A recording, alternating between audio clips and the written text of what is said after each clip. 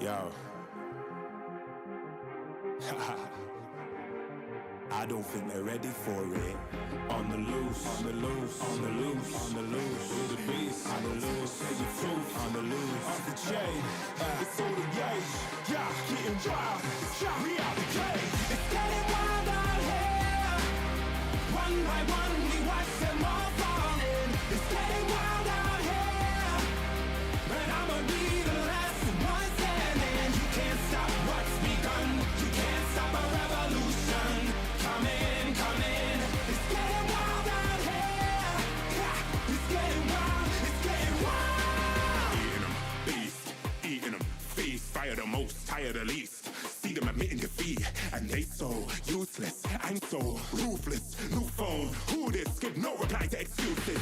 Got no bite, man, I'm toothless. Living a lie and the truth is, got this power, bringing it. Play my anthem, singing it. Every mountain, ringing it high. I soar, I rise, reborn. Strapped, I'm back like never before. Taking my final form.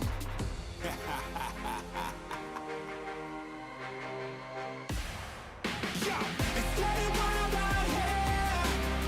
One by one, we watch them all falling. It's getting wild out here. But I'ma be the last one standing. You can't stop what's begun. You can't stop a revolution. It's coming, coming. It's getting wild. Yo. It's coming, coming. If you wanna come and get some, nothing we can't overcome. Running, running. Sure as we rise with the sun, we will arise and become stunning, stunning. Watch for the revolution. You can't stop what's begun. It's coming, coming. Wait. It's coming, coming. Wait. It's coming, coming. Just you wait, just you wait. Yo, yo, yo, yo, yo. It's getting wild out here. Getting wild. One by one, we watch them all falling. It's getting wild out here. But I'ma be the last one standing. You can't stop what's begun. You can't stop a revolution. Coming, coming. It's getting wild out here. It's getting wild. It's getting wild.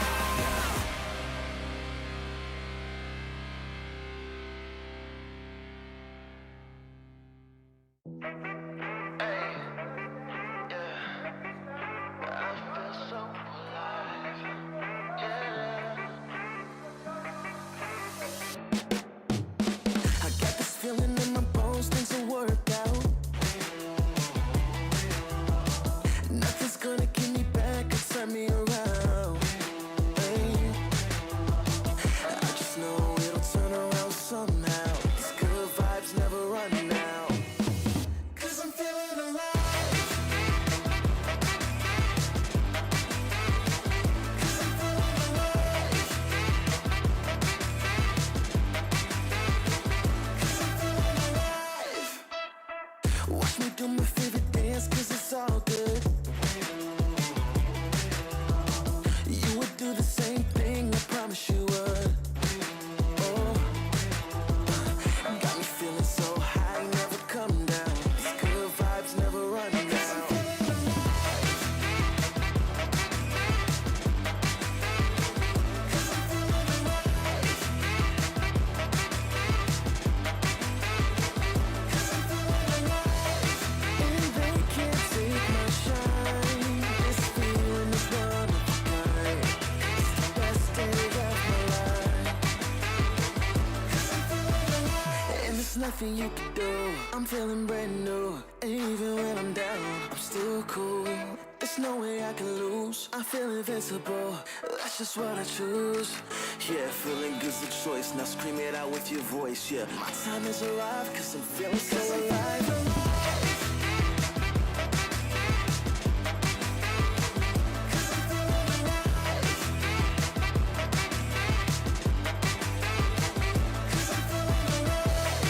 And they can't take my shine. This feeling is one of a kind. It's the best day of my life.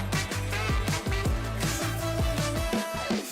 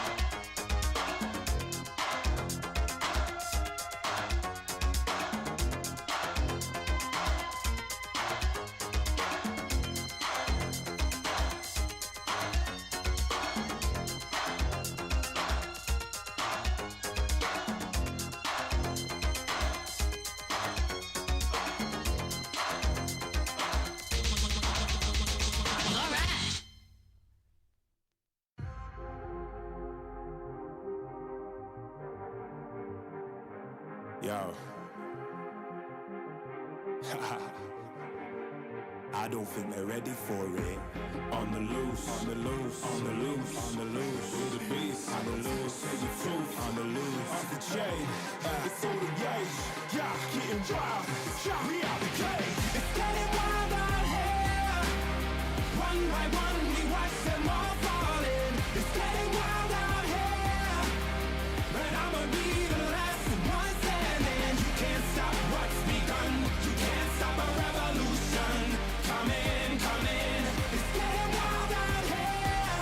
Yeah, it's getting wild. It's getting wild. Eating them, beast, eating them, feast. Fire the most, tire the least. See them admitting defeat, and they so useless. I'm so ruthless. New phone, who this? Give no reply to excuses. Got no bite, man, a toothless. Living a lie and the truth is, got this power, bringing it. Play my anthem, singing it. Every mountain, ringing it high. I soar, I rise, reborn. Strapped, I'm back like never before. Taking my final form.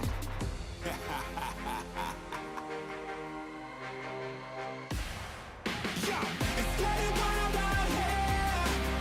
One by one, we watch them all falling. It's getting wild out here.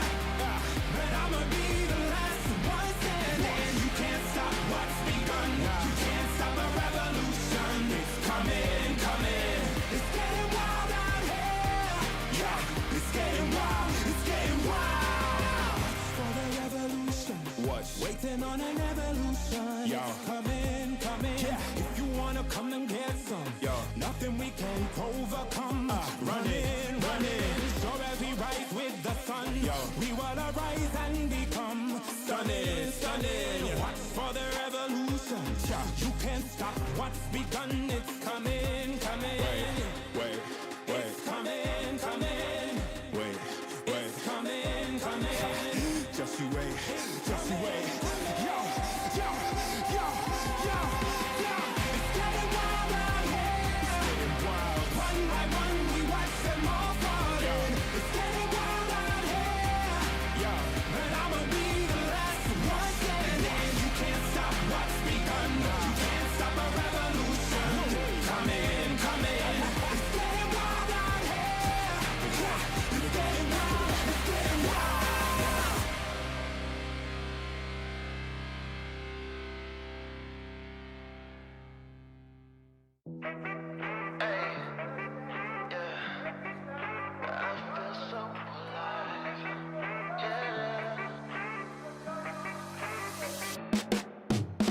I got this feeling in my bones, things will work out. Nothing's gonna keep me back or turn me around. Hey. I just know it'll turn around somehow. These good vibes never run out. 'Cause I'm feeling alive. 'Cause I'm feeling alive. 'Cause I'm feeling alive. Watch me do my favorite dance, 'cause it's all good. You would do the same thing, I promise you would. Oh, got me feeling so high, never come down. These good vibes never run out. 'Cause I'm feeling alive. 'Cause I'm feeling alive. 'Cause I'm feeling alive. And they can't take my shine. This feeling is one of a kind. It's the best day of my life. 'Cause I'm feeling alive. And there's nothing you can do. I'm feeling brand new. And even when I'm down, I'm still cool. There's no way I can lose. I feel invincible. That's just what I choose. Yeah, feeling good's the choice. Now scream it out with your voice. Yeah, my time has arrived, 'cause I'm feeling so alive.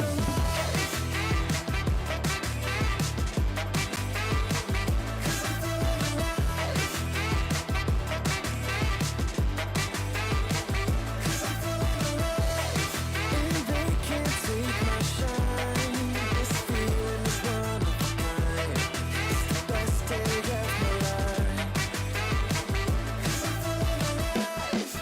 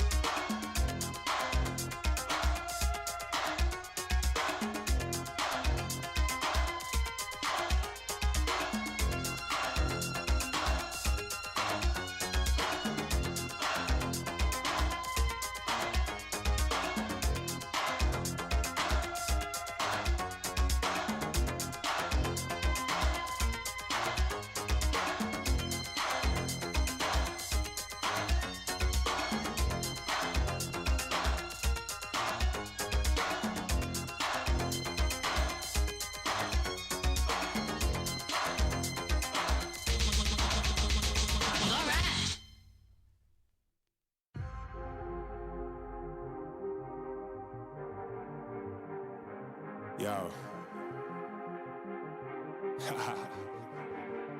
I don't think they're ready for it.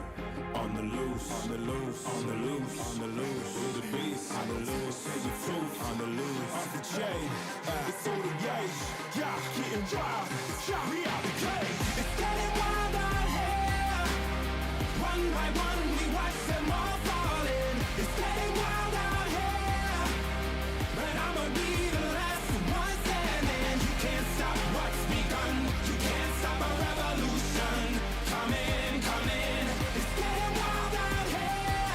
Yeah, it's getting wild, it's getting wild. Eating them, beast, eating them, feast, fire the most, tire the least. See them admitting defeat, and they so useless. I'm so ruthless. New phone, who this? Give no reply to excuses. Got no bite, man, a toothless. Living a lie and the truth is, got this power, bringing it. Play my anthem, singing it. Every mountain, ringing it high. I soar, I rise, reborn. Strapped, I'm back like never before. Taking my final form.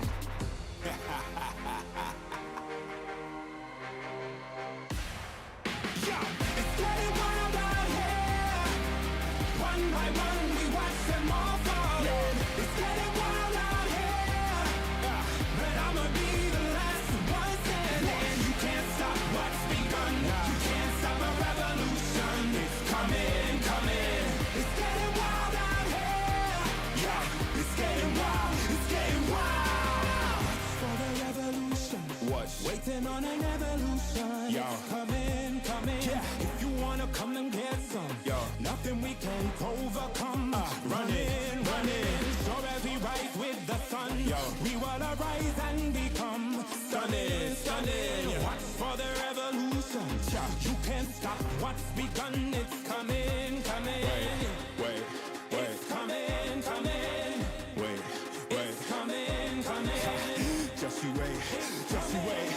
Yo, yo, yo, yo, yo. It's getting wild out here. One by one we watch them all falling. It's getting wild out here. Yo. But I'ma be the last one standing. You can't stop what's begun. You can't stop a revolution. Come in, come in. It's getting wild out here. Yeah, it's getting wild, it's getting wild.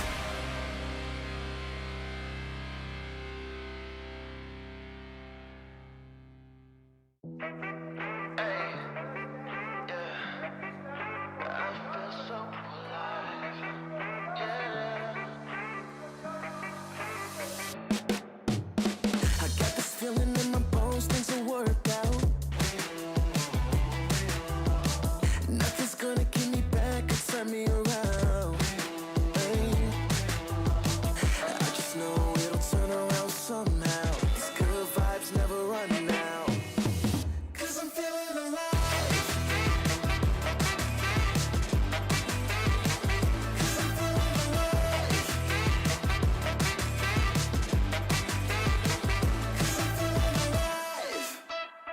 Watch me do my favorite dance, 'cause it's all good. You would do the same thing, I promise you would. Oh, got me feeling so high, never come down. These good vibes never run out. 'Cause I'm feeling alive. 'Cause I'm feeling alive. 'Cause I'm feeling alive. And they can't take my shine. This feeling is one of a kind. It's the best day of my life. 'Cause I'm feeling alive. And there's nothing you can do. I'm feeling brand new. And even when I'm down, I'm still cool. There's no way I can lose. I feel invincible. That's just what I choose. Yeah, feeling good's the choice. Now scream it out with your voice. Yeah, my time has arrived, 'cause I'm feeling so alive.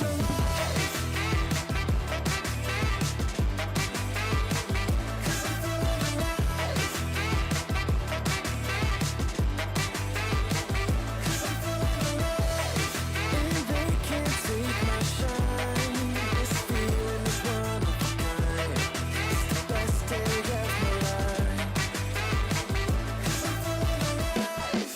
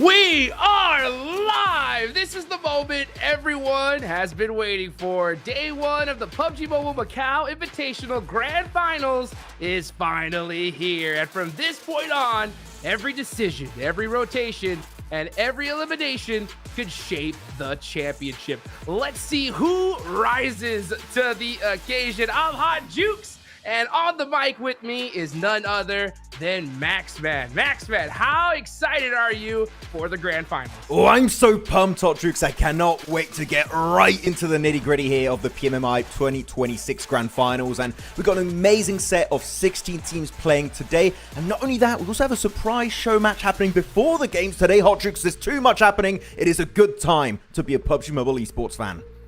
Yes, it is. We're going to see so much crazy action. We're going to see some legends return to the arena as well. I am so excited. You can see here the tournament information, the format. We already have gone through the group stage, so we have seen some insane squads, Max, unfortunately leave us. But you know what? The last and final gladiators have stayed here and joined by another squad as well. But this is something that we definitely have to talk about.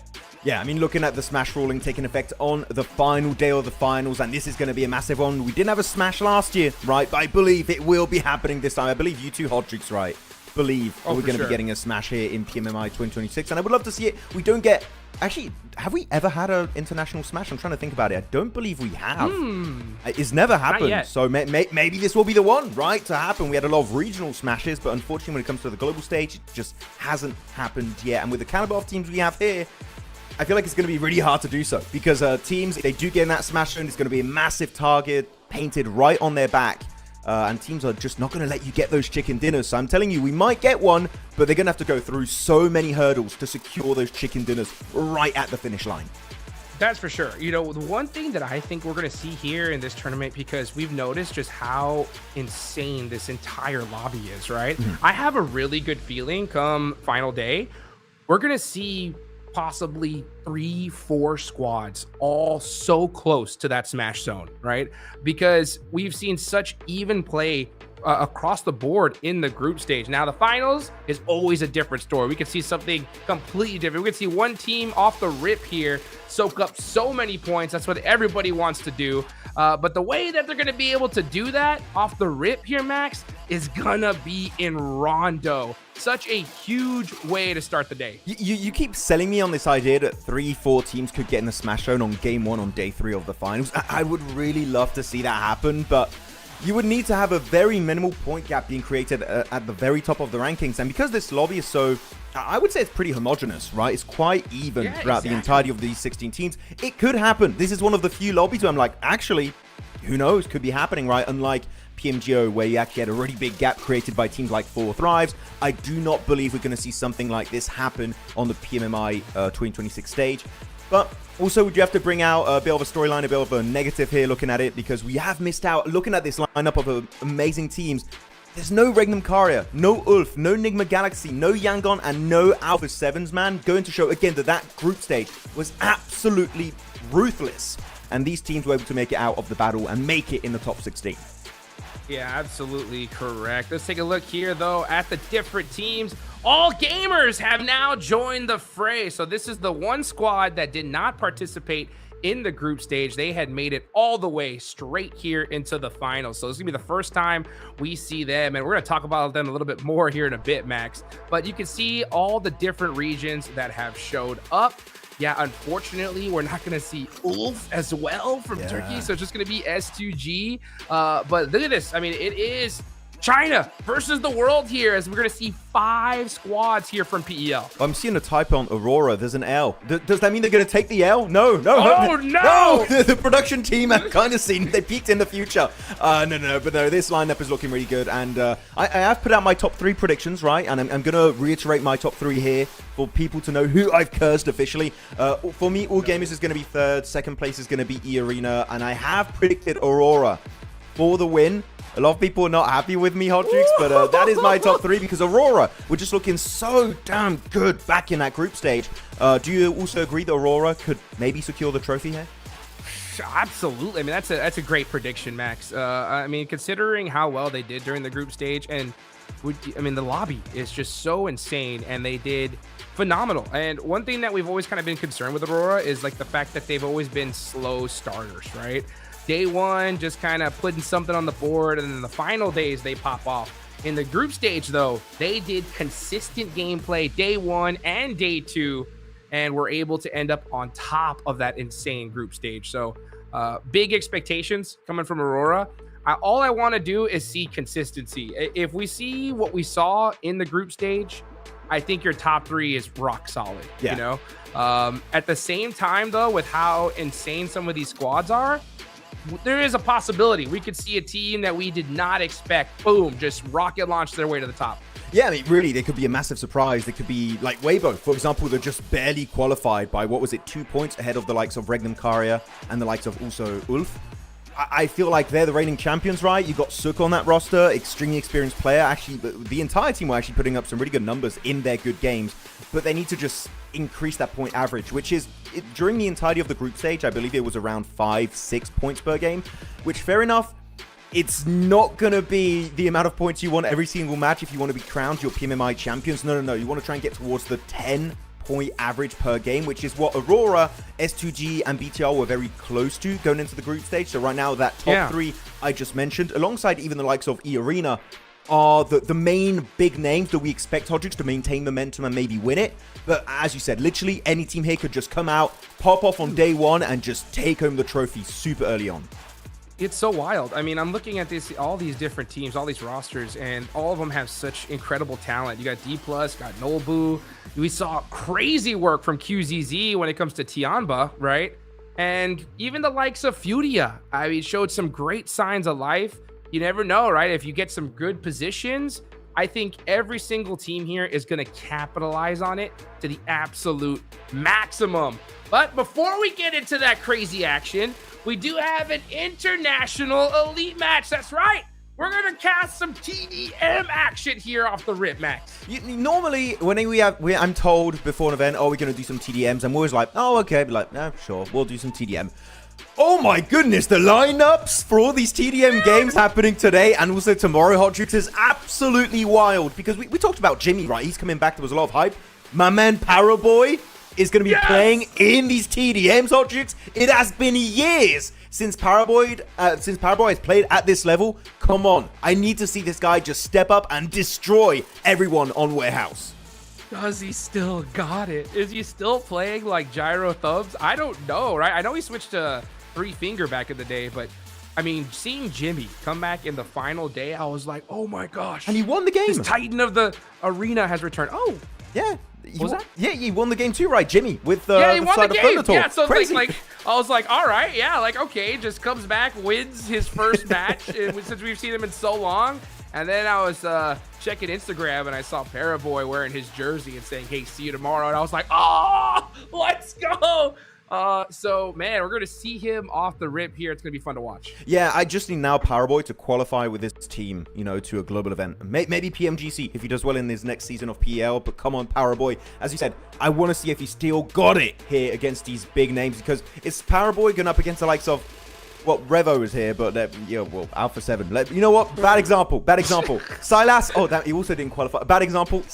Oh my goodness, so many of these players on teams that didn't qualify. Okay, so I'm very mean right now, but Zol's here, and he's been doing well for Mongolia, you know, for Aurora, so that's good. Yeah.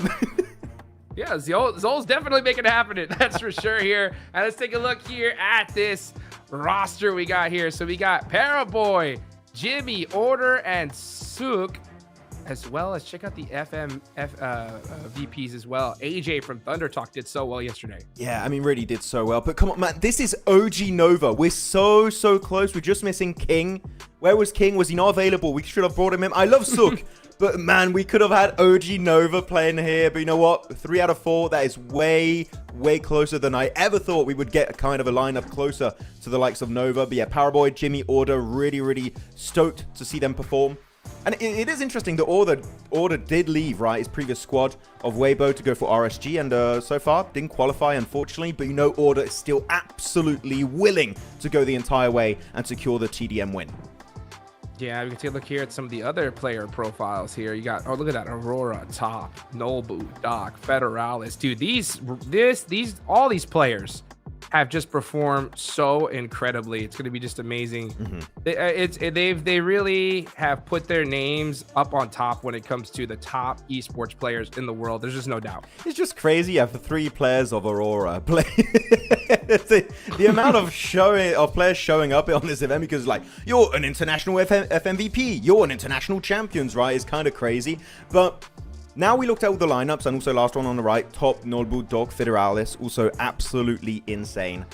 Which out of these 4 lineups, Hot Jukes, do you think is going to take it all? Dude. For me, it's easy. If you want, I can go okay. first. Yeah, you go first. Okay, for me, international FMVP, purely because of Nolbu. His movement in TDM is just absolutely crazy. I think he is going to be not only the winner of this TDM showdown, Hot Jukes, but also maybe the MVP, if that's an award we have. If we don't, he might get it unofficially. I mean, I actually like it, and especially considering you got 2 players of Aurora right there. I always say that good comms are important, so speaking the same language is going to be great. You know what I'm saying? But also, it's a TDM, so you don't really need to even calm out things too well. You know what I'm saying? Yeah. So I think absolutely that's a great pick for sure. But you never know, right? We got Rebels, Yol, Silas was doing some crazy stuff in the past. So we could see something special from our international champions as well. But come on, Matt, give me your prediction. You said my pick is good. I'm gonna go international champions. I'm gonna go international champions. Yep. I want to see Revel just say, you know what? We didn't make it here, but I'm here, baby. You know what I'm saying? Yeah. I want to see some signs of life from him. It's a golden lineup, right? Revo, Silas, Yolse, Cloud. I am wondering, though, did the rest of the team just go back home and they just stayed alone? That's a bit lonely. That's what I was going to ask, dude. So we're trolling a lot right now, but come on, it is insane that we have those big names not qualify for the finals and have to stay here for the TDMs. But still, it's going to be very, very exciting to make it through. And also, a really big prize pool here. I think it's like an over $7,000 for whoever wins this TDM showdown. Wow. So for a few games of TDM, Hot Juice, that's a really good payday for these guys to secure. Absolutely. Plus, they get to stay there in the beautiful city of Macau for a few more days as we got this international elite match coming up very, very soon here, Max. It's going to be a good one. We'll take a little bit of a baby break before we get this match started. And once we get it going, we will be right back.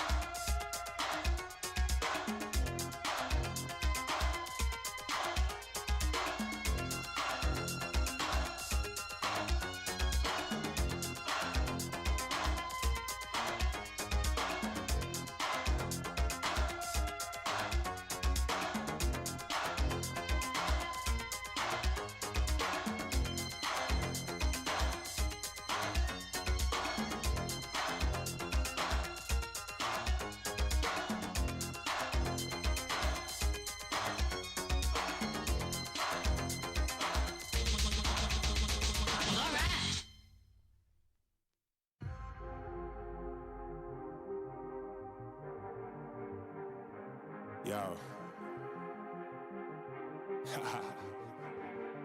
I don't think they're ready for it. On the loose, on the loose, on the loose, on the loose. With the beast, on the loose, say the truth, on the loose. Off the chain, it's all the gauge. Yeah, getting wild, shot me out the cage. It's getting wild out here. One by one, we watch them all falling. It's getting wild out here. But I'ma be the last one standing. You can't stop what's begun. You can't stop a revolution. Come in, come in. It's getting wild out here. It's getting wild, it's getting wild. Eating them, beast, eating them, feast. Fire the most, tire the least. See them admitting defeat, and they so useless. I'm so ruthless. New phone, who this? Give no reply to excuses. Got no bite, man, I'm toothless. Living a lie and the truth is, got this power, bringing it. Play my anthem, singing it. Every mountain, ringing it high. I soar, I rise, reborn. Shots, I'm back like never before. Taking my final form.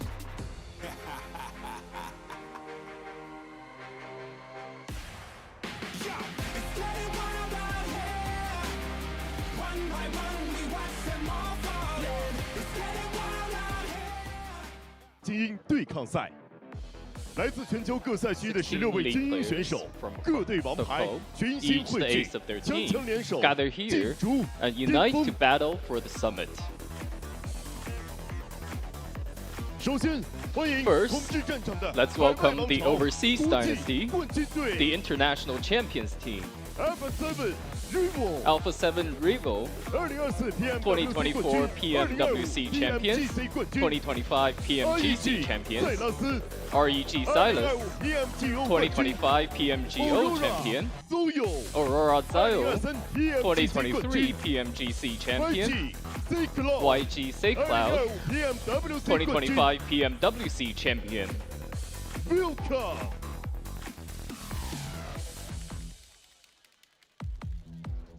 接下来有请毋 Next 庸 up, 置疑的 the 个人战力天花板 undisputed 国际 ceiling of FMVP individual 队 skill, Aurora TOP the international FMVP team, Aurora TOP, 2022 PMGC 2022 PMGC FMVP, 2025 PMGC FMVP, Aurora Duke Aurora Duke, PMWC 2025 PMWC FMVP, 2025 PMGO FMVP, EK Nobu, 2024 PMGC FMVP, BTR Federals, 2025 PMHI FMVP.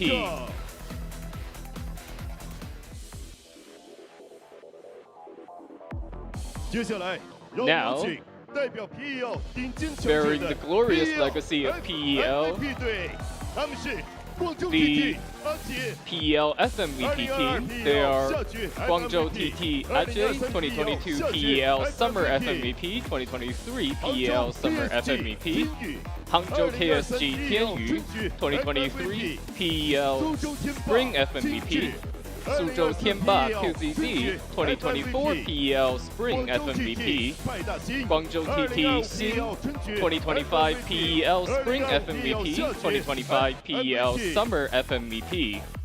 欢迎你们。 Welcome. 最后，让我们有请 And 承 now 载着 finally, PEL 世界赛荣光的 representing the PEL glorious 世 legacy 界 of PEL 冠 on the 军队 world stage, the PEL World 他们是 Champions 北 team. 京京东 Paraboy Beijing JDG Paraboy, 2020 2020 and 2021 PMGC PMGC champion, 广州 TT Guangzhou TT Jimmy, 2020 2020 and 2021 PMGC 浙 champion, 江 RSG Zhejiang RSG Order, 2020 and 2021 PMGC PMGC champion, 2025 2025 PMHI champion, 北京微博 Beijing WBG SUK 2025 PMHI champion. 欢迎你们， Welcome. 个人新星锋芒毕露 Rising stars shine bright, and the world's class competition begins now. Now let's hand it over to the commentary desk.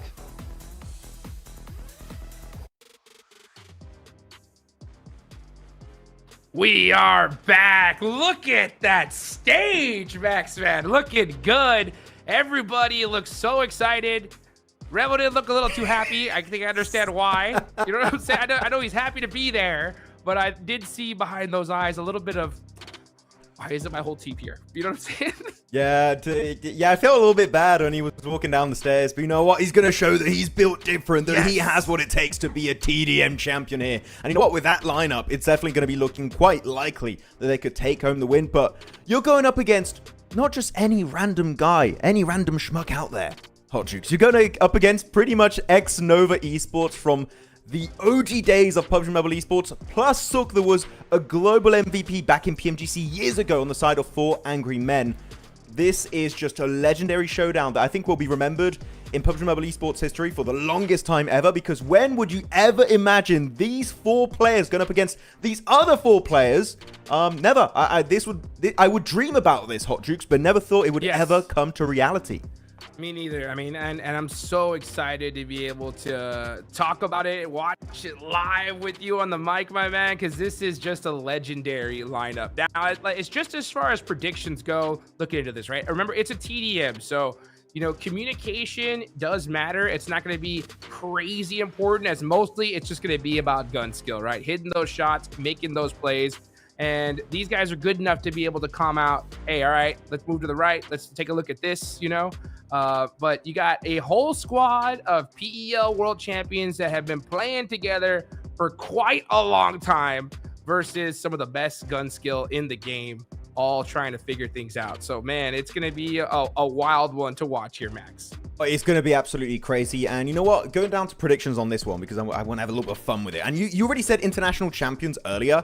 I guess you might still go for international champions here, Hot Jukes, unless I'm mistaken. Yeah, why not? You know, let's see what they can do. I mean, this is such a, I mean, every single one of these players is cracked at the game, right? So, I mean, I want to see what they can do. Okay, yeah, that's fair. I'm going to go with the PL World Champions, because you cannot have almost the entirety of Nova Esports playing together again and not picking them. So I'm going with the boys. Nova plus Sook is what I'm going to call them right now. This lineup's looking crazy, and especially the language, right, is not going to be an issue. Instant communications. Though, when it comes to TDM, usually you don't need to communicate that much, Hot Tricks. It's just pings, usually, right? And just like straight up rushing the entire game. That is how you play a good old match of TDM. Yeah, I mean, it's so close together. It's so fast paced that, I mean, and not to mention, each one of these players, there's an old saying, right? If you want to master something, it takes 10,000 hours.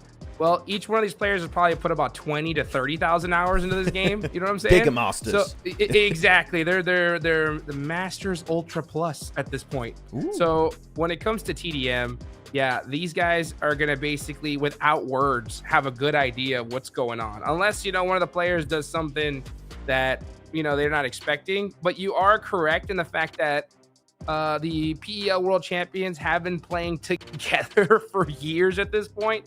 So there's going to probably be an extra, I don't know, nanosecond of quickness to their play.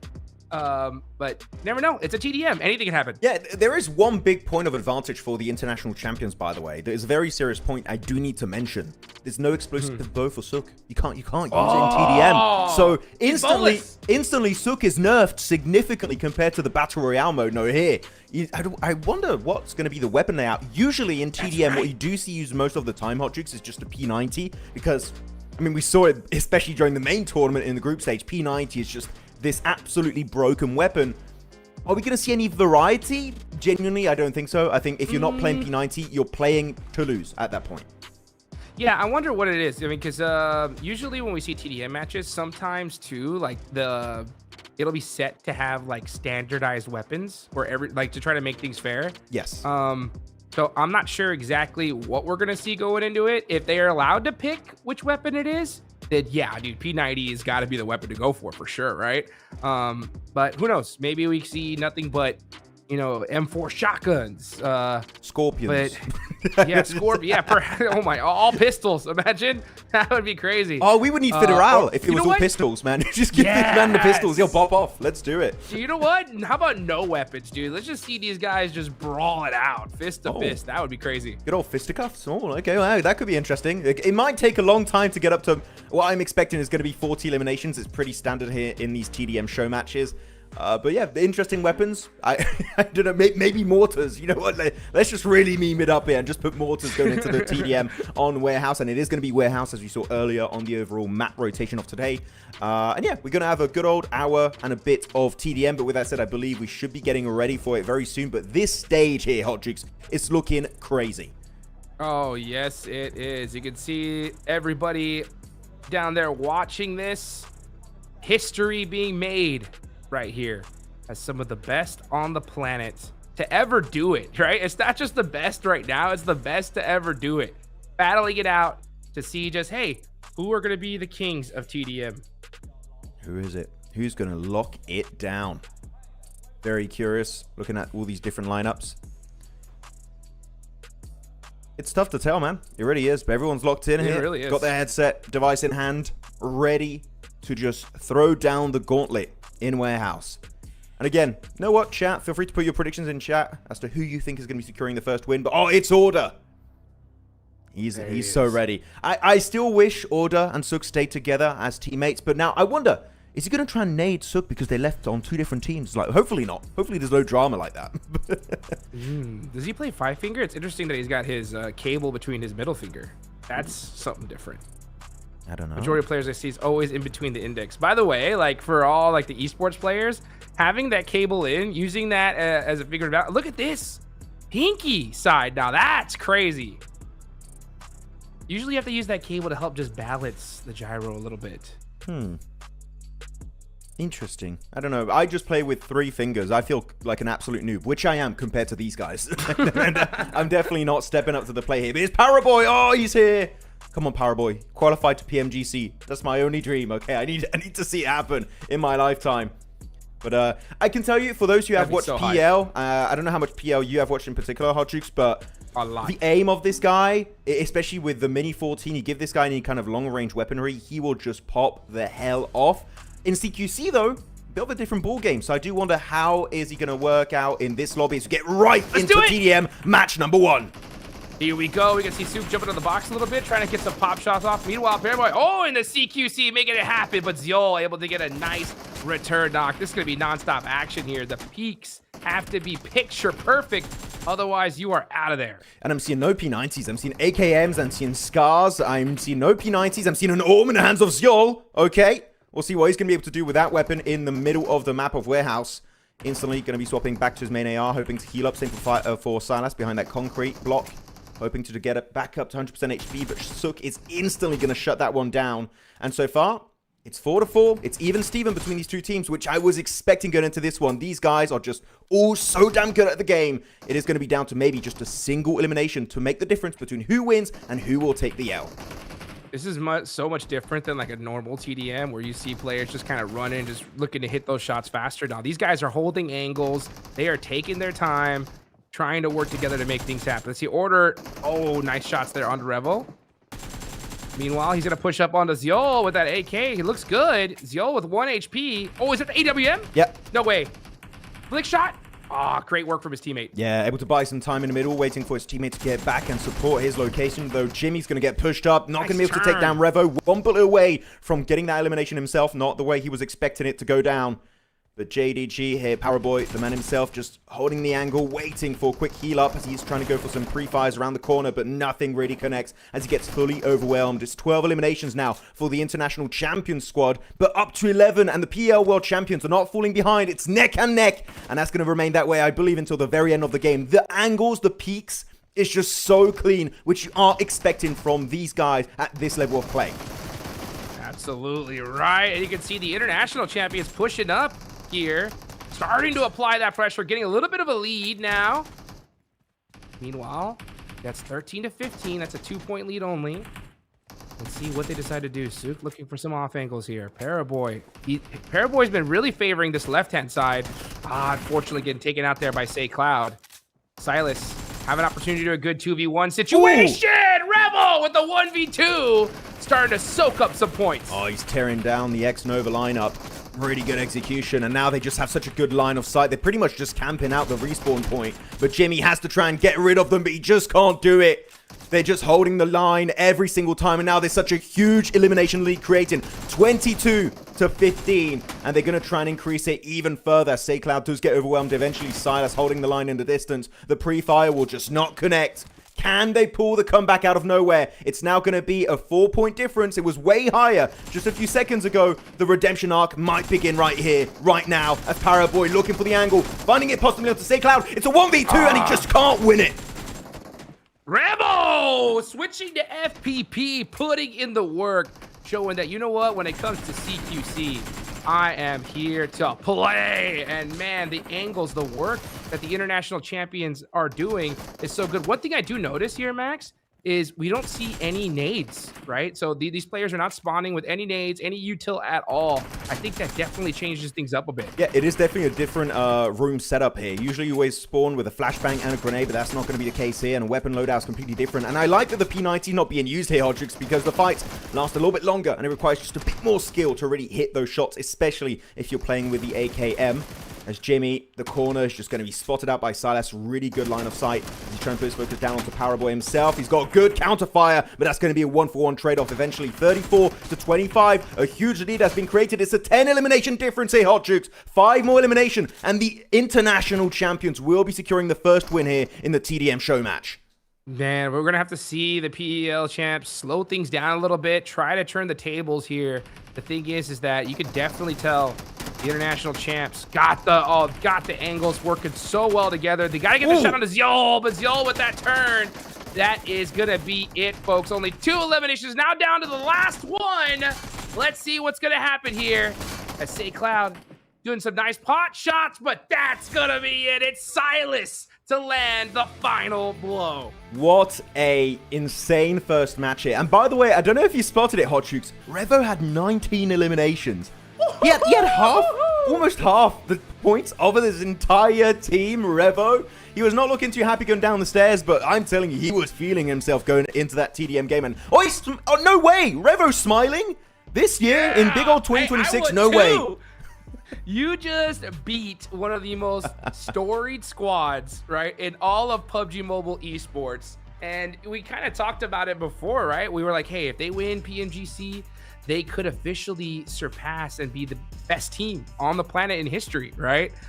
So unfortunately, after that, we've seen them kind of fall off when it comes to tourneys in the year 2026. But in the last game of the group stages, when it comes to Alpha 7, we saw just how hard Revo was trying to keep his team alive. So, you know, Revo, he's got that fire in him. He's got that dog in him, and we saw it right here, right? I mean, when it comes to just straight gun skill, this man is one of the best in the planet, if not the best. Yeah, definitely. One of the best to ever do it in PUBG Mobile Esports. And showing it very, very clearly here on the first game. Really happy with the overall showdown between China and the international top-tier players. And yeah, you know what? Paraboy still had some really good flicks, man. I was loving the way he was playing on his peaks. He still got it. I'm telling you, this guy is still a beast. Even though it's been a few years since we've seen him globally speaking. This guy, always to be looked at as one of the best to ever make his way into this esports scene. But now, first win being secured, right, by the international champs.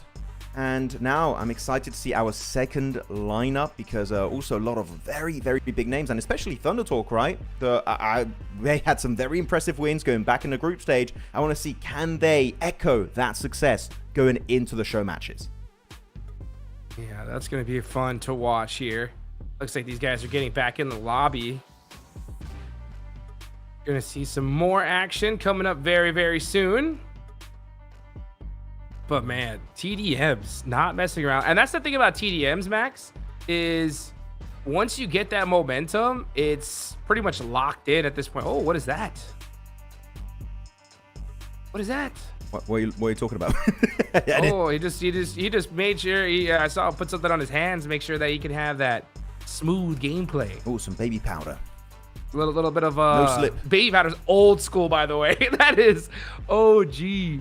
I swear some players still do it to this day. Really? It's not as common That's as you might crazy. think, but it's still being used. I saw it. I think it was a PMGC maybe 2 years ago where they were putting some baby powder on their hands, yeah, just to make sure the device is just not slipping out of their hands. Because at the end of the Look at day, that we are smooth human. screen It slide. slips, man. You die 3 times in that time. They're so good, they'll instantly punish it. Yeah, that's why we see a lot of players use those sleeves, right? Because as the oils like build up on your fingers, it kind of makes it more difficult to slide your thumb across the screen, especially as you're like really feeling the pressure. So yeah, sometimes people use those sleeves. We've seen all different types of things used. The craziest one for me, Max, is I remember a pro player that used deodorant. What? Okay. Yep, that's crazy. But you know what? Let's get back into the game. Let's go. As we're gonna see these squads run it back. International champions up 1-0. Let's see if the PEL world champs can have even things out here. As Jimmy getting put in a little bit of a blender there. Who's going to get the win? And Ziol. Yeah, who's going to get it? He's going to get it. Team Baby Powder or Team Deodorant? Well, I'll see how that's going to be going down. Looking at the elimination front, still 4-4. It starts pretty even Steven between these teams, right? We saw it last game. It's just when you get to that midpoint, and as you said, when they get into the zone, they build up that momentum. They just start getting elimination after elimination. I feel like every player that's ever played TDM gets that moment where he's just feeling himself, and he's just getting that true momentum, getting a bunch of eliminations back-to-back. Revo, that's what we had literally last game, getting 19 eliminations. Absolutely wild stuff from this guy. Good to see Brazil still standing strong here in PMMI. As Revo gets another one, he's up to 3, looking to put the focus onto Jimmy. But the thing about Revo, even when he's low HP, he's like, YOLO, I don't care, and it still sends it. And sometimes it works because the guy has just got some insane movement tech. And aim. I mean, he straight up hit a headshot, right? Yeah. With the AK, but just we saw Jimmy be able to just get the extra shot onto him. Now we'll see how he handles order. This is hard. He has the left-hand side priority. That's going to be a tough one. Oh, but the tight peaks from Revo. Not messing around. He's got those angles down. Lock, pack, order. Trying to jump on the box, but gotta watch your back.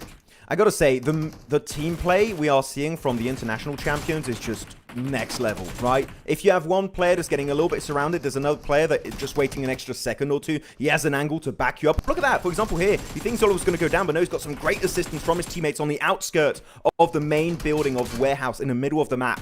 Well, I feel like when you're looking at the other side for the PL World Champions, Hot Troops, they're kind of just sending it solo. There's no true game plan here, and because of that, it's just most of the time headed the way of the international champions. But this game is definitely a little bit more closer. It's actually even Steven, 18 eliminations between the two teams. Yeah, very, very closely here, and you could definitely tell that exact strategy out. The PEL World Champs are kind of holding angles, kind of focused a little bit more on that self gameplay, while the international champs, very synergistic when it comes to how they work together. You see, look at this. See how they're pushing twice at the same time. Clean. Making it happen. Revel goes down, though, but it's still so dang close. Hey, Cloud. Running around trying to get a different angle. Sook. Man, just trying to make some plays here. Trying to find out the eliminations. Yeah. I would say, though, looking at the PL World Champions lineup, they are definitely improving. You can tell the way they were playing at the start of the first game and now, they're trying to push a little bit more together. A bit more synergistically inclined, but it's still neck and neck, man. It's still extremely close between these guys as Revo now sending it forward. Good peek again. 2 players sending out once, just overwhelming the competition. And there's no S12Ks to clutch it up here. No. It's just pure AR madness. As Jimmy going for the wide angle peek, his teammate gets taken on down. And here, look, one player sending it to the left side, one to the right. That's an instant 1v2 lineup that you can just easily secure as the international champions team. And wow, look how well Revo and squad were holding that angle. Now you got Ziol all by himself, but he's still gonna wait. He's gonna wait patiently unless he get that. And they are putting this team in the blender. Look at this, the PEL World Champs up 30-24. Silas trying to hit a drop shot, trying to make a comeback, but this is gonna be a close one. Oh my goodness, Yola's just been doing so much heavy lifting here in the last 2 minutes or so. And he's looking for another one. Now he's got to go for a bit more backup from the side of Say Cloud. Got to go for the reload though on the AKM. Instantly going to try and retreat. But he spots just order, just lost in the middle of the map. Nice elimination to secure. But now every player's putting up the numbers 8, 9, 11, and 6. Everyone on the international champions lineup is putting up massive, massive numbers. I'm not sure if the scores are flipped. It is though. You can see Team Blue. Look at this Paraboy putting some shots on. And meanwhile, yes, it is going to be flipped. So we're going to see actually Revel with 36. So they are up. Okay. So the international squads are up 37-32. Let's see what we can from Order and Squad. It's still a close one, but they're going to need to hit some shots. There we go. 3 more eliminations. That's all you need. Revo holding the angle behind the container. Don't know if he was able to loot that vest or helmet, which can definitely make a bit of a difference, especially in the lobby of this level. 2 more eliminations needed. Silas, they're going for the left side peek. He's got some backup from SayCloud. That's going to be an amazing engagement. Wow. And SayCloud gets the final elimination. That's a back-to-back dub, headed the way of the international champions. Wow, that is how it's done. Oh, maybe the other way around. Maybe we're Wait, it said SayCloud got the final elimination, so the only way that works out is if the left squad got the win. So it should be 2-0, okay? I believe. 2-0. Wow, what a play. Man, I'll tell you what, it was a close one, though. We could see the adaptability from the PEL champs, right? Because they definitely made this one a whole lot closer than before. Yeah, definitely insanely close, but 2-0 at the end. That is going to be making the difference. Revo popping off again. He got a whole bunch of eliminations. But we're going to be right back, guys. We got another match coming around right around the corner. Don't go anywhere.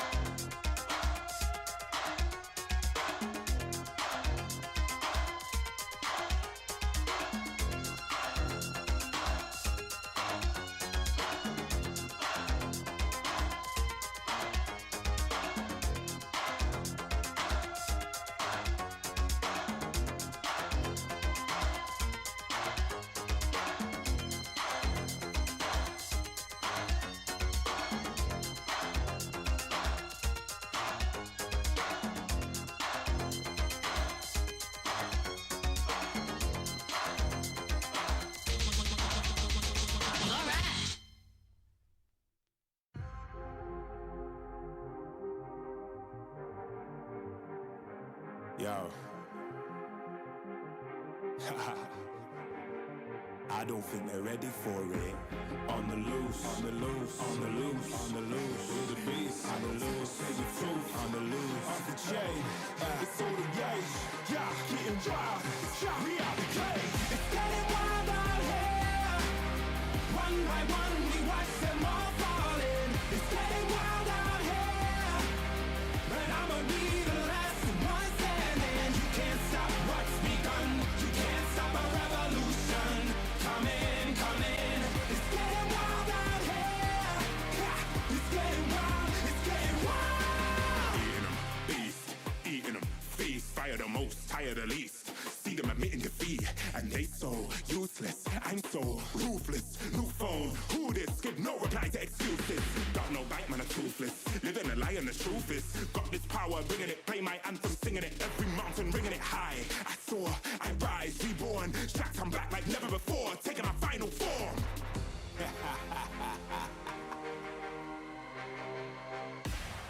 It's getting wild out here. One by one, we watch them all falling. It's getting wild out here, but I'ma be the last one standing. You can't stop what's begun. You can't stop a revolution. It's coming, coming. It's getting wild out here. Yeah, it's getting wild. It's getting wild. For the revolution. What? Waiting on an evolution. Yo. It's coming, coming. Yeah. If you wanna come and get some, Yo. nothing we can't overcome. Running, running. Sure as we rise with the sun, Yo. we will arise and become stunning, stunning. Watch for the revolution. You can't stop what's begun. It's coming, coming. Wait, wait, It's coming, coming. wait, wait. It's coming, coming. Just you wait, just you wait. Yo, yo, yo, yo, yo. It's getting wild out here. It's getting wild. One by one, we watch them all falling. It's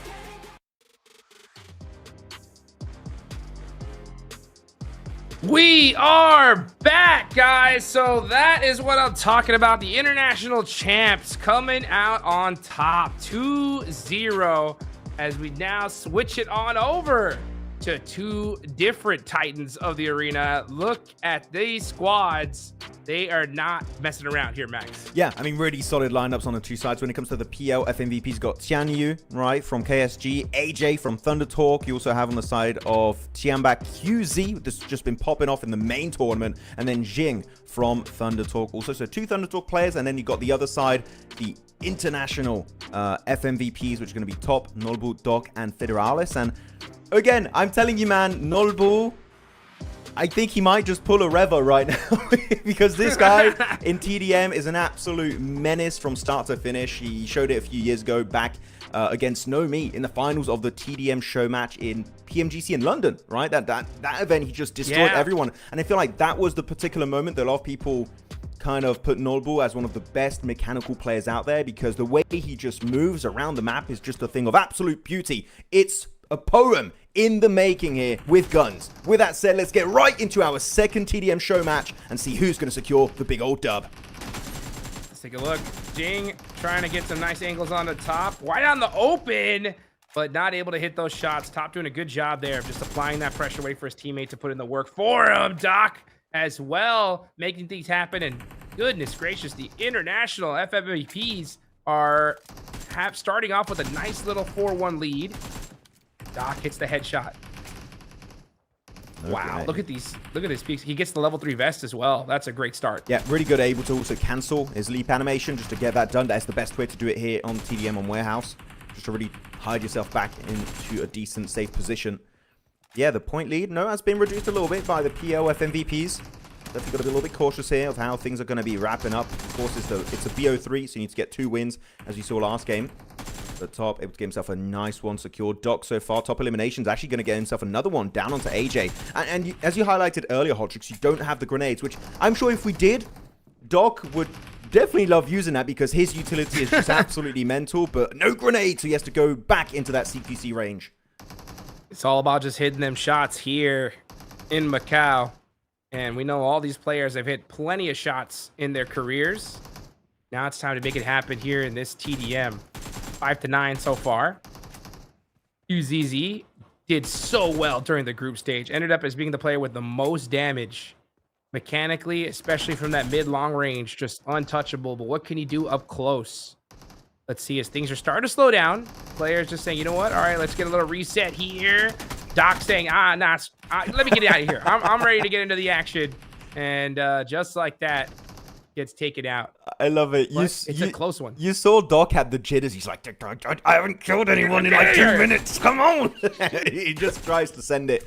That is typical Doc fashion, right? He's pulling the docketing also in TDM, right? He's just trying to send it forward and try and get something done and secure those elimination points. That is what you would expect from a player like him. As Nolbu, though, trying to go for the heal up. Hey, Jing with the orb, though, picking up Top. I'm sure Top was willing he had that weapon, but that's not going to be the case. As Nolbu picks up one onto Tianyu. Doc also picked off by QZ. It's all over the place, really, on the elimination feed. But it's 11-14 now. Pretty close. A small lead has been created, but it's very easy to overcome. Literally one squad wipe, and they're back into the race. Nobu on top so far on this squad with 6 eliminations. Doc right behind him with 4. Meanwhile, Top just applying that pressure onto QZZ. Much different play style than we saw from the last TDMs. Things a lot more calculated. Teams taking their time here. All about those tight peaks. And QZZ gets the better of Top in that one. Come on. We'll see how things are going to be wrapping up QZ. Nice elimination. So far, really even. Good elimination spread throughout the entirety of the PL FMVP gang. So just trying to hold the angle. Federalis trying to hold down the middle of the map. He's got the off angle secured by one of his teammates. It's Nolbu taking down Tianyu with a great headshot on the AKM. And now it seemed like we saw a few scars in the last game. Hodrix, the scar just completely disappeared. AKM is the meta right now in this particular room setting. And really, I mean, all you need, right, is one headshot, body shot, and you're instantly securing that one. So everyone going to try and aim a little bit higher just to make sure they can instantly get that flush. And it's been working great, especially for Nolbu. There's up to 7 eliminations as a solo. Again, expected that this guy is going to be dominating TDM. Yeah, we also got to remember there is a clock on this, guys. So there's 6 minutes remaining. Players are starting to put those pushes. Look at Nobu going up to 7 there. Now at the halfway point for his squad, 20 total. Runs on into the building into a 1v2 though and gets taken out. Kind of a tough one though.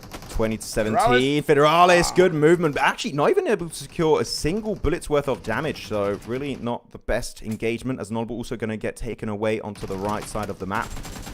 But this is, I like the way International with MVP squad is playing. They just got this 2-2 split every single time. It's like they're playing a MOBA, just throwing it down the 2 separate lanes and trying to keep in check the entirety of the PLF MVP team.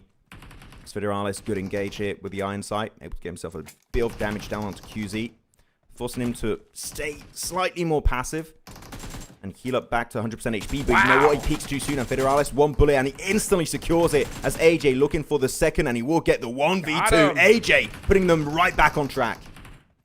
Gets a level 3 vest, but man, what's the point of the level 3 vest? Because these headshots are just so crazy from both these squads. Now we're starting to see the international squad getting a couple more eliminations up on top. Nice shots there from AJ, though. Trying to even things out here. He could do it. Could get into a 1v2 situation if he ain't careful. He needs some help from his squad. Caught in the reload with the laydown. AJ getting the better of Federalis. Things are now tied up. Yeah, it's going to be pretty even between the guys. Still 13 eliminations required if you want to take home the first out of this BO3. You can see that these angles are being purely camped because there's no grenades. One single grenade, and they would go way more aggressive, I can tell you that much. So they're just trying to hold their lines of sight, use the third-person perspective to its absolute limit, and get the win. But down to 30-30. Okay, compared to the previous matchup, at this point, Hodrix, you'd have maybe a 5 to 8 point difference. But no, at this point, it's still so close. And the teams now, they're going slow. They're not going for random pushes anymore, especially Doc. When Doc is not pushing, you know there's a lot on the line. They're just being so much more careful and making sure they don't give up free eliminations and create a lead for their competition. It's because it's so close. But look at the clock as well. There's only 3 minutes, 40 seconds left here. So this could go down to the time. If it goes down to time, it'll be whoever has the most elimination will be the winner. And so right now, I mean, we're talking stalemate, baby. Nobody moving a muscle. Nobody wants to give the next team the lead. This next engage could decide it. Maybe we should add grenades. Right? Just for this particular situation, it would help quite a bit. What if they're just like, guys, let's just tie it. Let's just tie it. Let's just tie it. We're good. Let's just make it work out so we all qualify. Okay, yeah. Cool. Oh, never mind. Oh, Xing is going to be spotted out by Doc. That's a good elimination secured. And then you have an aggressive duo sending it far to the rotation, almost over to the enemy spawn here. Just to making sure, maybe even a little bit of spawn camping is going to be happening. It's 34 to 31 now. And it's going to be down to 3 minutes left 35. On the timer. That is all but 35. 5 more eliminations required here, Hodrix, before we see if the international FMVP squad can take game 1. They got it, because now the other team has to push out. Oh, never mind. Oh, they're starting to come back. Unbelievable. 34 to 35. The international team cannot play this way too passive and just try to get it done on time alone, because that will open the door for the other squad to push up. The EL squad trying to get their next elimination. Oh, they're down 2 now. Oh my goodness, Top. What a crazy shot right onto the right side peak. Trying to get it onto Chan, who almost gets it. I believe there was one headshot in that spray. So close. But he does get punished eventually. 37 to 35. 5 more eliminations. Can the POF MVPs catch up? Now 2 more required. International. Or will it be PEL for the win? But at this point in particular, you will be playing so defensive if you are the red team. Waiting for the other squad to put himself in danger out in the open. And that's when you punish it and try to secure the win. They have everything heading their direction. This game is locked in unless a massive fumble happens.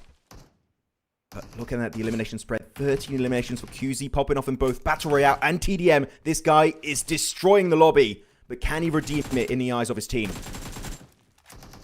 Minute 30 on the clock. Team Blue has to push up. We're going to have to see the PEL squad make a crazy push. And right now, the international team just playing so careful, just waiting, pre-firing, everything. Yeah, all you got to do is run down the time, and you're going to win this. Wait for them to come to you. They have to. They are the one down the points, and they make the push, and it's the international squad catching them slipping. But man, that was a close one. Yeah, and it was Federalis to get the final one. The 2 eliminations literally happened at almost the exact same time. I didn't see the number go up to 39. So really well done indeed. But they played it correctly, I would say. Some people might be like, oh, they were camping. You're literally playing how it should be played. That's right. When there's money on the line, you do what you got to do. Yeah, there's like a minute 30 seconds left on the clock. You have a 2-point difference, and you're also 2 points away from winning it. All you do, you set up a really strong defense line, you hold the lines, hold the angles, and you just wait for anyone to push your direction. Literally one wrong peek, one slight mistake on the enemy team, and that's instantly punished, and you secure yourself an extra elimination, get that much more closer. And in that case, it happened literally back-to-back in, what, 2 seconds worth of time? Yeah. So well done to the entire team. And I would say the synergy was there, which you would expect, especially because Chor, Top, and Doc are literally on the same roster, right? Speaking Mongolian. But it felt like this was just looking like a team that was all speaking the same language, because the way they were playing together and doing the same plays at the same time was just a thing of absolute beauty. GG's. It really, really was. And I'll tell you one thing right now. We are seeing undefeat from the side of the international teams, right? Let's see if a PEL squad can make it happen here in this next one. And I have a feeling it will, because QZZ did so well that last match. Let's see how we can make it happen. Oh man. This has been so fun to watch. And it's always interesting to see, because when you see esports players do anything, they are going to do everything they can to win this, right? I mean, especially when you got money on the line. So you're going to see different strategies, different plays happen. And just from 2 different lobbies, we're noticing, right, a lot of changes. We're seeing these 2 teams in particular slow things down a lot, just trying to win it out via just super, super tight peaks. And it just so happens that the international squad came out on top that time. Yeah, I mean, this is really especially the kind of games that really highlight how good, mechanically speaking, these players are. Like, Top, those peaks on the right side with the AKM that normally is a little bit of a beast to control that recoil, right? You're really good when it comes to the Yorg, the M4, or, like, you know, any kind of main ARs that are in the meta in the Battle Royale mode. But no, with the AKM, that iron sight, Hodrix was just barely going up, what, like a centimeter, because he was just locked on those heads every single time. So it's good to see them just able to dominate so well, and highlight that even those that might have not qualified, like on the other international squad, that they are still some of the best mechanically gifted players in the world, and put it on full display here in the TDM show match. Yep, that's what it's all about. As we take a look and get into the next match here, the international team up 1-0. Let's see if they can shut it down right here, right now. Federalis up close and personal. Oh, QZZ getting taken out there. Great teamwork from the side of these international teams, finding angles, working together. Doc sees a 1v1 potential. He's going for it, and he gets it. GG Doc, able to get himself that one. His first elimination of the game line of Santa QZ. Oh, not able to find it. Waiting for him to stop peeking and spraying. Going to go for his own peek here. Got to be careful. So his vest is going to be slightly damaged, as he's going to be backstabbed fully by HE. What a good wraparound. The main issue is on Warehouse, if you lose one of the sidelines, sorry, not lines, lanes, you can instantly convert right back into the main building. And if any player like Federalis usually is there holding the line of sight, he's going to get taken on out. But Noble, the jump shot secured once again. And now they got big control of the ridge line. There's also an Orm in the hands off Top, but he will get instantly mowed down. That's Tianyu to secure the point with Xing. Beautifully done there. Tianyu will be able to reclaim this right-hand lane. And now, look at the shots there from Federalis. But Federalis forced to make those plays in the open. And Jing, with that angle, making it happen. 9-11 now, as Tianyu pushing right down the middle, catches top, wide of the open. I do have to say, really looking at these players, the way they're playing it, they're very aware also. This is a mistake I do, is sometimes I'm feeling myself a little bit too much. I'm like, oh, I'm getting so many eliminations. I'm just going to keep pushing into the enemy spawn. You got to keep in mind, players do have a period of time when they're invincible after respawning, so they're not getting anywhere near the enemy spawn, because if they do, you know those players are going to be abusing that invincibility period to just get a 1v2, 1v3, 1v4 scenario. So they're not making that mistake, and they're really just trying to get as far as possible from those respawn points until they make it to the main warehouse in the middle of the map. Yeah, they're just playing this picture perfectly as, man, the international squad getting a little bit of a lead here. 11-18. Nobu holding down this left-hand lane. Little free fire action there, using the hollow on the AK. So you're gonna have to try and do a tight peek. Yeah, he goes for it. Yeah. He's got the priority and he takes it. Yeah, bit of an advantage for Jing and AGS. They have a right side peek compared to top. And also Nolbu, that for a bit at least had a left side peek, which is not the best. It does show a bit more of your character model, which is a bit easier to punish. Nolbu here waiting it once again, going for the jump shot with the AKM. And the thing is, the bloom's going to be insane, but it's going to be Federalis actually to assist. He gets one, gets two on AJ and Tianyu. So far, Federalis putting up some big numbers. Actually, two players kind of hard carrying here in Federalis and Nolbu, 6 to 7 eliminations apiece. Looking on the other side, it's going to be a 6 elimination differential. And I do wonder, POF MVPs, can they make the comeback happen? Because so far, it's 1 point over to the red team. If they can't get it once again here, it might just be falling right between their fingers. Let's see what happens, though, as PEL squad, oh, getting taken out there by Doc. Doc's so good at being able to hold two different angles at the same time. Holding that right-hand lane, checking on that center, and that's what it's all about here, right? You got to be able to hold those spots, wait for those players to come to you, and if you can get an initial lead, all you got to do is just kind of sit back and relax and wait for the other team to come to you. It just really is the way. QZ, good damage done, securing himself 1 extra point. Up to the halfway point for the blue side. The top. Yeah, you can't run out open. Can't peek that one because Jing is there, holding the line behind the container, and that is just not going to work out. He gave himself a double. That's an instant conversion from Jing. They've got to be careful. He's down to about, what, 2 clips here, so he's got to try and maybe loot up a bit on the floor. And he does get a little bit of extra ammo. Finds Nolbu right away as he gets pushed up by top. Can he get himself 4 in a row? That's going to get shut down. The elimination spree will not continue any further. As now top, good little hiding spot here. Could he get that 1v2 scenario? He's getting pushed up in CQC range, going for the big spray, and he connects it right onto QZ. But will he have time to heal up? That's a no. Man, getting caught mid-reload. Worst case scenario here. Things are starting to tighten up just a little bit. Still a 7-point gap. And now we're going to see that go to 8. As the international team looking locked in here. This should be an easy back-to-back win. It's the international squads dominating the TDM so far. And the PLF MVP team falling behind so rapidly. And it's at this point where you get very desperate and you give so many opportunities to the enemy team because you just keep making mistake after mistake. They cannot afford to make any more of those. Otherwise, they'll just be gifting the win on the silver platter over to the red team of the international FMVP squad. 37 though to 29. They have closed the gap significantly, but will it be enough to get it as Federalis out in the open, taken out of the equation entirely? 39 now. 1 more elimination needed. Can they get it, Hot Chooks? Top, up close and personal. He wants it. Oh! Wait, oh, trying to go for the, did he?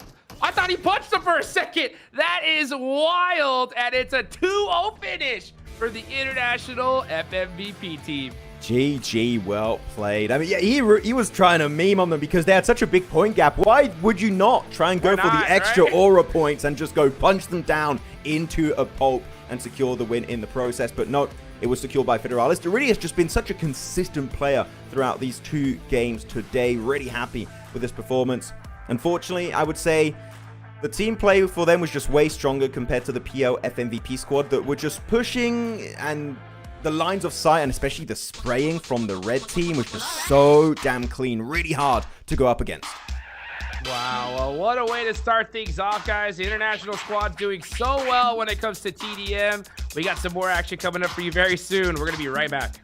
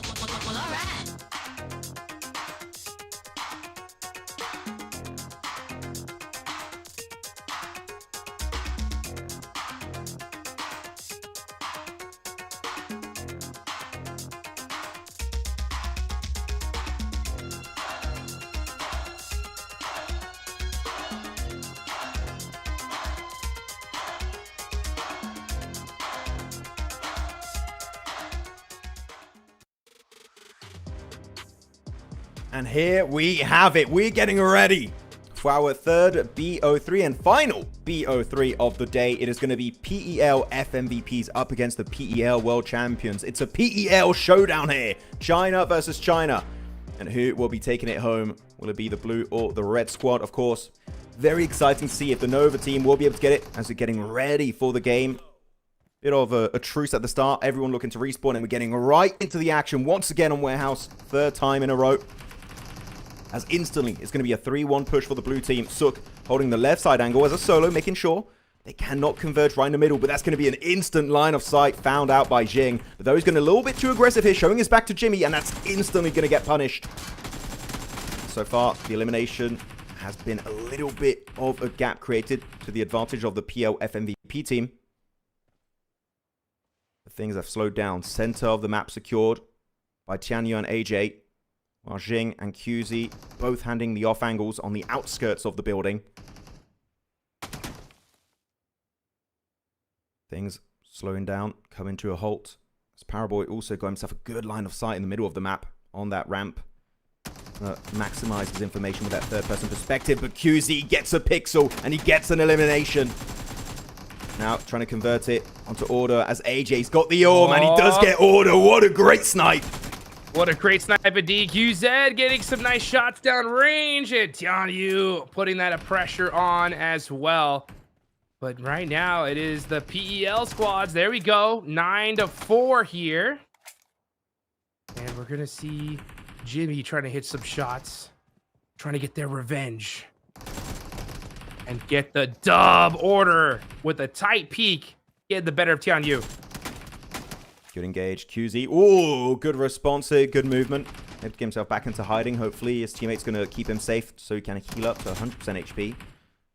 A 10-7. You know what? Not an insane gap at this point of the game. Pretty damn close. I mean, it's PL versus PL. It's the PL showdown here, realistically, Hot Jukes. But no one's trying to go for that tier 3 vest in the middle. I thought we might see a dock play where you just try and get up, cancel the jump animation to get that tier 3 vest. But no, not many players have been trying to go for it in this showdown.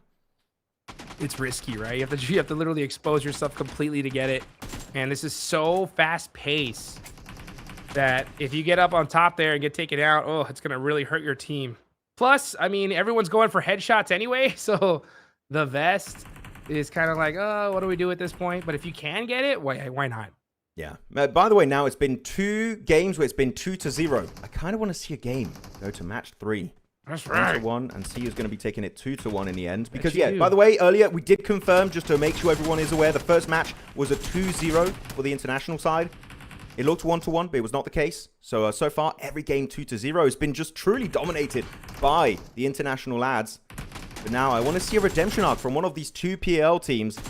And as of right now, the FMVP team might just be the one to make it happen. Let's see. Sook making it happen there in the CQC. Nice shots there on the Jing as well. He is up Remember, when TDMs, it's all about that KD. And right now, Paraboy gets taken out. And again, just, I mean, shots ringing back and forth here. Ooh. Nice shot there on a Tianyu. That's what you got to do, right? When you have those kind of spots. Oh, he goes for the vest. Did he get it? Yeah. It looks like he is. He did get it. He did get it right there. Hopefully he doesn't get eliminated. Actually does find Jing, so that's going to be allowing him also to heal up slowly but surely back to 100% health. And if so, combo with the extra tier 3 vest, that could put him in a very healthy condition. He gets a huge backstab play. Sook the Ninja getting work done right onto AJ2. The off angle is literally denying the entire game plan of the world champions. You know what? It works. I'm sorry, of the PLF MVP teams. You know what? I have to say, I love TDM. We swap POV so quickly. I'm like, who's who? It's so close. I don't know. Wait, what? It's too What? quick. Okay. How do the players know who's who? Slow it down. Okay, that's QZ. I saw that one. There we go. QZZ getting a shot down range. He's up top so far on this team with 8 eliminations. Sook is on top with 10. Oh, wow. What a wild thing to see, as now things slowing down a little bit. That gives us time to really align ourselves, see what's going on. TDM just non-stop action. AJ getting caught, though. That's the thing, is you get a little impatient and you run out in the open, boom, you are eliminated, especially in a lobby like this. Yeah, I mean, unlike classic Battle Royale mode, you don't have smokes to save you here. You know, if you want to reposition, go in the open, you take that risk, and you better be ready to shoot back, or otherwise you're going to get melted down instantly. And you know what? Looking at these games in particular, before we get to the true ending point of this first game, Hot Jukes, sure, it makes me jealous. The AKM is such a fun weapon to see, and it's just not meta in the normal esports mode. I wish it was, because come on, these sprays are crazy good, man. It would be so sick to see it over in Battle Royale in esports. Yeah, it's so good in CQC, but you know what's even better? The S12K. Oh, so, yeah. I was going to say the M4, but yeah, okay, sure. If you want CQC, definitely shotguns, yeah. Yeah, so that's going to be the meta, right? So, hey, AK, as great as it is, it doesn't spray long range like the M4 AUG, and up close and personal, it's all about them shotguns. But wow, nice little return shot there from Jing. Trying to get that pressure on, and he is going to apply it. Tight angles, Jimmy knows where he is. Ooh, but he was able to make it to safety. But the thing is, their sprays are so clean that if they really wanted to, they could make it meta. Genuinely, I mean, they could. They'd be like, yeah, we're just that good that we can take a non-meta weapon and just make it insanely powerful in the right hands. Now, Jing, hoping to heal up a little bit here, waiting for it to kick in. Sounds like a trap, right? It's like, hey, guys, why don't we all use AKs and try it out? And then just everyone uses shotguns. I am wondering, actually, because I'm not sure if I'm mistaken here or not. I'm not seeing the healing kick in at any point in time. Is the healing just deactivated? Oh, you're right. They're not. They're not healing at all. He would have been healed up already to top. So I guess it is just like whatever. Once you get shot, that's it. I guess so. That's it. You take damage. You just, because normally that is my way of playing the game in TDM, is just wait for the heal to kick in. And then when you're fully healed up, that's when you go for the re-engage for round 2 Electric Boogaloo. But nope, here, if you have 1 HP, that's all the HP you're going to have, man. You are just going to be fully done. Which actually takes a lot of value away from the tier 3 vest, right? Because if you can't heal up fully, that vest is just going to go to waste most of the time. So might as well just not commit to it. We have to see these different strategies ring out as time goes on here. And meanwhile, this is a very, very close one. 29-31. World champs needing a comeback here. As right now, Paraboy gets one onto AJ. That's almost going to tie things up. 30-31. Time to slow things down. But man, the FMVP squad get a nice elimination in return. This is so close. Jimmy. Where's Jason? QZZ. Oh, baby! Okay. Let's go! Come on, get another one. He's got 3 bullets. Make that 3 eliminations, hopefully.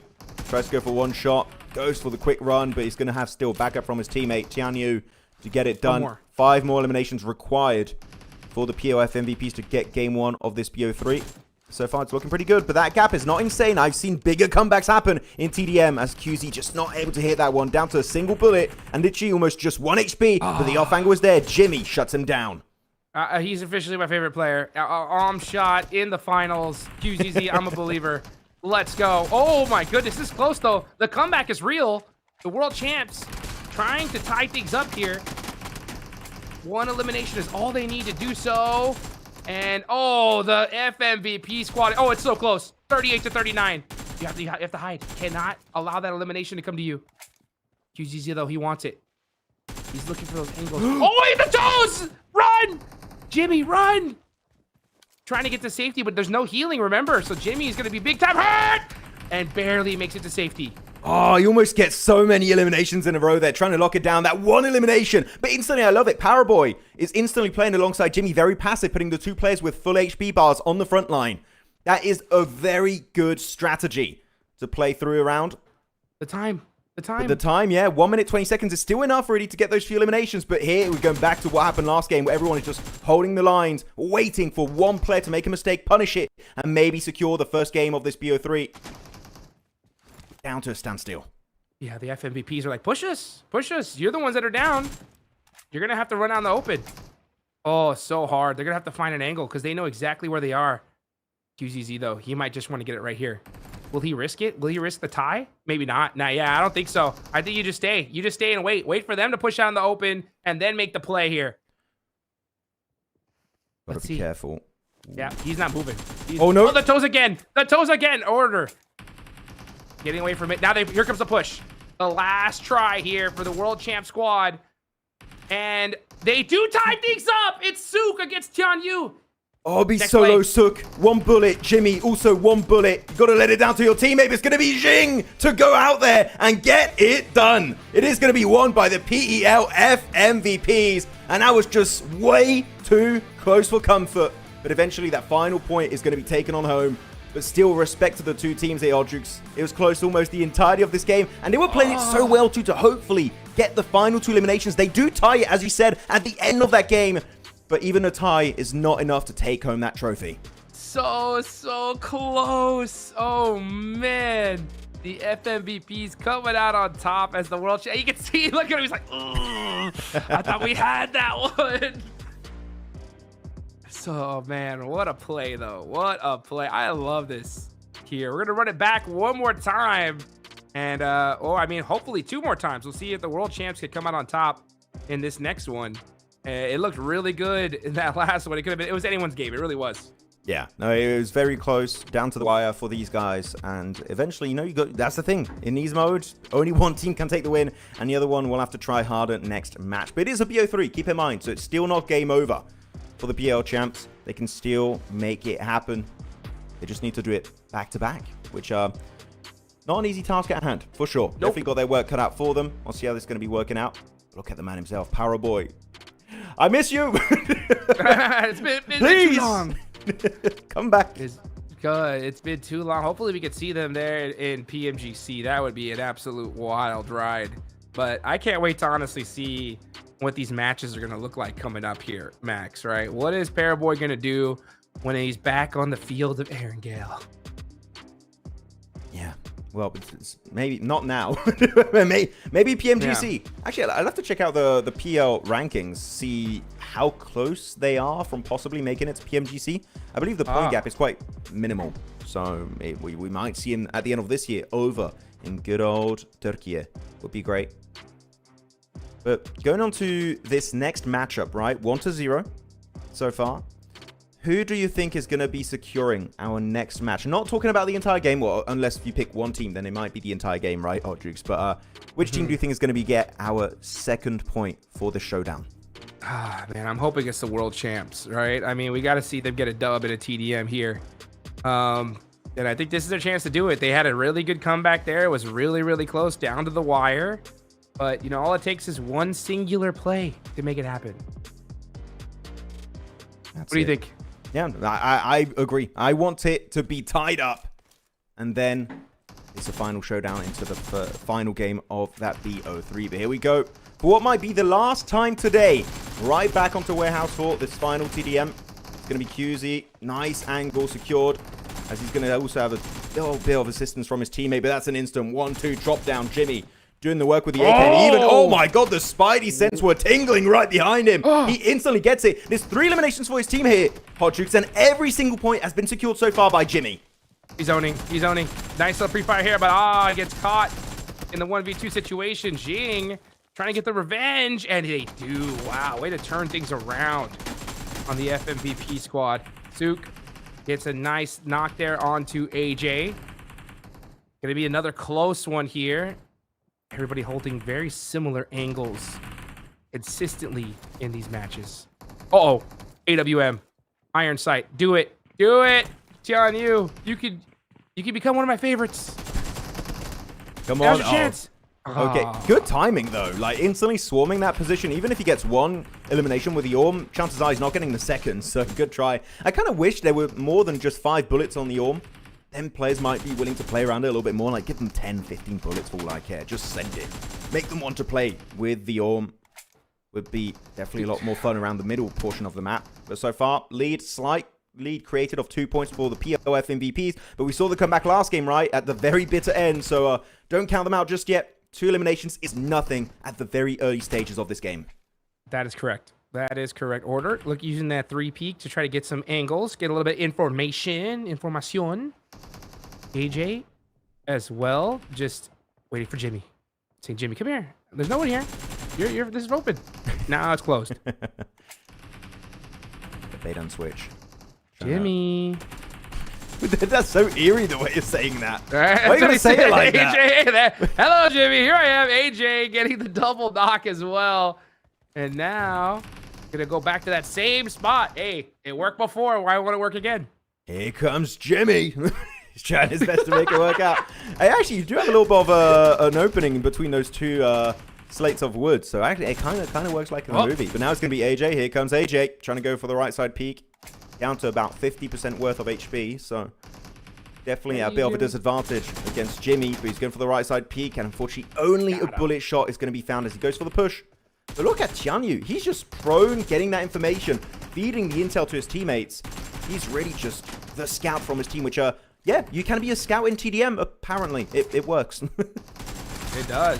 I'll tell you what else works. Those shots from QZZ up on top right now as far as eliminations. Jimmy leading the charge with 7, though, on his team. It's going to be 13-19. Order needing to get into the mix here. Hasn't got an elimination yet. This could be the chance. Gotta watch out for that KD, brother. Must be strong. There he goes. Gets one on the board there for his team. Gonna slow things down a little bit as AJ and Jimmy battling it out here. He's like, I want that spot back. I want it back. So 5-point gap has been created here between the 2 rosters. Now it's going to be increasing once again. Oh my goodness. Shots. Okay, the lead is starting to get a little bit crazy. 7-point differential between these 2 teams. But if it is won by the red squad, that is it. 2-0. It will be game over. We need to see a comeback from the PL World Champions. Jimmy, Order, Powerboy, and Sook. Would be sad to see them go out of this early on. And unfortunately, it seems like the lead just keeps increasing or remaining at the same level. And if this keeps happening until the very end of this game to the 2-3 minute mark here, I feel like that comeback opportunity is getting closed even more as time goes on, Hot Jukes. Hey, maybe the world champs, but this is a squad of MVPs, and they are MVPs for a reason. That's because they put down the most work in the lobby. And you can see why here. The shots so dang clean. And when it comes to TDMs, especially this one where there's no util, no healing, it's all about hitting those shots. Yeah. And they are definitely doing it. FMVP top up on top. If they do win this game, that is it. I know you're so bummed about that because I know how much more you want to see another TDM match from our world champs, Max. But it could be over right here. Come on, Paraboy, do the thing. Do the thing, which is eliminating Paraboy. everyone. You know, drop your domain expansion. Do something. Drop the ultimate. Yes. Ult right now. Press R. Or the alt button, I guess, on mobile. Here we go, though. More eliminations coming on through. 31-23. I feel like now the momentum's been completely lost. I don't think it's really feasible here. They just go right through the meat grinder. Gets one good prone play. Unfortunately, will be taken on out, but still puts Sook down to about half HP, so that's still going to be a worthy trade. That's 26 points to 33. 7-point gap. It's been 7-point gap for like the last, it feels like 3 minutes now, Hot Jukes, and it just is not closing towards the side of the world champs. Someone grab the arm. That's what I want to see. The AWM again. AJ hitting those laydowns. Tianyu, do it. Grab the AWM. Make it happen. Oh, I saw the For the orb. memes. Yeah. He's got it. He's got it. Come on, come on, come on. Got you. Do it. 3 shots. But he may not even get a chance here. As, yeah, Tianyu goes down. 1 more elimination here. And that's going to be it as the FMVPs win this one back to back. Yep, that's going to be it. GG, well played here. Well, actually, they did lose the last one against the international FMVPs. So this is going to be the actual first win here of the showdown. Yeah, so GG, well played. This entire lineup was looking just very clean. Not going to lie, my heart hurts a little bit seeing this. Was I biased? You know what? Yes. I'm going to be honest here, Hodrix. I was hella biased for the world champs, but it was just still not going to be enough to bring them through. So GG well played to your PL FMVPs as they secure a 2-0 victory. And with that, we'll be ending today's TDM matches. You know what? TDM is always so fun to watch, so fun to cast, Max, man. But this one was over so quickly. I mean, teams just going undefeated here. Well, that's going to be it. We're going to get into the matches, and hopefully we see the previous PEL World Champs show what they can do when it comes to good old-fashioned PUBG Mobile esports gameplay. Yeah, of course, tomorrow, this tournament continues. We'll be seeing these extra showdowns, seeing who's going to be crowned your TDM champion, right, in the China and International Elite competition. A lot of money on the line, as we said earlier. I think total the prize pool is around like almost $15,000. So a lot on the line here, definitely not to be taken lightly. But you know what? I know it's not going to happen, but I have a pipe dream that maybe we can make it sniper only tomorrow because that would be super cool. Come on. Yes, please. Oh, my dream, my dream. I'm telling you, if only PUBG Mobile would make the AWM instant finish on headshots. Maybe we could even see it in esports.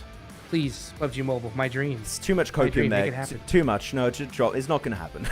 I'm Oh, sorry, but it ain't happening. Not in 1,000 years. I know, but a boy could dream. You know what I'm saying? A boy could dream. Oh, man. You know what? Nothing more satisfying than that audio of a insane flick headshot. But you know what? These guys are going to do everything they can to make sure they get the dub. And right now, that's via AUG and S12K. And we're going to see a whole bunch of that coming up very, very soon here as we are going to get into our matches, Max. Now, with this lobby, we're going to be going into Rondo, right? What are your big expectations from these squads going into Rondo? Yulin getting kind of busy. that one's kind of a given, right? No, I am expecting things to be just pretty typical for Rondo. Though I do wonder, Hotjix, we both covered, right, PMGO Season 1, and we saw teams hot dropping Aurora. That was Team Boom, where they were literally dropping on top of top. There was the recall player. I'm hoping we're going to see more of that. Maybe not Aurora specifically, because, come on, give them a break. Yeah.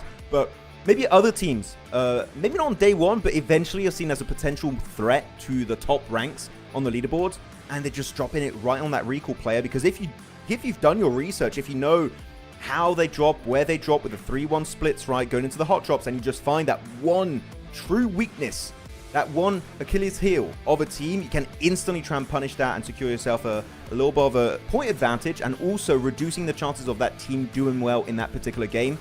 So that's what I want to see. Hot drops on the solo players, really trying to bring the level of macro gameplay to its absolute peak here in PMMI. Yeah, I think that's an excellent strategy, especially on the final day, right? I think that's where we're definitely going to see it. Like you mentioned, you know, day one, I think you just kind of play it just old school, tried and true, do your original drops, don't mess around, right? Because you need to put points on the board. But on the final day, especially if we see a team, you know, or even multiple squads in that smash zone, it's 100% worth it, right? If you did your homework, you know where they send that single player, send it on them, take them out. Hopefully you can take that squad out early and they don't get those 10 points in Rondo. Gives your chance, your whole squad's chance a lot higher, right? To hopefully extend the tournament. So yeah, I love to see these different strategies ring out. And what Boom did to Aurora in PMGO Season 1, I mean, it really worked out for them. Yeah, they did it twice in a row too, right?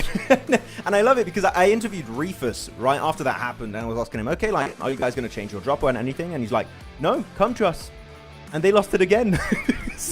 So, you know what? Maybe it is good sometimes to put your ego to the side and just think about the bigger picture going into this. But still, very good game coming up. 6 insane matches, plus the smash ruling happening on Sunday. I cannot wait to get right into the nitty-gritty action here of the Macao Invitational 2026 and see, are we going to have a back-to-back win from Weibo, right, as they were your reigning champions from PMHI, or are we going to see a new name finally secure the trophy and take away that spot from Weibo?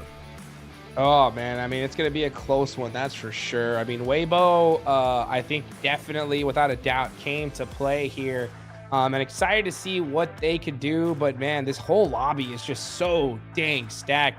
It's going to be more difficult than ever to see a crazy comeback or a back-to-back win is what I'm trying to say on the side of Weibo. I'm going to put it, like, the chances of it happening, personally, probably like around 10%. It's going to be so difficult. But if anybody team can do it, it could be Weibo. Yeah, could be. I mean, Weibo definitely could be the team to make it happen with good old Sook. Give that man the explosive bow, and everything is possible. But you know what? While we wait for our next segment here, we have a little bit of time. If you could create a top-tier TDM 4-man roster, who would be on your team? If you want a bit of time, I have mine already ready. I was thinking about it. Okay. Yeah? Okay. So I'll go for it. Go for it. Yeah, I go for it. Okay, so I'm going to go with Nolbu. I'm going to go with Doc. I'm going to go with Revo, and I'm going to go with Hyunbin, because I'm still a Hyunbin believer. Hyunbin! That would be my lineup. Hell yeah. Okay, I'm going to go my number one, like, especially after what I've seen here, QZZ, man. This dude is so dang good. I'm going to put Revo in as well. He was just showing some really, really good stuff. I think Doc, you can't go without him. And the last one, Nobu. As we take a look at this interview. 6 PMI international match. We have from JD. 在 Hello everyone. 你们比赛开始之前我其实已经在网上就看到很多小伙伴在刷你们的这个 PEL 世界冠军队的一个新的名字。这新的名字是谁给你们取的？主要是看一下我们这个战队的这个年龄啊，确实是到了这个层级了。Look at our team members' ages. We are getting to the point where added together we reach 100 years old. So you're definitely veterans, but you're still very strong.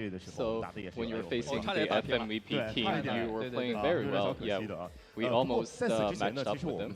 Yeah, very close.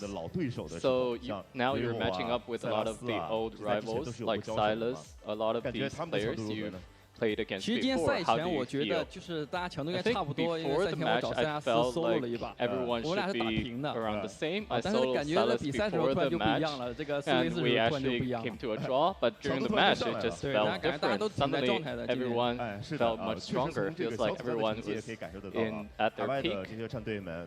So yes, it does feel like the international teams are also at their peak performance. So do you think that PEL will be able to keep the champion within our region, or do you think the international teams may win? Well, we have many teams from PEL joining this year's competition, and I think LGD is also performing very well, and we also have a lot of our key players who are doing very well, so I think we're able to keep the champion. So please also cheer everyone on from the PEL region. Okay, we hope we can attain victory. So we hope everyone from PEL as well as all the international teams will show off their strongest play and bring us an amazing competition. So you will still participate in the tournaments for the upcoming days. I just want to win over tops. Okay, so this is the end of the interview. Let's go back to the commentary desk. And we are back as we take a look here at the match standings. Always good to hear from the man Pairboy. He just said it, right? He said that it seems that these international squads are at their peak here. But we're going to have to see every single team play at their peak as before we get into these matches. But we can just see, look at the difference in eliminations. Wild. Yeah, quite significant, right, looking at this one. I mean, when you're looking at the international champions and also the international FMVPs, keep in mind, they only played really 1 game each compared to the PEL team, so they played a total of 2 BO3s, so that's why you've seen a lot more eliminations on their side. Though, 0 wins secured by the PL World Champions, which, again, that hurts. That really does hurt. I was hoping for just a lot more. And there's still one opportunity to do so tomorrow. Is that Copium Hot Jukes? Maybe a little bit, right? But I feel like the international players are the ones that might just take it home and get that trophy. Well, guys, what a way to start things off. We saw some incredible TDM action from some of the best players on the planet. We're about to get this show kicked off. The opening ceremony will be coming to you guys shortly. We will be back with you guys right after that to get ready for some PUBG Mobile Macau Invitational Grand Finals action. Don't go anywhere.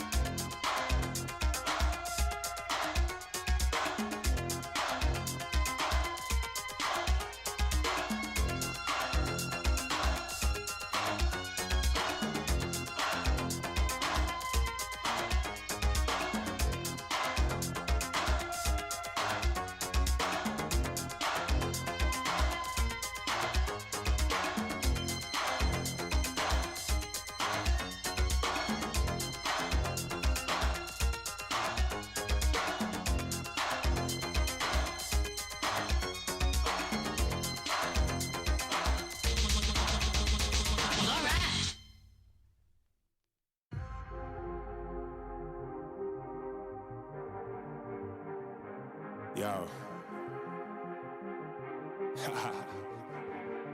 I don't think they're ready for it.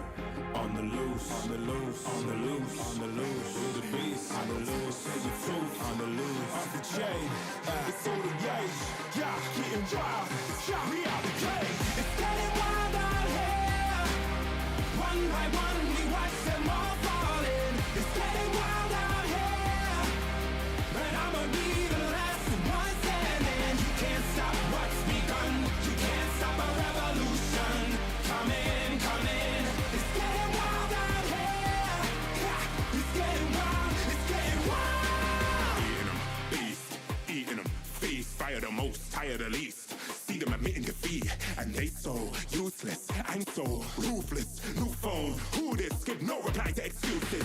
Got no bite, man, a toothless. Living a lie and the truth is. Got this power, bringing it. Play my anthem, singing it. Every mountain, ringing it high. I soar, I rise, reborn. Strapped, I'm back like never before. Taking my final form.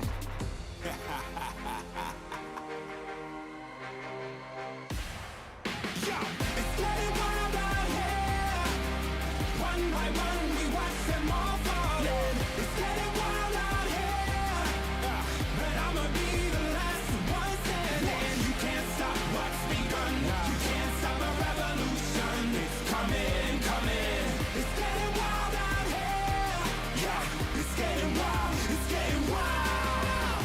For the revolution. What? Waiting on an evolution. Yo. It's coming, coming. Yeah. If you wanna come and get some, Yo. nothing we can't overcome. Running, running. Sure as we rise with the sun, Yo. we will arise and become stunning, stunning. Watch for the revolution. You can't stop what's begun. It's coming, coming. Wait. It's coming, coming. Wait. It's coming, coming. Just you wait.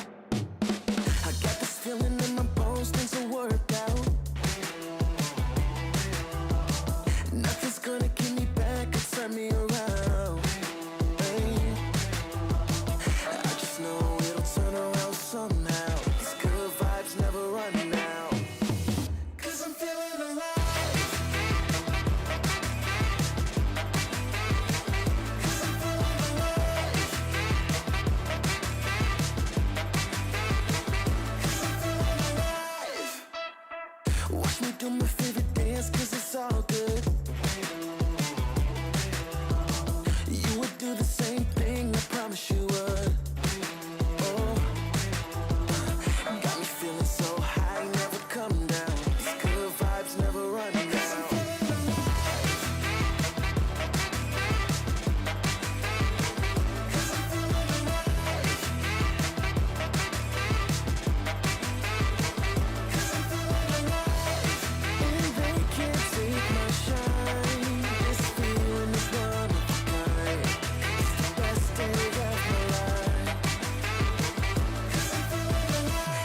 Nothing you can do. I'm feeling brand new. And even when I'm down, I'm still cool. There's no way I can lose. I feel invincible. That's just what I choose. Yeah, feeling good's the choice. Now scream it out with your voice. Yeah, my time has arrived, cause I'm feeling so alive.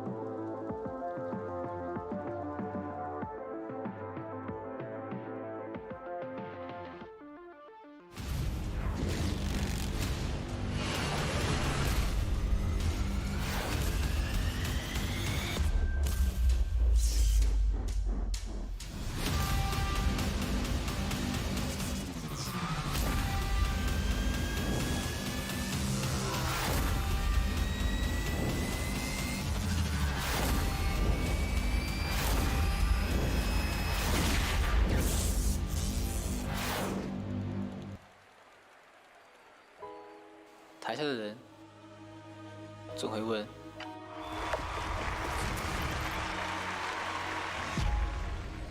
台上的人凭什么？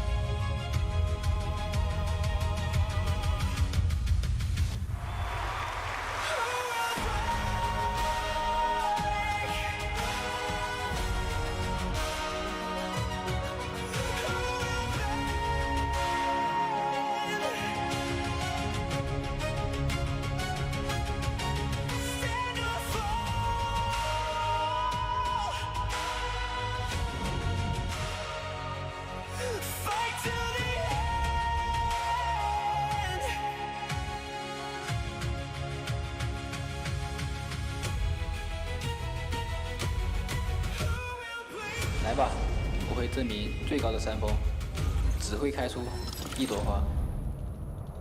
凭我的一切，与世界一决高下。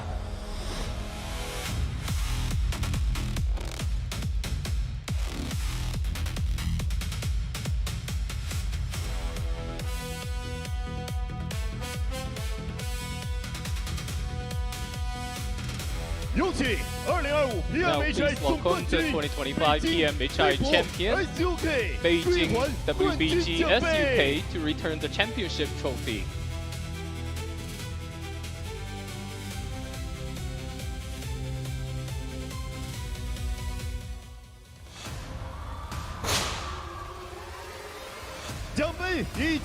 The trophy is back in place and the throne awaits its new master. Next, let's invite the 16 teams that have qualified for the 2026 PMMI.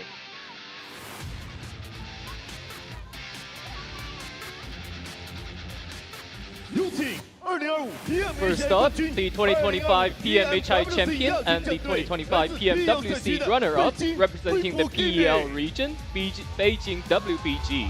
Once the rulers of Victoria Harbour, today they returned as kings. They have only one goal: to defend their throne.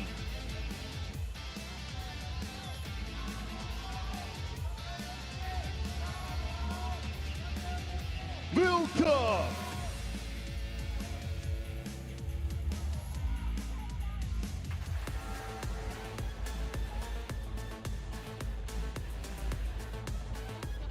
接下来有请 Next, representing the Korea region, DK. Dual core driven, relentless in firepower, they still carry the confidence to break through everything.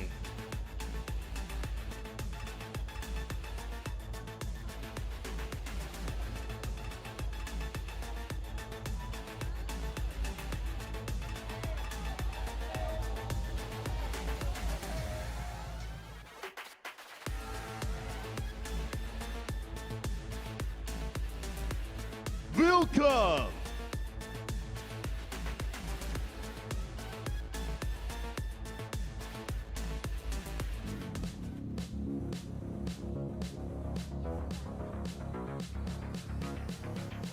接下来有请 Next, PEL 赛区 from the PEL region, Suzhou TIANBA. 实力始终在线， Consistently solid and always ready. 一旦出 When 手， they 他 strike, 们的爆 their 发 explosive 足以 power 惊 will 艳 stun 世 the 界。 world.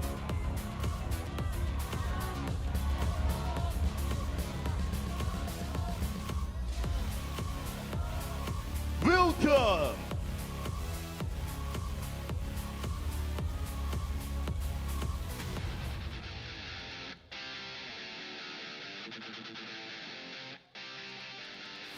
接下来有请 Next, PMHI the 2025 PMHI runner-up, representing the South America region, INF. Fierce in contested zones, cool in safe zones, they're formidable contenders for the champion's throne.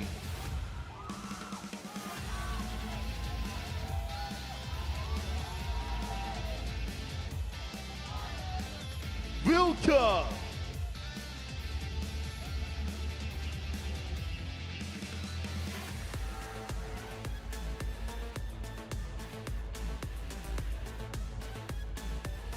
接下来有请 Next, from the Middle East and North Africa region, ULA. 赛区新王， The new kings of the MENA circuit, fresh faces on the world stage, fearless and charging ahead, that's who they are.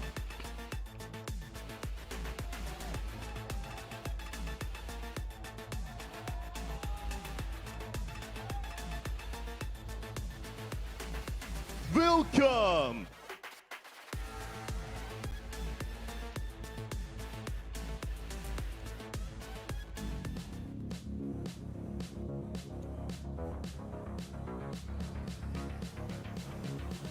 接下来有请 Next, 韩国赛区 from the Korea KRX region, KRX. 战术多变， With 攻势凶 versatile 猛， tactics 这 and 支换血 aggressive 后的老 offense, 牌劲旅， this 比以往 reshuffled 任何 veteran 时候 squad 都 is more 更具威 dangerous 胁。 than ever before.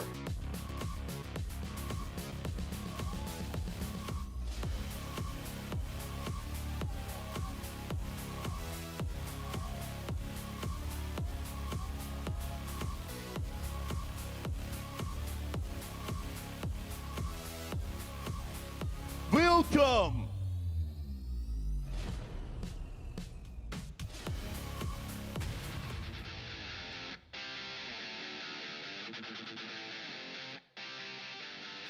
接下来有请韩国赛区 from the Korea region, NS.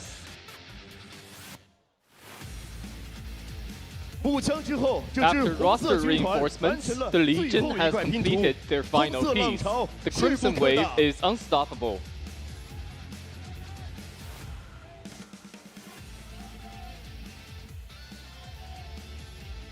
Welcome.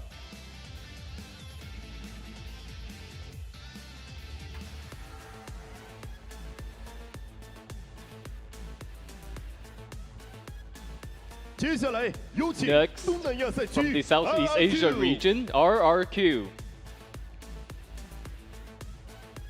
曾经的传奇， Once 昔日的 legends, 霸主， former 皇家 overlords, 底蕴犹在。 They 如 bided 今 their 重 time. 返世界 Now, 舞台， back on the world 尽在 stage, 曲 they 季 await 归 the 来。 return of glory.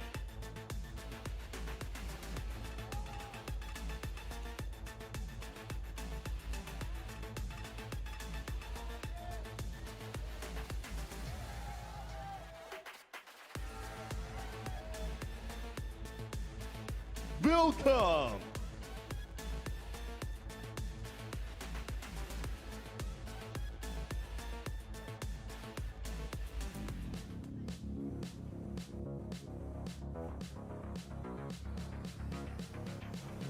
接下来有请 Next, 2026 The PMGO 季军， 2026来自南 PMGO 美洲 third 赛 place 区的 finisher from the South FURIA。 America region, FURIA.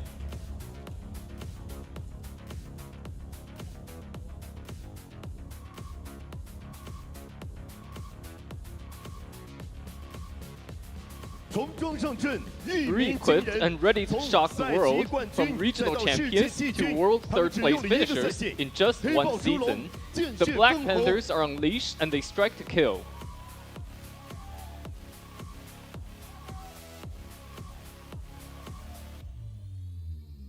Welcome.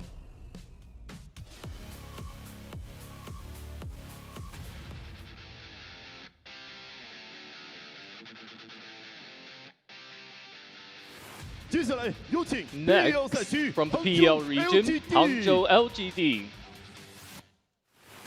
敢打敢拼， Both 敢硬碰硬。 tenacious and unafraid to go toe to toe, they rise to every challenge. Their sights are set on the championship 因为 throne 那里 because 有他们 that's 终 where 将抵 their 达的 destiny 万 awaits. 丈光芒。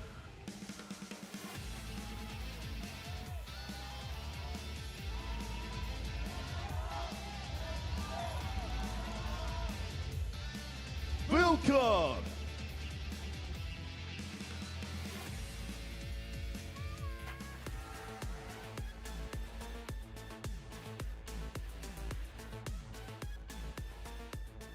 接下来有请 Next, 来自 PEL 赛 From 区 the 的 PEL 广州 region, TT， Guangzhou TT. 他们的强是 Their 沉得住 strength 气的 lies 强 in 从 composure. 起点 From 到 the 王 starting 座 line to 他 the 们始终 throne, 在 they 自己的 always 节 move 奏 at 之 their 上。 own rhythm.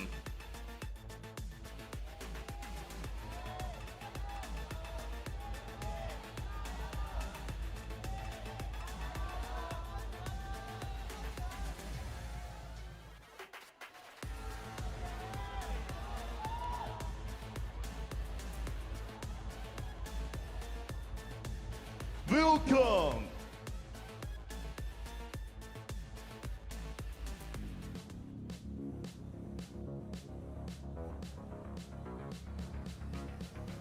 接下来有请东南亚 Next, 赛区 from the Southeast EA Asia region, EA.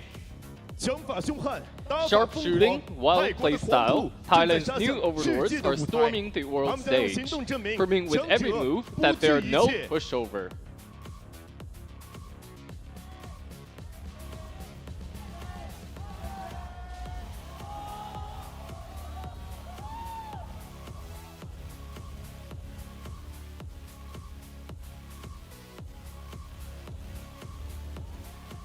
Welcome.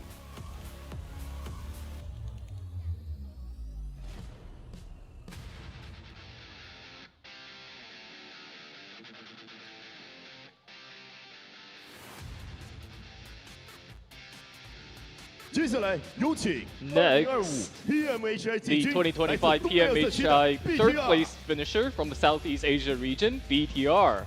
拿过冠军，也走过 They 低谷， tasted 唯 glory 一 and 不变 weathered 的 lows. 是他们 The 身上 only 与 constant 生 is 俱来 their 的 innate 取 winning 胜本能。 instinct and unyielding will to reach the summit.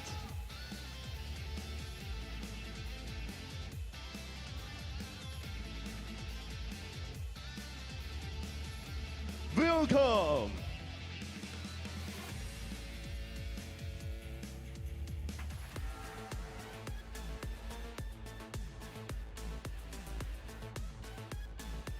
接下来有请土耳其 Next, 赛区 from the Turkey region, S2G S2G.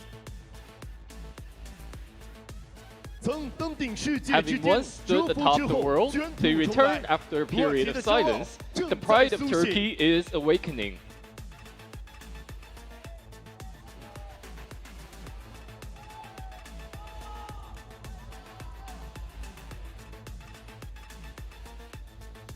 Welcome。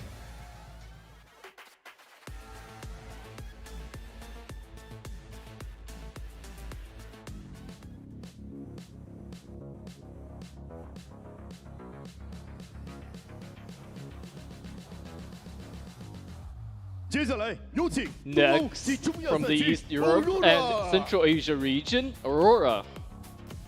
手握5个 Holding FMVP five 的他们 MVP 只缺 titles, 一座 they 冠 lack 军。 only 这 a 一次 championship. 银河战 This 舰 time, the 为 galactic 圆梦 battleship 而来。 sails to fulfill their dream.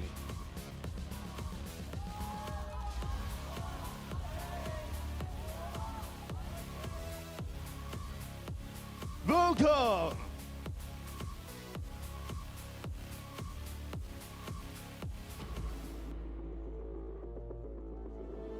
最后，让我们有请 Finally, let 2026 us 澳门邀请 welcome 赛 the 唯一 only 直进 direct 战 invite 队 team for the 必要赛区 2026头号种子 PMMI, the 2026 PL region's top seed, the 2026 PL Spring champion, Chengdu AG. 赛区内断层领先的 Their 突破实力 terrifying dominance 已成 within the 定局 region has 他们是 already 必 been 证明 established. 世界赛的 Now 顶尖 they're 强者之 determined 阵 to prove 也 that 有 they're among the AG world's 的 elite. 一席之 AG 地。 deserves a place at the table.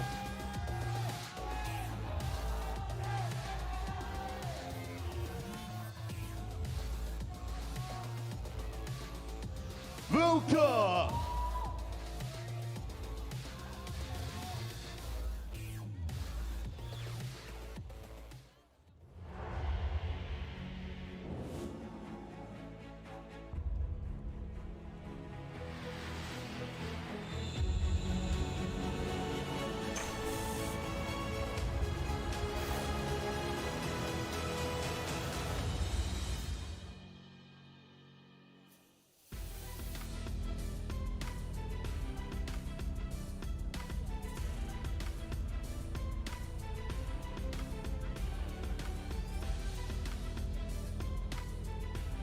战场之上，从无 On the 风平浪 battlefield, 静。 at the heart of 在 the 风浪中 storm, 心，斗 those 局 who 者 step into the 不 ring 问归途。 never look back.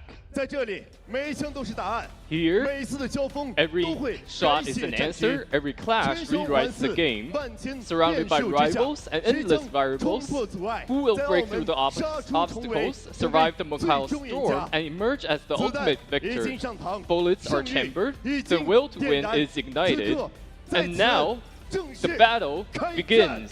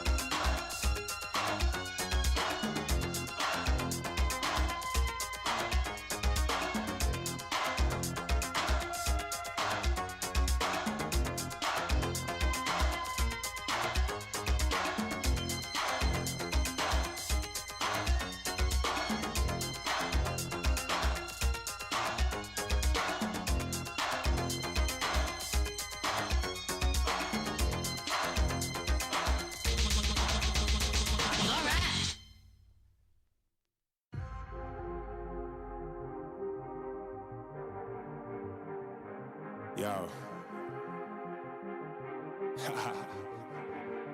I don't think they're ready for it. On the loose, on the loose, on the loose, on the loose. With the beast, on the loose, say the truth, on the loose. Off the chain, it's all the gauge. Yeah, getting wild, yeah, we out the cage. It's getting wild out here.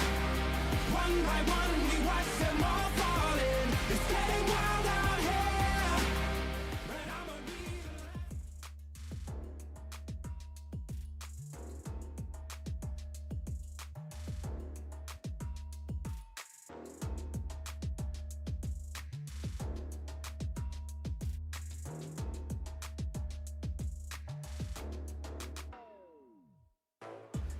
Welcome back, everybody, to the PUBG Mobile Macau Invitational Grand Finals. We saw some wonderful TDM action earlier.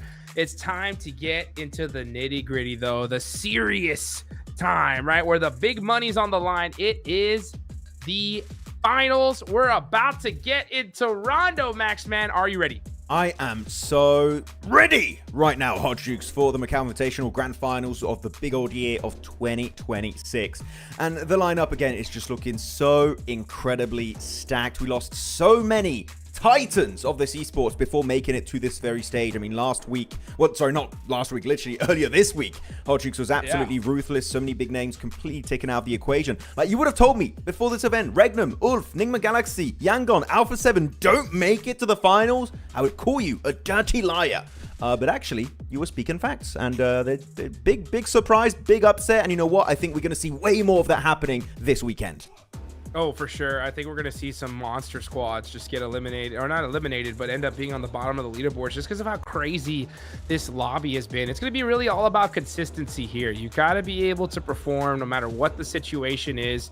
I'm expecting Rondo to be just incredibly hectic, just elimination heavy, slow down.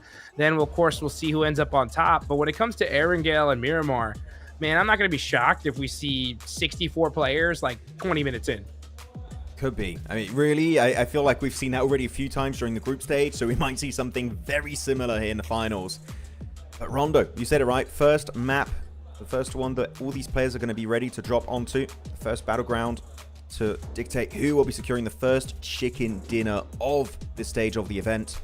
And realistically, you got so many teams here that are just so consistent when it comes to Rondo in particular. But not sure who's going to be able to get it here because you got, again, it's so stacked. I know we just sound like a broken record, Hot Jukes, because it's true. Every team is so good. Wow. Like, we know, okay, fair enough. But I want to see something from Nongshim Red Force. I feel like I was hyping up this team so much back during the group stage. And they did deliver, right, by qualifying for the finals, but I feel like this is a team that their ceiling is just so much higher than what we witnessed during the group stage that this team, I need to see them just come out running right out of the gate. I want to see at least a Rondo top 3 with double-digit eliminations. What do you think? I think so too. I think Nongshim Red Force is one of those squads that need to have a strong game one if they want to have success in this tournament, because this lobby is just so dang stacked, and that's going to be for quite a few squads. I'm going to put RRQ up there. Like, a lot of these teams that just, you know, maybe we didn't see just insane consistency from them when it comes to the group stage. A good strong start here could spell things out differently from you. You know, and not to mention, I mean, we got all gamers here, right? So we haven't seen what they can do at all so far, at least when it comes to this tournament. But this is their day one. How are they going to fare, right? Are they going to use the fact that no one's seen what they can do to their advantage? Or are these players who had a few extra games behind their belt going to have an advantage? Yeah, no idea really what's going to be happening here. But when it comes to all the PL teams, right, K1 didn't make it, and so did Kuaishou Gaming, right, KSG. Those are the only 2 teams from China that failed to qualify. So right now, the success ratio out of the 5 Chinese teams is actually incredibly high, right, looking at all the squads that did make it. And then, of course, you had one directly qualified straight into the grand finals in the side of All Gamers. So yeah, it's looking like a solid lineup. TIANBA, Weibo, LGD, Thundertalk, and All Gamers. This is one of the highest chances ever we have, Hot Jukes. I've seen another Chinese win. Of course, China won it last year in Hong Kong with PMHI. The odds of that happening here again in the Macau Invitational is through the bloody roof. So if they can do it back-to-back, it would show again that China is an absolute menace on their local stage, but also on the international stage of PUBG Mobile Esports. I mean, they're one of the top regions in the world for a reason, right? I mean, and there was in the earlier years, they were the dominant force, right? Nobody could touch them. Now we're seeing, you know, these different regions just level up year after year after year. And in 2026, I think it's the most even it's ever been, right? It's so wild to see every single time, like during the group stage and previous tournaments, and even now, right? Yeah. We always see like, okay, let's look at the MVPs. Let's look at this. And it's like spread out so evenly amongst so many different regions. I mean, you call it out every time you see it, Max. And I love to see just how well this entire esport has just developed here over time. It really is one of the most international mobile esports. Like, there's so many games out there. It's always the same countries or regions that win it. And it gets a bit boring.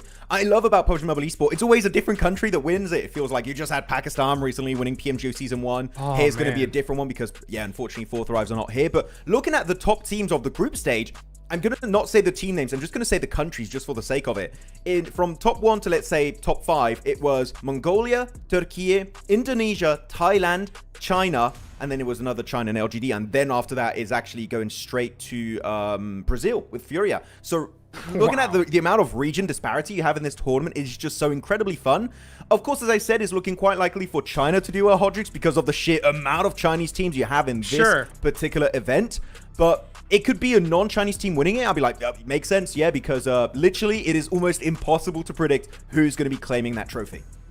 Yeah, you always got to give a little bit of love to the hometown heroes, right? I mean, this is where it's based. It's in Macau, so it'd be good to see, you know, especially for the home crowd, right? A Chinese team winning it. But you're going to have to earn it. That's going to be the name of the game here because every single one of these teams wants it, and all of these regions are just bringing some heavy hitters here. Even S2G, they did really well during the group stage. They were holding the top spot almost up until the last minute where Aurora came and stole it away from them. But S2G, man, looking great here when it comes to the finals. Yeah, unfortunately, like we mentioned it, we're not going to see Regnum Karia. We're not going to see Ulf. But hey, S2G, gonna make it happen here as we get ready for match number 1. It's Rondo on the menu. Let's see who's going to be securing the first chicken dinner here of the PMMI 2026 Grand Finals. It's Rondo o'clock. As we take a quick look at the stadium, maybe looking a bit similar to the stadium the players are in right now. Ooh. As of course, are we going to have a double plane? That is going to be the big question here for these guys. As you know what? Talking about the plane, players already left it, as it's going to be a plane path from Chadina City all over to Nanchuan over to the northwestern side of the map. Neox is going to be in reach, same for Danqing. Yulin, though, if teams really want to go for the hot drop here, Hodrix, they might have to go for a bit of a stretch or even drop, get a vehicle, and instantly send it in that city. Yeah, let's get things started here as we're going to see Al-Ula hop out the plane very, very early. That's going to be a single player, just kind of holding it down for his team. And that's what we're seeing, right? All these single players get to their recall towers, allowing the other 3 to put in the work and try to soak up some eliminations early on. Let's go. All right, yeah, test track.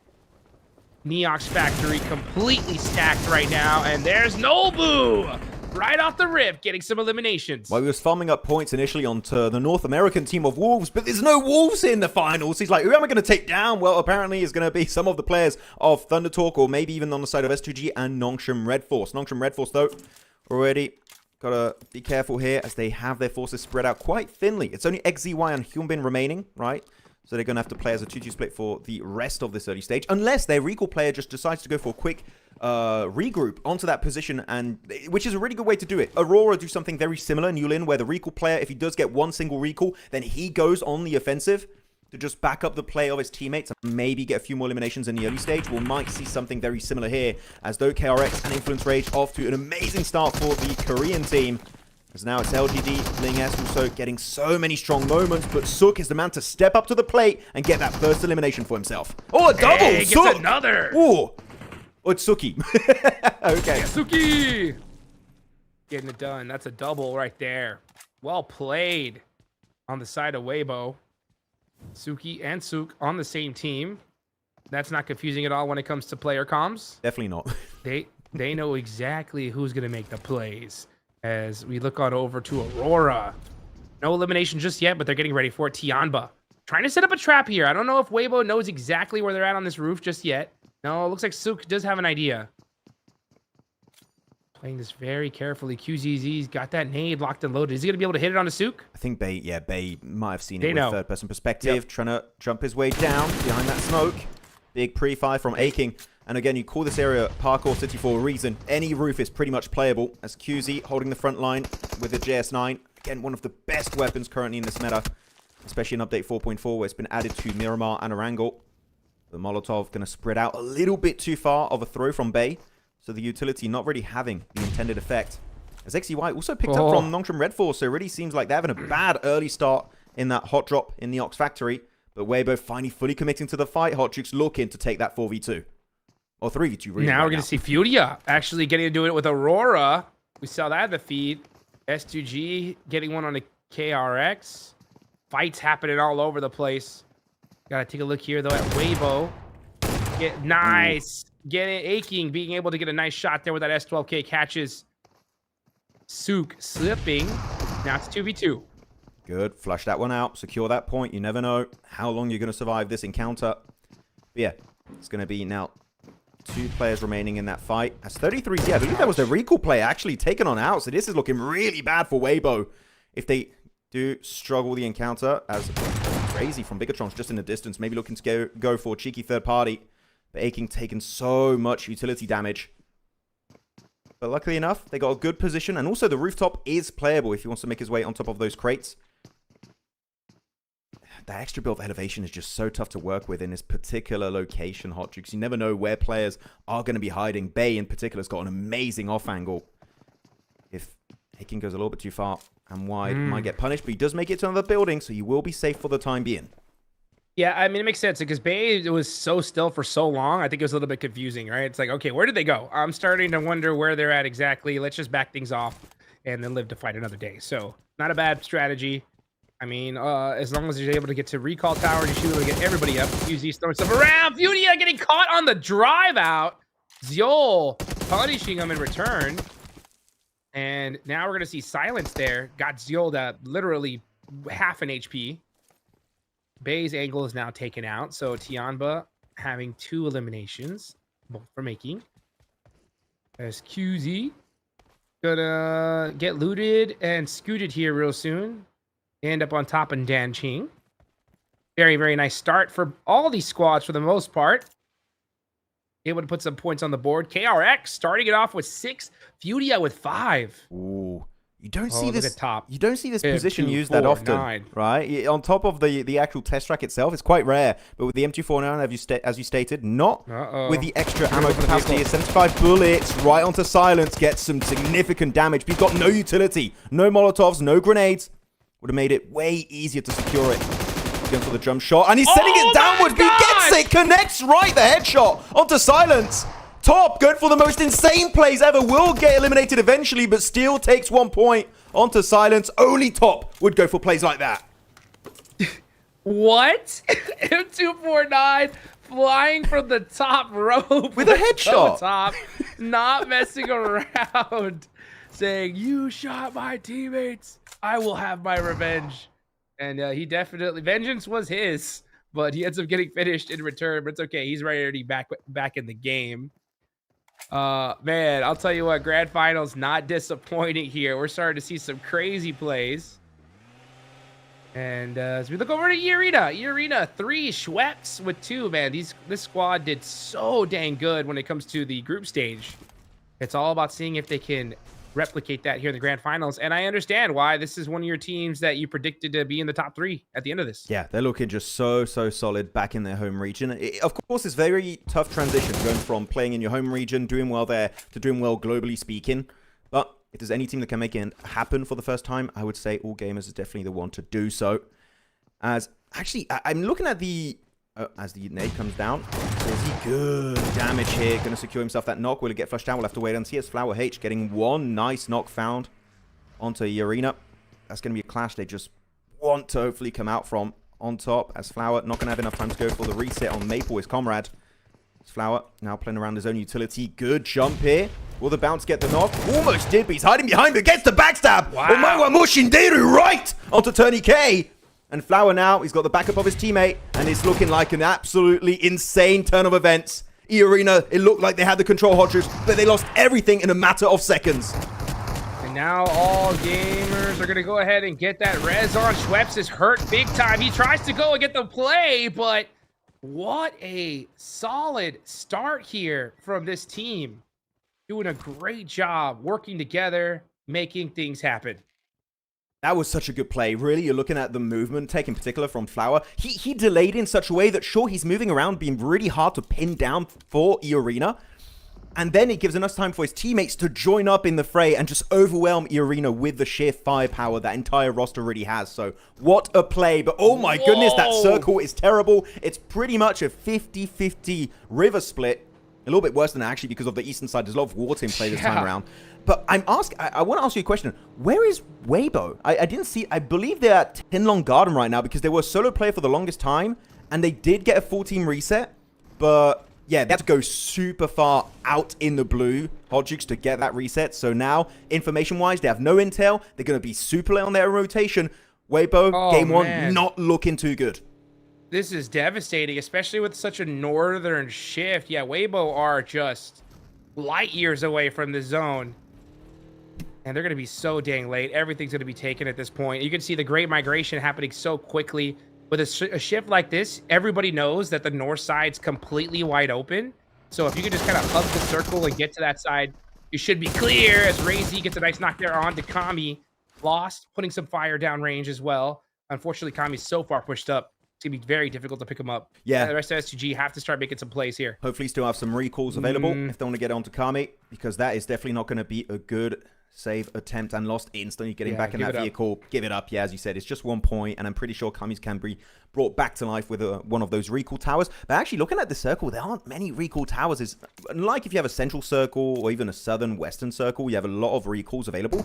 Here in the circle, I believe you have 2 to 3 right now. There's a few players, I think, hiding recall towers, but it's not that many for a circle on phase 2. So these teams got to get the recalls early on. Late game, those positions are going to get camped to hell and back. As RQ playing next to the water, decent cliffside to play around. So one elimination was secured by Genfos, and they got 4 vehicles looking to swarm the eastern edge of the circle. This is a really safe entry point for RQ when all the teams are already pretty much set up in the center or southern side. Early eastern or western rotates are the way to go on a circle that is just so tough to work around. Yeah, just hold your position right on the edge of that zone. Gatekeep anybody trying to pass up on you, and hope the zone goes to your side. If it goes the other, you're going to have a tough time pushing in, but you got to make it happen with your weapons. Meanwhile, Nongshim Red Force, they're going to find a decent position, and this is where they're going to call home for most likely the remaining of this game. It's not a bad spot. I do like it. Next to the road too, so you're going to have good lines of sight of players coming your way from a few, maybe 100 meters. So they should be enjoying it. As Aurora did indeed get the full reset earlier, right? As Top just going for the most insane YOLO play I've seen in a hot minute. Just dropping down with the M249. That was crazy. Yeah, no, it's just dropping down bullets like Father Christmas right now. It's just coming down, just missing a chimney, and it really feels like December. But Top loves to go. You know what? I feel like he got infected by Doc. He's just like, Doc's doing crazy plays. I can do crazy plays too. Look at me. I got to go for it, man. Hey, put me on the highlight reel, and that one's going to do it. That's for sure. As you take a look at the next circle, it does pop on up. It goes back to the south. That's really good for a lot of these southern teams here.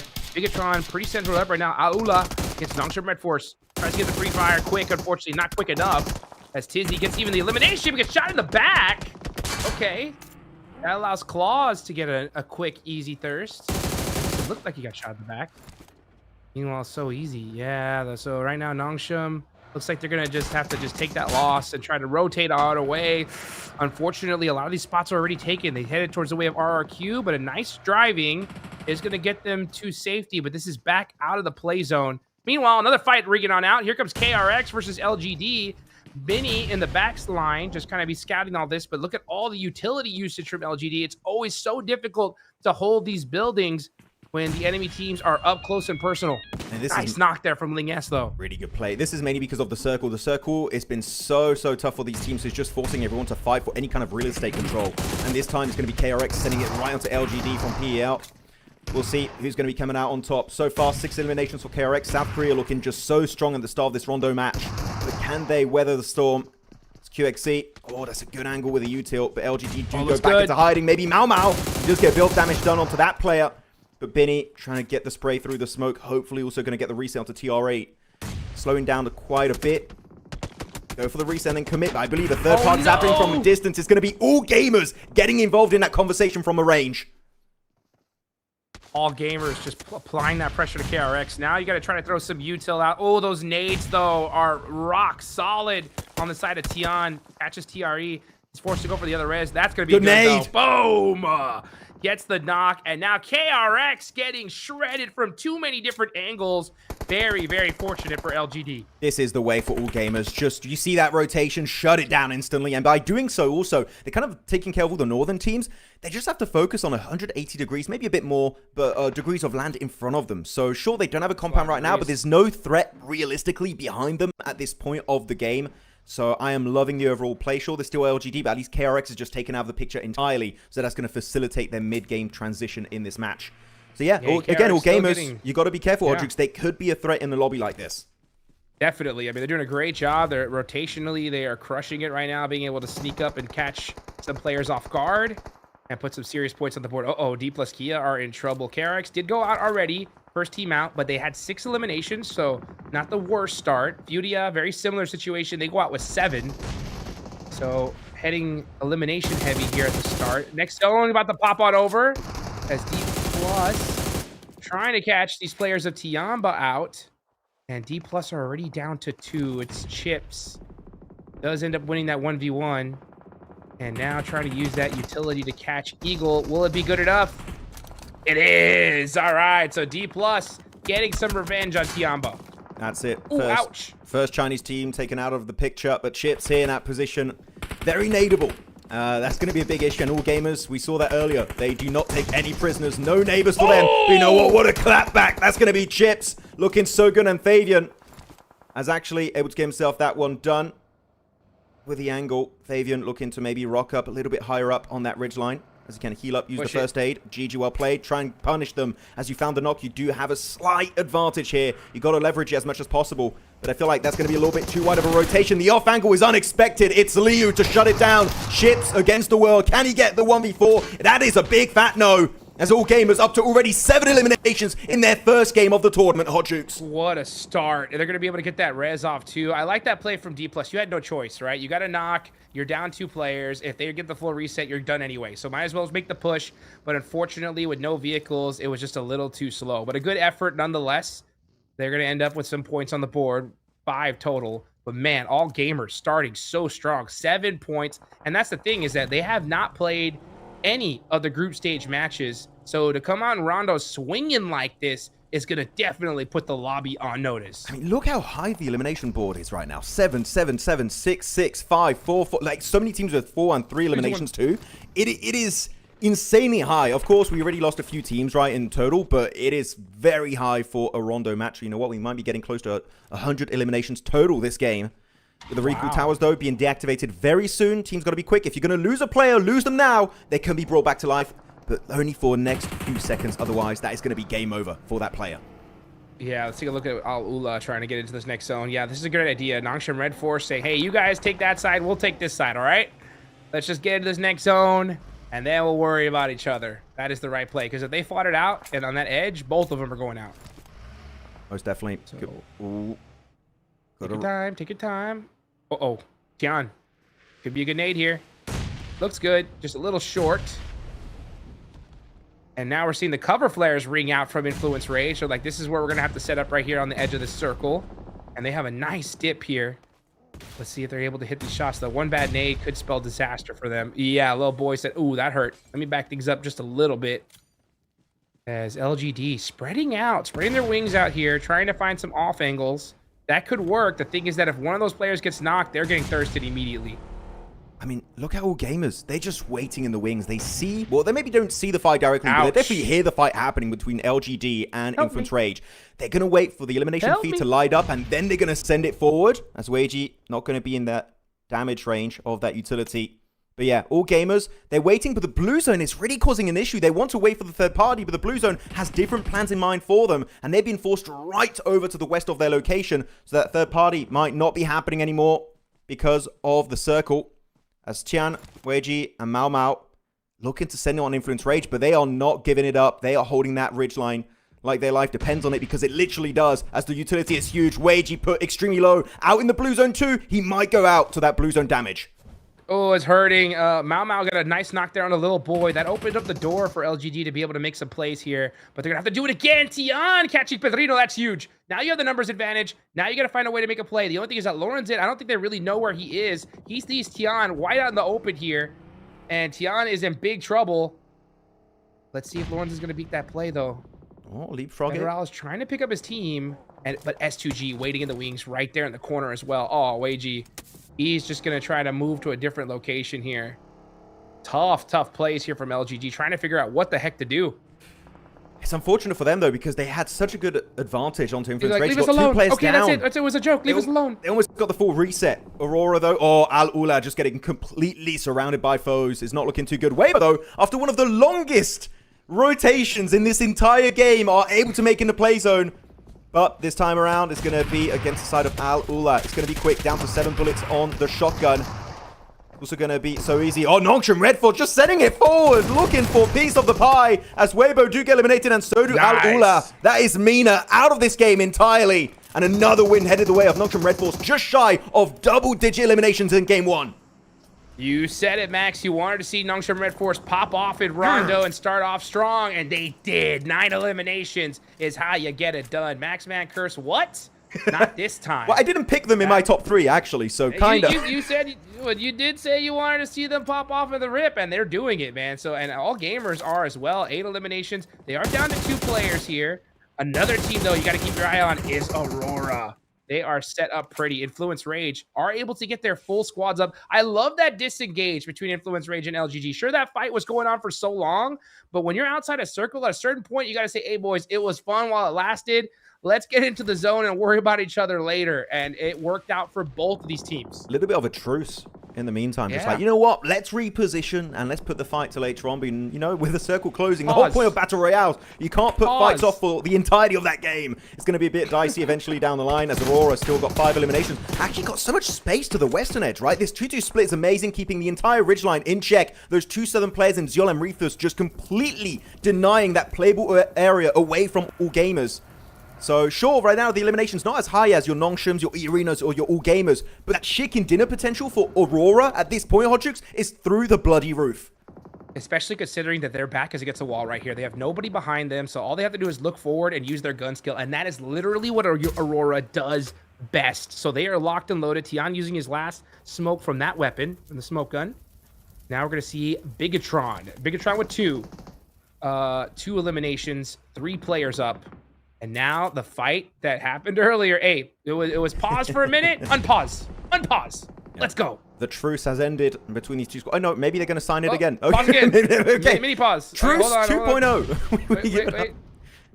Oh. Okay, now pause off. Let's go. Okay, send it.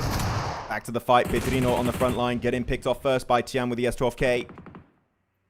Not the best way to kick it off. Good smoke, actually, denying line of sight away from Loranzin and Lil Boy. But Bigatron, they see this as a golden opportunity to clear the East.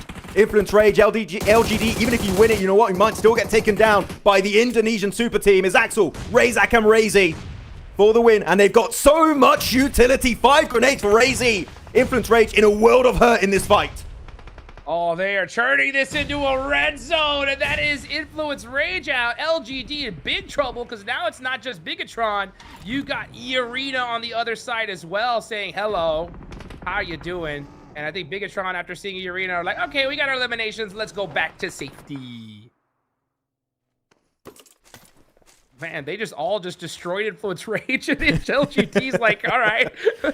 That was a good pincer. Good pincer maneuver, right? You get yourself in nade range. You don't even really take a risk by doing so. Just stay hidden behind the ridge line. Chuck those nades, get those eliminations, and you clear so much extra space for themselves. Literally, they're one of the only teams that's on the hard east alongside LGD. So Bigatron definitely having a bit of an easier time to just survive this game. Though the circle was not kind to the Mongolian team, right? Aurora having their work cut out for them. They have to go for that western rotation right into the western side of the circle. And a lot of teams are looking their way. In particular, it's Nongshim Red Force, All Gamers, and S2G just looking all together at your location. If they survive this rotation here, Hodrix, I would be genuinely surprised because this is so tough, especially in the lobby of this caliber. They got some good hills, though. They got a little bit of room to work with, and this is kind of where they work their best, right? Outside of zone, using their weapons to find a way into the next circle. So let's see if they're going to be able to do that here. It's going to be risky. Doc ends up pushing kind of by himself here. He's saying, hey, get in their vehicle. Let's get going. We got to get into this next zone. Doc is already almost there, and it does look like they end up sneaking into a spot. So it looks like they have enough room just to barely sneak themselves in. And as we look on over to E Arena, so this is the team pretty much closest to Aurora. Yeah, they have no sight lines on them at all. Aurora was able to push up almost for free into this edge of the zone. Come on, they get it. S2G were just completely surrounded. Couldn't do much in that situation as a duo. But E-Arena, respecting the push of Aurora. You know what? Take up that position. We're just going to give it up to you for free. And Toppy's got 8 grenades. Okay, definitely want to try and get away from that 50-meter range. Otherwise, you will be in a world of hurt. Schweppes also picked on off by Reefus, the man himself, the savior of Aurora, stepping up to the place once again. It is looking insanely likely they can win this fight now to E-Arena as Schweppes completely eliminated. That's going to be Reefus getting an extra point, up to 6 eliminations. Now it's just Mormon. And really, if Mormon goes out, this is them just literally sweeping every team under the rug from the western side towards the center of the circle. Mormon taking so much damage. Eliminated. Aurora going hard on game 1. The Mongolian team popping off during the group stage. #1 placement, top finish. And they're looking to do the same here in the grand finals. Looking rock solid. That is 8 eliminations, full squad up. The only team up with 4 total right now. Nongshim Red Force also have 4, but one of the players is knocked. They do get the revive, so they are going to be another squad that are going to be completely up and ready to go here. 9 eliminations on their side. So we got Nongshim Red Force on the south, Aurora on the north. Let's see who's going to end up on top here. All gamers have been so smart with their rotations too, right? They saw a fight that the circle was not really allowing them to take, and they just gave it up and instead snatched away a very central position that's been center for the last 3 circles, realistically. So all gamers, if they can miss out on the entire group stage that we talked about a few times, right, Hodrix, how that could really be to their detriment. But they come out in game 1 making a statement that we mean business and get the chicken dinner on a rondo game with inflated elimination points. Oh my goodness. Will this team try and create just so much momentum on the opening day of the Macau Invitational Finals? And also a few good dips, exploded vehicles. They just created a mini compound in the circle out of nothing. This is huge. Yeah, this is so huge. And a good thing for them, too, is that they are in this next zone. The next zone blesses Aurora big time as it hard shifts on over to them. So this is literally poised for a Mongolian win here as they are on the edge of this circle. Nobody to their backside. And every single player has to come to them. All gamers are in a position to gatekeep so many squads here. They can catch a lot of eliminations as they try to rotate on in. Can they hold on, though? Can they handle all that pressure? Because all these squads are going to be looking for any opportunity here. Nongshim Red Force very, very close, looking for some utility usage. But, man, they're getting even pressured from Aurora. Yeah, Nongshim's in trouble. This has to be an Aurora win because everyone has to fight each other. Look at that right now. It's going to be Nongshim Red Force, Bigatron, all pushing onto All Gamers' location. LGD's just got 1 player up there in Tian. So if they time it right, Aurora, unless they mess up massively, this should be their win secure. Now it should be possibly a fight for second place. Ouch. Flower barely tanking that grenade, but the second one will put the nail in the coffin. That's him taken out of the picture. Maple's got himself a P90, by the way. We saw what that could do in the hands of Ziol and Silas in the group stage. How can he play around with that weapon? As the third party is just never ending, Hot Jukes. The shots just keep coming, and Top connects it right onto Tizzy. Now they're even starting to move up. Aurora is really just starting to wrap their claws around this game. The chicken dinner looking imminent. Doc end up catching Tizzy as well, and it's going to be a big one. These guys are going to get some serious eliminations here as we're watching fights ring out. All the other teams forced to fight each other due to the zone shift, and Aurora is just picking them off one by one as they try to push their way in. All gamers forced to keep eyes locked on the Nongshim Red Force. The next zone does come up. Aurora are going to have to push up, and I think that's a bad thing for all these other teams. Ooh, the grenade bounce. Pretty good for So Easy, avoiding that utility damage. Second one, gonna try it. Also gonna be missing the mark. But every team is in a circle except for Aurora, so they kind of also have in a situation where they want to work together, eliminate the Western threat in Aurora, and then kind of reignite their own fight and maybe go for the chicken dinner. I would say that is the only way Aurora don't win is if all these teams on the East work together against the Western threat. Yeah. Because right now, though, it's Aurora with the man advantage and everything in their arsenal. It's going to be tough for them to not get this one. But again, it could slip through their fingers if these teams work together in tandem. Yeah, I think the only teams that can do that are going to be All Gamers and Bigatron, because this Nongshim Red Force team is going to be forced to fight All Gamers here. True. So let's see what they could do. Maple has a P90 in his hand. That's the weapon to have up close. And I think Nongshim's out of utility, because honestly, if they'd have it, they'd probably be using it right now. Never mind. Do I see one of them? No, never mind. Yeah, no util left at all. So they're going to have to do it with their weapons while Aurora is staring in this direction. Ugh. Oh my gosh. The Mop coming out. Perfect timing for All Gamers. And they're going to get another confirmation as well. Oh, this is bad. Hyunbin. Hyunbin is like 2 meters out in the next zone. He's not going to be able to actually make it. But that nade is massive onto Flower H. Perfect timing. And also Leo drops from All Gamers. That's Razy, Bigatron, and Nongshim Red Force working together hand in hand to get rid of the PL threat. And so far, though, taking also a bit of a beating. 10 eliminations for Aurora. Now with that utility, they had so much they looted up from E-Arena earlier on in this game. Also on the S2G crates. And they're making it rain onto Razy and Razak, the deadly duo from Indonesia. But will it be enough to fight back against Aurora? Not sure, as they're taking just so much damn damage. Oh, good nade from Razy as he catches Yol. Tops up close and personal, though, with the nade. Bigatron, gotta be careful here. That's all Gamers' chance to shine here. They gotta start pushing. As it's just 90. So easy. There you go, P90. Got him. Okay, now your backs are cleared. Now time to focus on Aurora. Top goes down. Razy down as well. Razak down to 1 HP. He gets taken out by Reefus. It's Maple versus Aurora. What do you do? Do you send on the solo player now, or do you go for the full reset? You got center circle position control. So you know what? You're going to wait it out as Maple trying to heal up back to full HP with a P90, though. That nade cooked up Reefus. Is this going to be the game-winning grenade on match 1? The grenade comes out, but it's going to be Doc with the spray to lock it down. And Aurora Gaming back to Aura farming on game 1 of the PMMI Grand Finals. Aurora starting off so dang strong here. Not messing around. They ended up on top of the group stage. And come Grand Finals, they're on top off the rip. Man, it is like top squared at this point. This is ridiculous. You got top on going crazy, and these guys ending up there. What a start for this team. Ooh, they still got their dog tags right now. No one took them away because no one was taken down. That is the Aurora way. And you know what? I love to meme on this team. They troll early on. They're slow burner team. But you know what? When things line exactly as they intend to, as the game plan remains completely untouched, they can just dominate a lobby of any level. And they did it right here on match 1 on Rondo. It was just so clean. And I feel like really this is one of the few times where you can really say for this roster, it was a team-wide effort. Everyone putting up the damage, the angles, the splits, the utility, and also reviving your fallen teammates. Looking like one of the best, I would even go to say this is one of the best games I've seen from Aurora Hot Jukes this entire year so far. And that's keeping in mind Reefus got a 1v4 grenade in PMGO EECA. What a clean way to kick off their finals. Beautifully done from the squad. And look at this, MVP, of course it's top. 6 eliminations, 1,300 damage, edging out the rest of his team when it comes to contribution. And that was all done by him flying off the start of this map. Oh my goodness. Hopping from the test track, getting it done with the M249.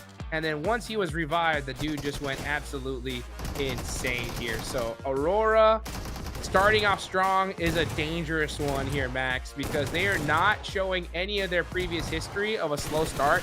They're starting off stronger than anybody else could have imagined. I mean, their team, when they start getting these big games, they just start to get strong performance after strong performance. And you need the entire roster of teams, right? 15 squads to work together if you want to get rid of the Mongolian threat. So still, what a great start to them. By the way, I don't know if you saw on the map feed, Hodgix, it was really funny. On the eastern side, Bigatron, Nongshim Red Force, and all gamers. Look at it here. They're all red. It really felt like it was just one massive team against Aurora, and still it wasn't enough to take them down. No, it wasn't, man. Aurora, I mean, once they got that zone shift, they had this game in the bag, and they're one of those squads that they're not going to lose that opportunity, right? If they get the chance, they're going to capitalize on it big time, and that's why they're so dang dangerous. 15 eliminations, 3,600 damage. Look at oh East. My goodness. Look at East on the play picture. He's doing the shee. He's like, that was insane. That's an old meme. He's user right there. But you know what? The damage also almost making it to 3.7k damage on the Rondo. Of course, it's Rondo. Higher amount of eliminations and damage because of the recall system. But still, when you get close to that 4k damage, you really had an absolute banger right there. But we talked about Aurora already for the past 5 minutes now, so let's move on. All gamers, Hojux, that was the biggest question mark, I feel like, for myself and also maybe yourself and a big portion of the community as to they didn't play group stage. How are they going to do? Boy, a 16-point game on match 1 for them without playing the group stage is a massive achievement, and I hope it continues.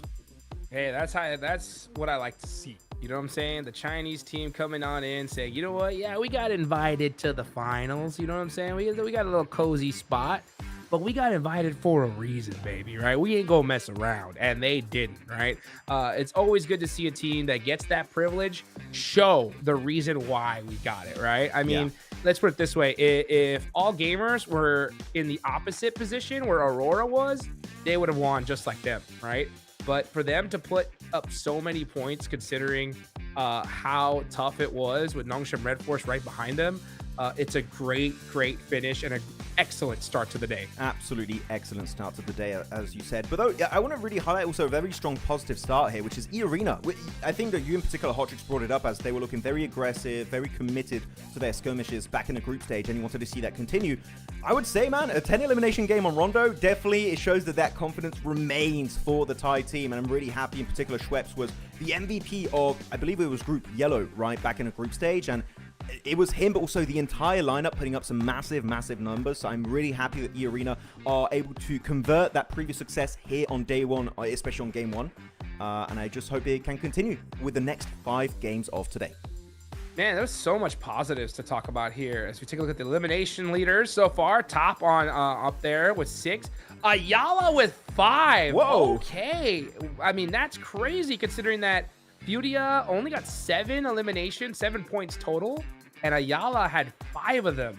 So this guy is not messing around. Even FURIA going out early was, you know, everyone's like, at the same time though, I mean, 7 elims, that's a solid game, right? You can't shake your head at that. I mean, for Rondo, you want the crazy map, but I mean, they're in 7th place right now, and they got to be happy. Not a bad start. Oh, very happy. I always love seeing Ayala doing well in this year because he's such an OG player, and he was playing on Team Kesso back in the day. He really, I love seeing this guy play, and he's still here after so many years in the esports scene.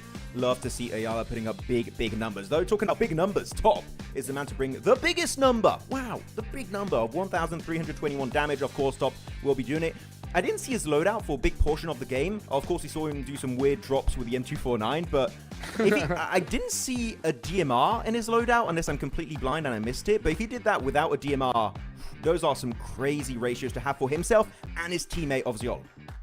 I mean, they just came out swinging here. What a start. For Rondo, that is it for day 1. We are going into Erangel. That's where you really got to put the pedal to the metal. And we'll get to that in just a few minutes, guys. We'll be right back.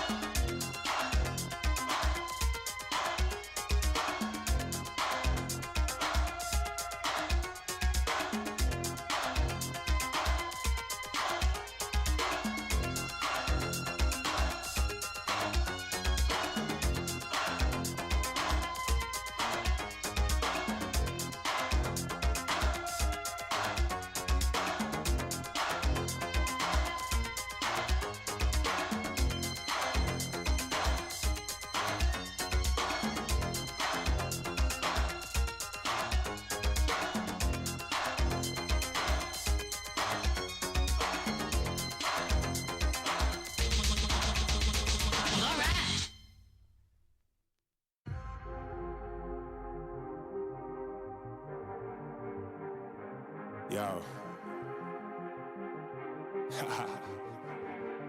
I don't think they're ready for it.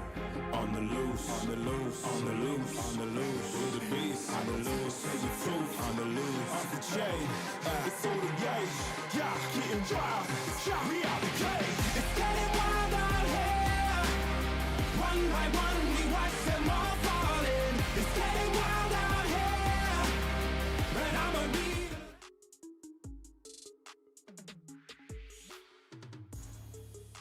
Welcome back, everybody, to the PUBG Mobile Macau Invitational 2026. I am Hot Jukes. I hope you guys have enjoyed the show so far. We saw some incredible TDM matches and one heck of a rondo. These teams are not messing around in the slightest here. Aurora, just, what can I say, guys? Dominating off the rip. 25 points. These guys are so hyped. Their whole region have got to be excited because they know that, okay, you know, the chances of Aurora not being the champions here, the way that happens is if they start off super slow and just can't get that momentum going. But a 25-point game, game one, woo! They're looking dangerous. Let's get it. I mean, really, when you look at Aurora, there's so much on the line for them because keep in mind, except for Xiol, which is the exception because he won PMGC a few years ago back with IHC, right? These guys have never won a global title. It's never been won. Yeah. And they've gotten global MVP awards, right? Like Doc got MVP twice last year during PMWC and during PMGO. Top got MVP during, I can't even remember how many. It's been so many global events he's been an MVP on. All they need is a global trophy. And if they can get this one, finally we can see that, no, the unfortunate streak end of them just barely missing out on the global trophy, and they might be making it happen here in China at the Macau Invitational, which would be a huge achievement, and I'm sure so many fans would be so ecstatic to finally see them secure a global trophy. Yeah, I can hear the fans shouting right now. You love to hear that, and you're absolutely right. You know, I got the chance to party it up with the Mongolian squad in Thailand after their performance, and I remember I was talking to Doc at the after party, and man, we were turning up, having a great time, and I was like, Doc, how you feeling, brother? You know, you guys didn't end up winning it. He's like, hey, you know what? I don't care. He's like, I won the best player in the world. He was talking about Top, you know, a brand new car, you know, and we had the most eliminations, so we are the deadliest team. And I was like, let's go, you know. So they were just happy to say that, you know what, when it comes to the most elimination heavy squad, we are that. We know we have the gun skill. It's only a matter of time. So now they're like, you know what, we got that title. It's time to get the real title, right? First place. Let's do it. And this is how you start, right? So they're looking very good. Hopefully we see them continue that dominance. I would love if you asked them the same question after they win, you know, a global title one day, and he's like, oh, you also got MVP and stuff. Bro, I don't care, we won. It's like, oh, you know what? He's like, oh, they're probably gonna, if they do, let's be real, if they end up winning it, they're probably gonna get both, right? With how they play. Yeah, could be. I mean, I feel like that comment you just said of him saying that, I think is a bit of coaching. Yeah. I feel like they would definitely prefer. You're right, like, which one, if you were pro Hodrix, which you were back in the day, but yeah, what would you prefer, MVP or actually winning the tournament? Come on, don't say MVP. Do I get a Porsche or not? You know what I'm saying? Like, no, you don't. Oh my, you're not gonna say MVP. Please don't. That was a nice car. I'm gonna lie. No, of course it's champion. You know what I'm saying? That's what you want. You want to be the champs. You want to raise that trophy up, and that prize pool is just absolutely phenomenal. Plus, you know, it's all about a team effort here. You know what I'm saying? Mm-hmm. It's not about a single man's performance. And even the MVP, you can only make that happen if your squad is on point. And these squads are going to need to be on point as we're getting into Arrogale. We're going to see 3 of them here today. I can't wait to see where that plane is going. Max, where's it going? Tell me. Well, we have a map feed, so it's going Western Military Island Coast to Lipovka. I was hoping to see if you're... No, I know. I gave you a layup. You know, I was like, no, let's go, though. All right, we're going to see a nice tried and true play path here. And I was correct. Most likely see Aurora, go down from military base, and they do. Yeah, as per usual. Again, I'm really happy that this year they've been willing to go for a secondary drop in Severny. They've done it during the group stage. They even did it, I think, a few times during PMGO, if I'm not mistaken. So just happy they're willing to go for that. No more big ego for this team. They need to make it work out in the long run. Here, looking at where the teams are dropping. Weibo going to go for their true and tested Primorsk drop location. Especially it's great because of the potential spawns of hovercraft. So they're going to be really happy about that one. And actually, you know what? You remember during the group stage when Alpha 7 left Ferry Pier to go out in the blue zone to the west, right? There were some people that were theorizing they went out there to try and get a welding gun for their hovercraft. And I feel like that's a terrible reason to do that. So my tip for the teams here, don't do that.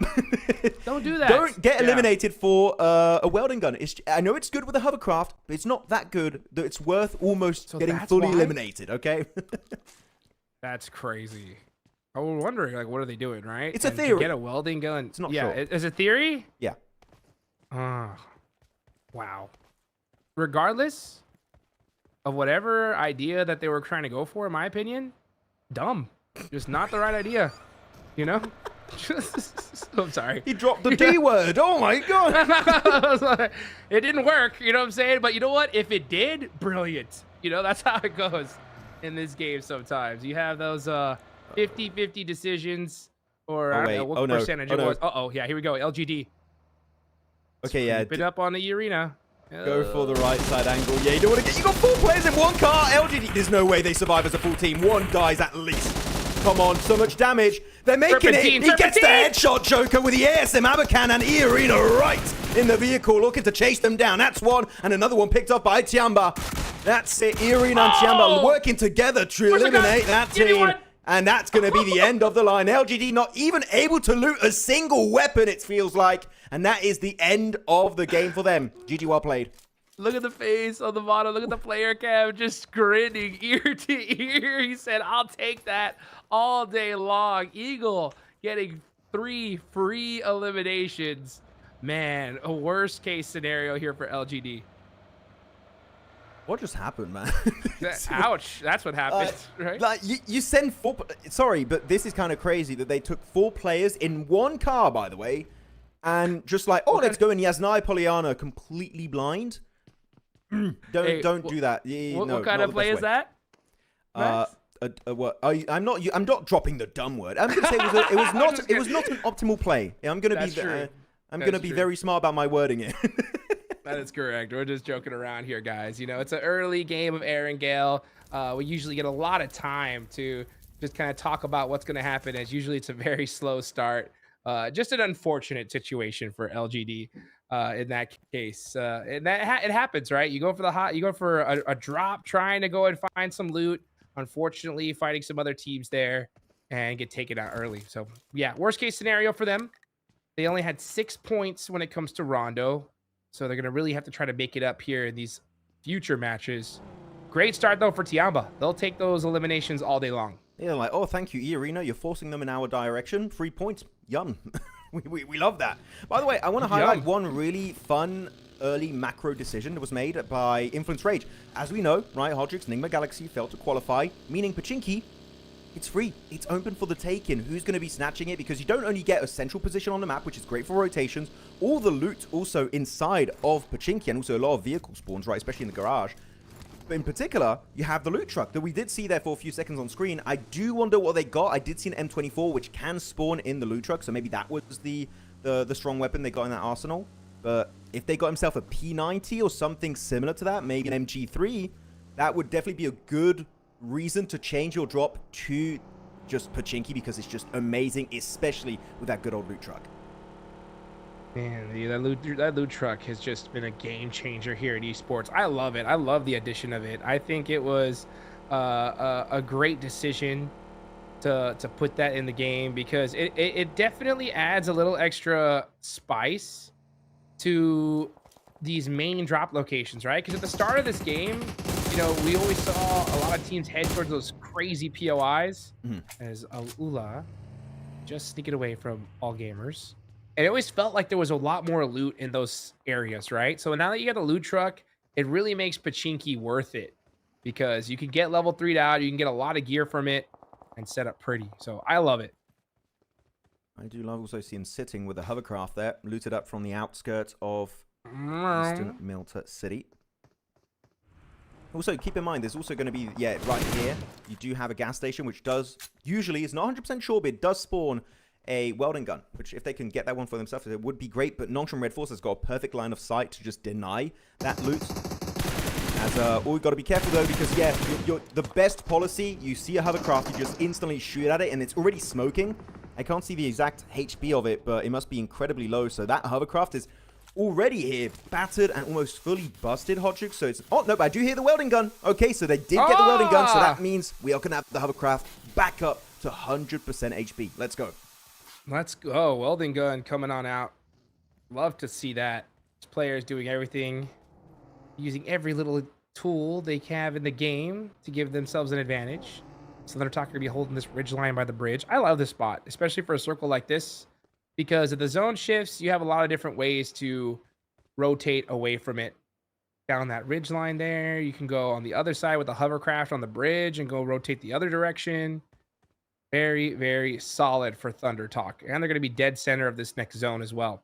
Aurora, on the other hand, are going down the western bridge. So that's interesting.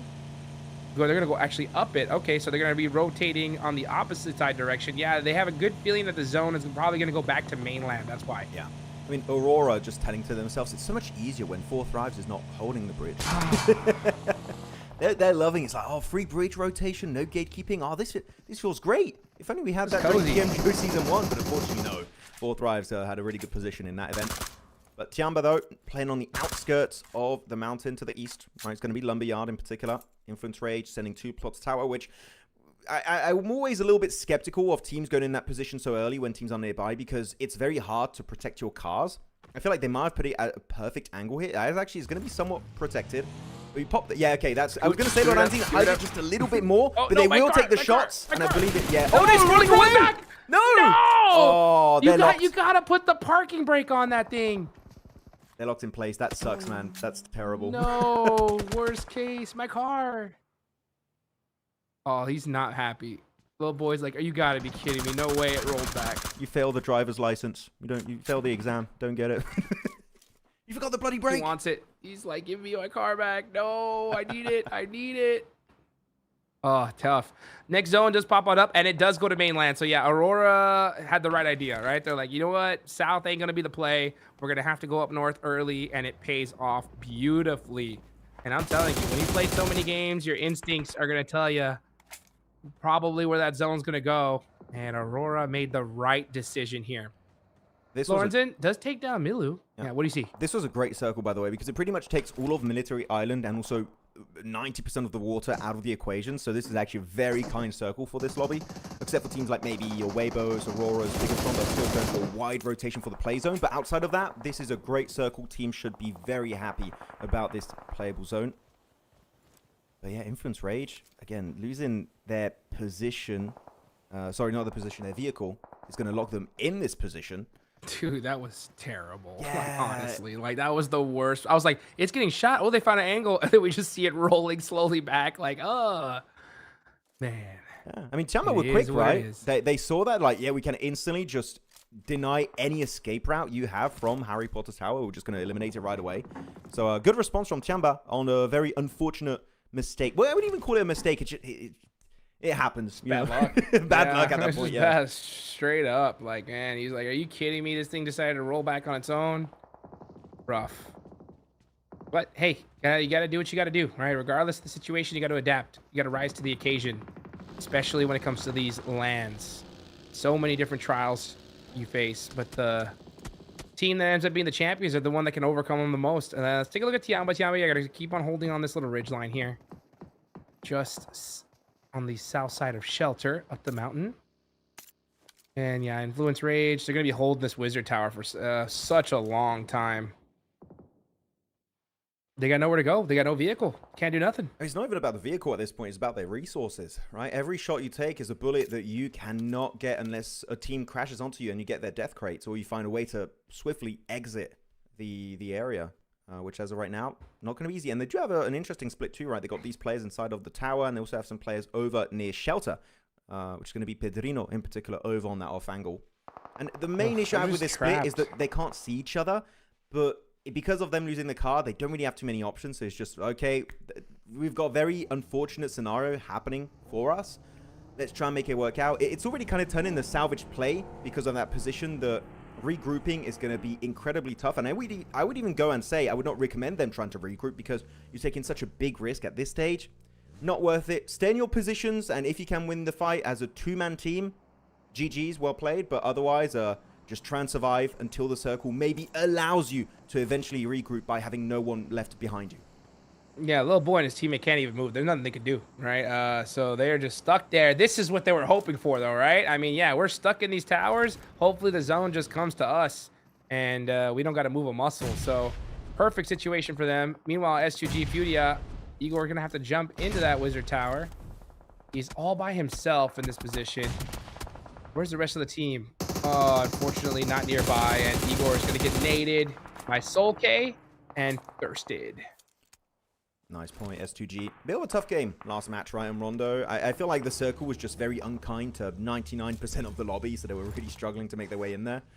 But S2G, as a duo, were just trying to remain undetected, which actually kind of worked out for them, right? They got themselves a few placement points and such, but they were really lacking on the elimination front of things, which is what you want on a Rondo match. So they're going to try and make up for it a little bit, and especially when you look at PMGO Season 1, S2G were just so consistent on Miramar. And I was scared we were going to see something similar here in PMMI. But no, actually their Wrangles were by far, I would even go to say, Hot Juice, their best map. And if they can do it here in the finals, that'll be huge. As Claws from AURORA getting slightly chased down, doesn't get knocked, but instantly fighting right back as Liu left stranded here in the compound, getting one down onto Claws and instantly securing that elimination. There we go. Doing a great job here as they secure that elimination. But this is outside of the play zone, so they're going to have to find a way into this next zone. I have a great game. They did a great Rondo match, so they are poised to repeat it here. It's just their position is not looking the best, Max. This is a bit tough. Come on, AURORA. Using Claws. I mean, yeah, we saw so many good moments, but all of their momentum was lost literally after their opening day. That glimmer of aggression back for this roster. We know they can do it. And they're literally the only hope for MENA, right? I'm looking at the lineup. They're the only team. We lost NGX. So if they're going to try and put MENA on top, they've got to try and do it now. As TIANBA and Influence Rage going to be clashing. It's going to be Lil Boys. I believe that was around the Harry Potter Tower. And that 2-2 split just not working out, as unfortunately we did kind of expect Hot Jukes. Yeah, so TIANBA decided, you know what, let's go ahead and push this. We have the man advantage. We need those points. We want to secure this location, especially considering that it's pretty much dead center of the zone. So all because of that vehicle rolling back, they were taken out. So crazy. It's supposed to show you how perfect you have to play in order to win here. Chips getting a nice elimination there. That's AURORA out. Had a great start in the group stage. Their day 2 performance, though, was very lackluster. I'm hoping to see, their whole region is hoping to see if they can make something happen here in the finals. They're going to go out in the mid-pack right now. That was not Meanwhile, a push. That, like, they just send it through literally 3-4 teams ahead of them from the eastern side. I mean, look at the eastern side of the circle. There's so many squads, and they just try and send it, trying to find a random dip that's free, which there were none. Yeah, surprised they decided to hard commit the way they did. So unfortunately, that is going to be the end for AURORA, as RQ and Nocturne Red Force going to have a bit of a cheeky encounter here on the roadside. Good utility, nice dodge from the Peko. I think he knew the nade was coming. He heard that pin out, instantly repositioning with a buggy. Good response. As RQ looking to maybe leapfrog slightly this position on the roadside onto Furen's spot in particular. So RQ, a team that I would say also impressed a lot of us right in the group stage, Hot Jukes, because they nice shot. were kind of a non-team back during PMGO Season 1, but here definitely bring in a lot more consistency and especially elimination points. Let's see if they can climb out of that 16th position on the rankings. Yeah, they have one so far. They're going to be holding this Milta position. It's going to be a tough one for them because most likely the zone is going to be going away from this spot. I don't know if they should have a vehicle, at least in this building, secured. But you have Nongshim Red Force right behind you. It's going to be a tough game for them.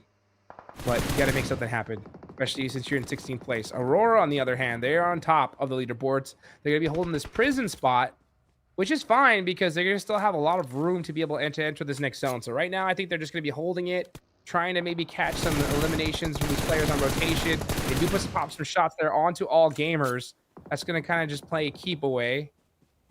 Unfortunately, not able to knock any players out for them, but all gamers are going to take this tower for now. They're going to use it as a spot of just kind of regroup, reset, and find a way into this next zone. XCC going to be left far behind, though. So hopefully they can regroup from that 3-1 split. Good little plateau to call home for the time being. As Zyon does have a line of sight. You got to be careful. It's not playable, but they do go for the clap back straight onto Zyon. XCC actually with the off angle is going to be the one to actually secure that for himself. So that's going to be able to buy just a bit more time for his squad mates. As Maple going to be brought back to life hopefully very soon. But this is a fight that I feel like none of these two teams really want to commit to, but they don't have a choice, especially because of XCC's angle. Aurora, every position is going to be spotted by XCZ as he's now into the blue zone, so you got an extra time factor. He needs to reposition quickly as the nades are flying by. And Doc hoping to heal up, and he does so just in the nick of time as the nades were coming his way. But I feel like all gamers might just be out of utility. They used already a lot earlier this game. Flower does have at least one extra grenade ready to go, but Doc, he's got 5. He's looking to make it rain onto AG. Oh, that was close. Just another half second earlier, you would have been able to hit that nade perfectly. But now you see Maple, Flower. I think it's time to go, guys. Let's get out of this fight. But Nobu, yeah, Nobu now has some sightline. So all gamers leaving at the perfect time as Nobu gets taken out there by KRX. But they walk right into the jaws of Top as he applies a lot of pressure there with that M4. Gonna get a quick heal off, pop in that buggy, and get on the go. Just get the hell out of Dodge if you can. But yeah, even E-Arena want a piece of the pie. They see this as just a free opportunity for 3 points. Top, hey, pushing up to the ridge, spots out Flower H. That's going to be a nice elimination snatched away for Top, trying to just pad his stats, but down to just a duo when you are literally surrounded by E-Arena, all gamers, KRX, and D plus Kia waiting a little bit closer to the center of the circle. It ain't looking too good for Aurora as Top gets knocked. Reefus the savior. Can he redeem it? Find himself XZZ on that elimination. That's them up to 2. But again, E-Arena just waiting in the wings for time to strike. They will go for the quick reset on their falling teammate. But Reefus with the smoke just hoping to survive a little bit deeper in this game. Instant smoke right behind him. Great plays there from Reefus. Unfortunately, yeah, he does have some stims left, so he can stim up. But it's not looking good. He is completely sandwiched between 2 teams. There it is. He peeks. He catches the U. Wow. Okay, so that is all gamers out. That's the second place team. So Aurora is going to hold that first place position unless E-Arena pop off. But let's see how long he's going to stay. Oh, Sook! He's got the explosive bow. Let's see what he can do with it. And there you go. It's Meta and PL. A little bit less, globally speaking. But you know what? He's the only one that can make it work. He is worthy of that weapon. As here, Nongshim just completely pushed into the dip. Can't really peek over. Otherwise, there's going to be a back angle from RRQ just instantly waiting to pop their heads off their shoulders. But Weibo, they got the vehicle. Ready to push up for Bay, or they can still go for Western Rotate. Actually, 33Z, you can't see him right now on the map, on the mini-map, but you can slightly there, actually. He's higher up northwest from his squad mates. So he's just trying to create a bit of a easy rotation angle for his team, as Reefus is still alive. I thought he'd be taken out, but no, he's able to make it up right into the play zone. Well, not the previous one, not this one. As KRX and D+, is literally all of South Korea versus Reefus. The poor man. Poor man. Reefus, though. He'll catch you if you ain't careful. Let's see what he can do though. The only problem is that blue zone is starting to close on him. He don't like that. And Reefus forced to run right open. He's shimmying, he's shaking. And Benny is going to take him out. So KRX putting a point on the board finally. That's Aurora eliminated. Getting some nice early points. So, ooh, that nade was way too close. Tizzy barely survived that one. Really strong bounce. Yeah, I was scared with the shimmy of Reefus. I was like, no way he survives an entire clip. But no, he does eventually get snuffed out. M79 used up by Suki. Just trying to deny, I guess, a line of sight from both Bigatron and Furia as they try and initiate a bit of a push. I would say just commit onto Nongshim. Going to the western side is tough, the circle. Unless you get insane hard western shift multiple times in a row. I don't like this play from Weibo. I feel like they have to snatch the dip from Nongshim, but they just let it happen. And Nongshim getting a position in the zone for free without really having to fight. That's a South Korean W right there. They'll take that, but they do end up finding at least a spot in the zone for now. So Weibo do rotate away. The next rotation is going to be very difficult. Oh, look at that. D plus Kia punishing KRX, and they are eliminated in an instant. They didn't take a single knock. They just like, yeah, we just damage? You have damage? Clearly not. Denied. Notable Fabian, Suzy, and Chips doing so much work in that fight. GG well played, taking down KRX.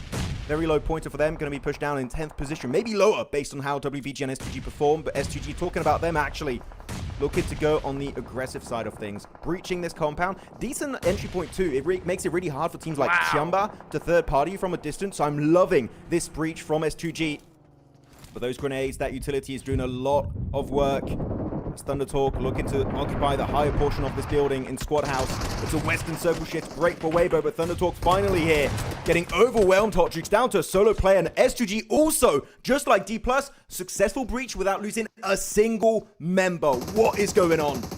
That's how you do it. This building is always so dang difficult to hold on to. Every player knows that building like the back of their hand. They know exactly where to throw the util, where to punish those players.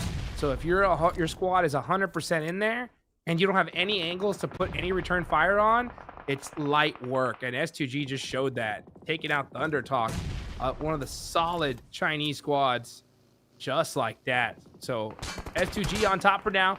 D+ though, with just Fabian up all by his lonesome, gonna try to make something happen. But man, it ain't looking too good. S2G putting the clamps on him. I mean, a team for who it's looking incredibly good is going to be EECA. Still got 4 players, right? Bunch of eliminations. Yeah. AURORA and All Gamers already taken out of this match. So if they perform even just a strong top 5 with a bunch of eliminations, they could be up in first place. But really, the win is what they're going to be aiming for. TIANBA, though, going for a nice entry point. This is a good wall to hide behind. It's really hard to... I was going to say it's hard to third party. Actually, no, it's quite easy for Turney K. I thought he was going to go for the other wall instead, but no. Makes himself very vulnerable in that position. Good nade. And look at the man himself, man. Axel doing so much work here from the off angle. And Razy with a bounce on that utility. Can he defend it as a solo? Unfortunately, does get overwhelmed. Bigatron, there was no backup. They just left him solo. Where was the assistance on their fallen comrade? They did not want to leave their building at all, and that just allowed him to get taken out there.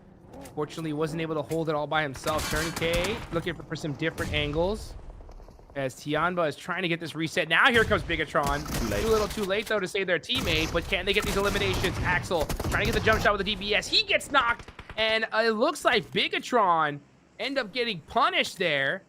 Influence Rage are eliminated. Yeah, Bigatron gone. That push denied. S2G applying some pressure now to FURIA. They have the angles. They're pulling out their util. S2G looking on fire here. Yeah, with the Groza just doing so much. Again, these fights from S2G are so impressive. They're so quick, so snappy. And yet, barely lose any players. One player's going to be out in the blue zone very soon, knocked away. You know what? Still keeping 3 players alive with as many eliminations as they got. 16 points total so far. That's without really counting the placement points of this game. Whew, S2G bringing the heat just like they did back in the group stage. As now with the elimination feed, RQ getting rid of Weibo.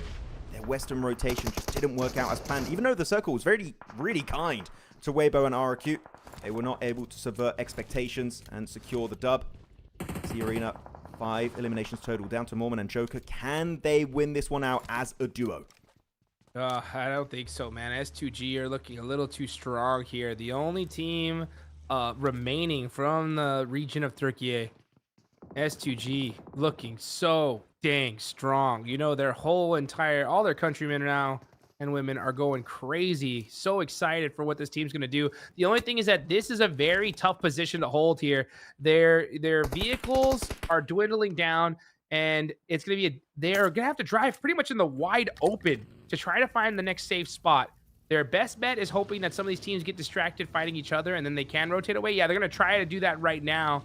But RRQ, fortunate for S2G, are not just staring in this direction. Narpeko going to be forced to lay down here. Hamsuji, yeah, they're like trying to figure out, what do we do? Where do we go? Looks like Kami did find a spot, though. Yep, going straight over there. Actually, they did get also the revive on one of their teammates. So they're back up as a 4-man team. Got a 3-1 split right now on Kami in particular in the circle, on the road. Yeah, different weapons being used up here. Did have that mini. S2G waiting for the circle. I mean, you got 5 seconds before the blue zone starts to push on the mountainside. You got to go for a quick rotation. TIANBA know exactly, but TIANBA, I would maybe not focus too much on S2G. I might focus on the team literally behind me, which is EECA, because that is going to be a clash that could be deciding who gets that win. It's Kami getting one tap by Firen, but no bullets have yet to connect. Calm before the storm here, guys. This is going to be the last rotation. So this zone will change one more time here. E-Arena do make the push. TIANBA with the quick stiff arm, and it looks like Joker's just going to go ahead and deny the point. Yeah, trying to heal up a little bit there with the first aid, and doesn't get it in time. As you said, Hodgix denying the point away from the insane squad of TIANBA. This game, they've just been absolutely mental with the aggression, with the mid to long range shots. MACAO, though, finally able to light up the off angle of S2G. That's going to be counting out, I believe, very hard to revive this game. But though, revenge from Lost will come down and fall upon his location. Instant retaliation. As TIANBA, the only thing keeping them alive in this circle is going to be that smoke. But with their vehicle, they're looking to go for the push. Where are they going to send it? Such a huge knock there from the side of S2G. Taking away that angle from RRQ allows you to get that reset and really spread your wings in this position of this circle. Now S2G is going to be dealing with two different squads at the same time because they're the only one with a decent position in this next zone. Because this next zone is going to pop here. Let's see where it decides to go. RRQ's little ridge line most likely going to be out of it. I believe so. Oh, this ridge for TIANBA is just amazing. Very slight dirt pile that Solkai might have a slight line of sight onto that location, but they're just going to stay hidden. Because you know what? So far, the circle is not really just behind you. It's not on your doorstep. So you can wait it out just a little bit more because the team that currently really does not have circle advantage is going to be some of the members of S2G. If you can get rid of Solkai, you know what? You might be actually start to get some solid angles to convert this game into an actual chicken dinner. Solkai, what's your game plan? I don't see a vehicle next to him. So unless he has a bunch of smokes to create a smoke road between himself and the play zone, it's going to be kind of tough to work around. He's stuck. Very fortunate for RRQ, by the way. This next circle did pop in their direction, so they are going to be in this next zone. If it went the other side, they would have to literally walk in the open. So it is going to be a battle, right? Who can hit those shots? The problem with S2G is, yes, you have a good, solid position, but literally all of RRQ and TIANBA are staring directly at you. I feel like RRQ right now have the best position because no one's fighting them directly. No one's looking their direction, and they just third-partying TIANBA versus S2G. So, okay, though, finally peeking. We said his position was going to be tough to play around, but you know what? He makes the most out of it, finds QZ. But he does get picked off by the blue. You know what? Might as well deny it. Don't want to give that extra point over to the side of TIANBA. That could become an issue later on in the leaderboards. But RRQ not suffering any casualty for the past few minutes now. Lepar, Peko, and Firen looking to go hard on this game, Hodgix, and secure that chicken dinner. That is going to be it for S2G. Yeah, they are cooked. It's just lost all by his lonesome here. Wide out in the open.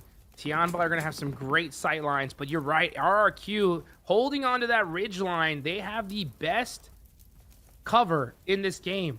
But TIANBA, they have one of the best players in this game. That is going to be QZZ. 5 eliminations all by himself. You know this man can hit the shots. It's going to all come down to the gun skill here at the end. It's going to be exactly it. Lost. Oh, most of his cover is going to be taken away, but he's got himself that Groza. You know how much of a difference that weapon can make. If you hit your shots, though, the recoil is still the beast to tame. 14 elims looking to go over the 15 elimination mark for TIANBA. As RRQ now with the vehicles trying to send it right in the smoke. The setup is huge. You know what? Great cover behind that rock. And now they're going to be in that grenade range. Lepar's got 3 pieces of utility. But Firen just sends it right on the player. He gets it done, and the combo of Lost is huge. Eliminates the entirety of TIANBA. And he even finds another one on RRQ. It's down to the 1v1. 1v1. Lost with 1 HP. Hits the play. 15 eliminations on the side of S2G. He wants that confirmation. Get those points.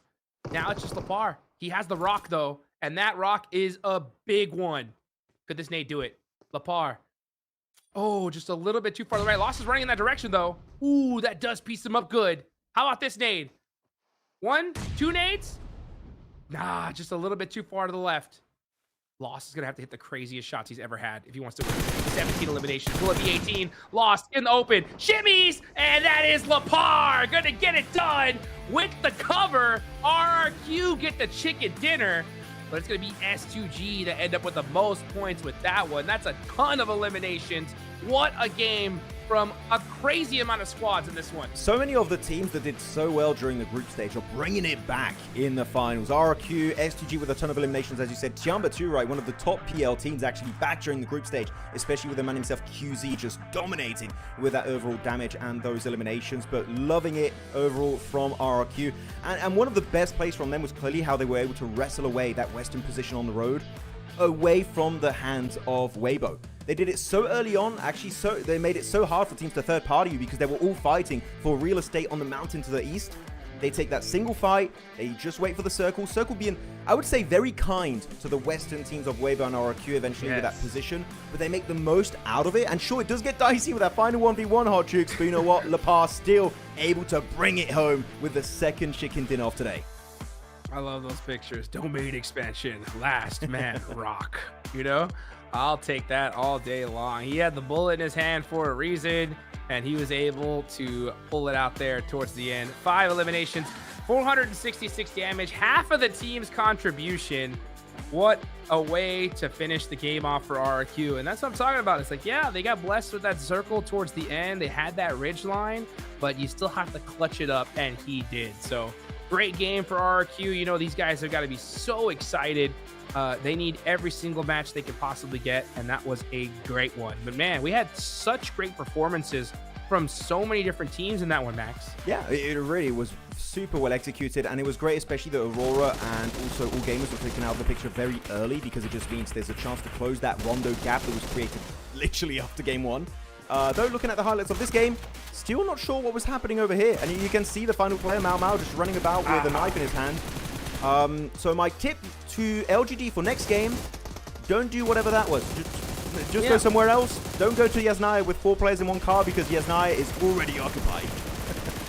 Yeah, get a weapon. That will help. That's a good tip. Yeah, that's a good tip. I think so, too. I mean, what can I say? Best advice NA right here. TIANBA going and getting some nice knocks. I mean, this was a wild one, to say the least. S2G putting up a wild amount of eliminations here for their first Erangel, and they almost had the whole thing. But RRQ, yeah, you see Lepar securing that rock, and that was the victory one. I like that drive over as well, securing those eliminations. That play right there, though, man. Whew, that is how you get it done. 8 eliminations there, 967 damage. Majority of those eliminations coming on the side of Lepar. But RRQ, 18 points. They're going to be happy. Oh, most definitely. After a game like that, they are going to be loving it. I believe in first place was Aurora with 28 points total. So you know what? They're really kind of closing that gap significantly between themselves and the lobby leader after game 1 on Rondo. Almost 1,000 damage too, right? And it was just not an easy game. You can't say they just had Circle being super kind to them the entire game. Like, no, they were playing from edge, trying to go for these wide southern rotations, trying to backstab teams. Like at some point they had a fight between themselves and Nongshim Red Force, eventually into Weibo, take away that position to eventually claim the chicken dinner. And even then, when they knew they were getting pushed over the road, the execution was just so clean, so I was really happy. But you know what? Even though it is an RRQ chicken dinner here, Archux, they're not even second place. They're third place behind the likes of S2G and TIANBA because of how many eliminations they got that game. What the heck? That is crazy. I thought they were going to be second, right? Because I knew that S2G was without a doubt going to be on top with 17 eliminations. Are you kidding me? But TIANBA as well, getting 14. These guys were not messing around. And I'm telling you, I mean, I think as far as like just straight player gun skill, QZZ is, I think, my favorite player right now. I mean, just every time I see this, yeah, I think so, man. I mean, just watching the way this man plays, the snappiness of his flicks, his spray downs are just so on point. I put him up there with some of the best in the world right now, and he's proven it. I mean, putting down some crazy damage. He had the most damage during the group stage, and I think it was for a reason. Yeah, I mean, maybe it's after every single tournament win, he adds a Z to his name. Maybe that's right? it, actually. That's what it is. Yeah, if it was per elimination, you would have way too many of those right now. Too many letters. But here you go. Looking at the overall standings after 2 games, 1 Erangel and 1 Rondo, is still going to be Aurora in first position. But that gap has been closed significantly. It's a 1-point difference between Aurora and S2G. Technically 2, because a win did go the way of Aurora, meaning if it was a tiebreaker, Aurora would end up winning that one. But yeah, so far, these top squads all looking so hungry for an international trophy, and it's still really hard to tell who's going to get it. Of course, there's only 2 games out of a possible 18 total, right? But still, with the caliber of gameplay, impossible to predict who in the end will be number 1. Yeah, I mean, that's crazy. That gap is gone, right? Literally gone after one game. So beautifully done. Look at the second page right here. Which teams, which teams stand out to you here? Influence Rage got so unlucky multiple times. I think they've had just a rough start. Hopefully we can see the Brazilian team make something happen. FURIA as well. FURIA as well, just getting picked apart here. Just can't find that right opportunity. As we look at the most eliminations, though, still on top there with 7, but now tied with Lost. Yeah, that's going to be them tied up with 7 eliminations apiece. Reefus up there with also 6. He got himself 2 right in that game, I believe. Just trying to survive, get a few extra points here and there, just kind of salvage that performance. And QZZ always there, just lingering in the shadow, waiting for his time to strike. He's going to be aiming for that number 1 position of top. As top, still going to be number 1 in terms of overall damage. In case you guys did not check out the group stage also, these graphics combine all the eliminations and damage of all the games so far in the grand finals. So this is, for 2 games, 1.7k damage. Fair to say, Hotrix, that is pretty damn good. That is really good, man. I'll tell you what. Aurora looking so poised here in this game. We are going to be getting into the next one here as we go back into Erangel. So, guys, go get your drinks ready, get set up, and we'll be back very soon.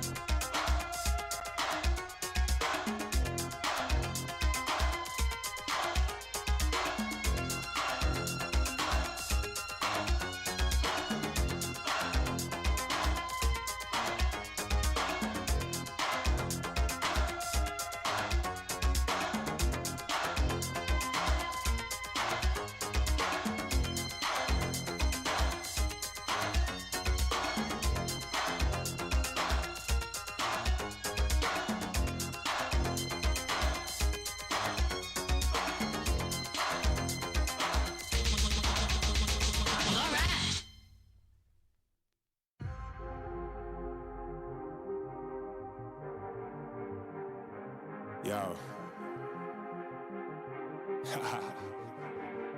I don't think they're ready for it. On the loose, on the loose, on the loose, on the loose. With the beast, on the loose, say the truth, on the loose. Off the chain, it's all the gauge. Yeah, getting wild, shot me out the cage. It's getting wild out here. One by one, we watch them all falling. It's getting wild out here.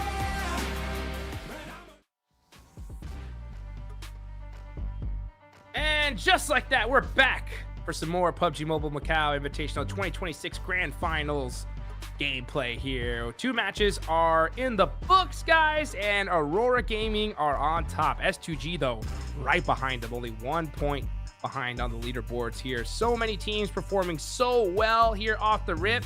Some other squads, a little slow start. That doesn't mean that they can't make it happen here in match number 3, though, as we're going to head into Erangel once again. All I'm going to say, deny the airdrop weapons away from Kami. He was insane with that Groza. He was doing too much heavy lifting. I believe at the end he had to swap over to the AUG. Maybe there was just an issue when it comes to ammo, etc. But definitely doing some big work with that airdrop weapon, which is cool to see, right? Because you don't see the Groza played that much. The FAMAS is definitely a little bit more meta right now when it comes to those airdrop weapons, and it's very far behind the likes of a P90 or an MG3. But I do like seeing some weapons you just don't see that much in competitive being used to its full potential. And we saw back in TDM Hodrix how they could control the recoil of an AKM, so we just saw a glimpse of that here with the Groza, and it did so much work. Really love to see it, and I hope we're going to see more. Yeah, me too. That's what I want to see. I just want to see some more airdrop weapons being used, some crazy plays, and just players just pulling out all the stops at this point, right? I mean, you worked so hard to try and make it here to the grand finals. Now's not the time to slow down. That is for sure. So looking at the leaderboards, I'm gonna look at the bottom of the leaderboards here. Weibo have 10, FURIA have 10, and D+ Kia have 10. So those three teams in particular, I think all they need is just one good opening, and they're gonna definitely start closing that gap. But you just want to do it a little sooner than later, especially considering that a lot of these top squads here so far have been playing just so well off the start. Yeah, it's been some top tier gameplay from start to finish, which is weird to say because there's only been 2 games. So the start is game 1, the finish is game 2, I suppose. It's still been very interesting how these teams have been able to maneuver their way through the battlegrounds. Though FURIA right now, 10th position as we look at them on screen, one of the teams that you said all on 10 points, right, tied up between themselves, D+ Kia and Weibo. I need to see more from not just FURIA, but Brazil. Influence Rage, they're down in 16th position, and Alpha 7 failed to qualify for the finals. I need to see Brazil get a strong finish on this game. As we look at Pachinki, the new drop location of Influence Rage, can they get themselves a solid finish? Let's see, they need those great, need all they can get in order to catch up to some of these teams, because they're already starting to put a little bit of a lead on here. We got a nice eastern playing path coming from the north all the way down south, and it looks like Aurora, instead of heading to their secondary drop location of Severny, since Millie is right online, they're gonna wait and be dropping most likely right in that direction. Are we gonna get a military circle though in match number 2? That's my question. Could be happening. We'll know in just a few seconds worth of time, but I'm happy to see LGD not going anywhere near Yasnaya Poliana, so that's going to be Severny for themselves, and as you said, right, Aurora not going to have to go really to that secondary drop, so that is going to be free for the taking. Plus, as you know, Severny does have a loot truck, so that's going to be LGD definitely geared up pretty nicely for the start of this match. As looking at the end of the playing path is going to be Weibo. Also, usually they're drop remorse. Maybe they're looking to go for a quick send here, as the circle is going to be very eastern, somewhat similar to last game, just slightly higher up north. So that eastern bridge in particular might get a little bit busy later on down the line. Let's see, what's going to happen here. I mean, it definitely is, that's for sure, because we had pretty much almost the same circle that we did in the last game. Uh-oh, Alula started to chase down E-Arena. Claus has a UMP, but he only has 25 shots. Yeah, gonna give it up. Say, not worth the time. Yeah, I would not recommend it. Just get the hell out of there.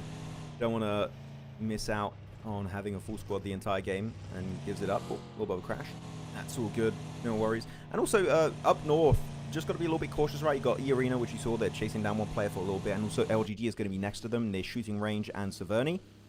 If you want to go for a stretch, it's fine. Just look around you. Use that extra bit of elevation to make sure no team is encroaching on your terrain, and you'll be good to go.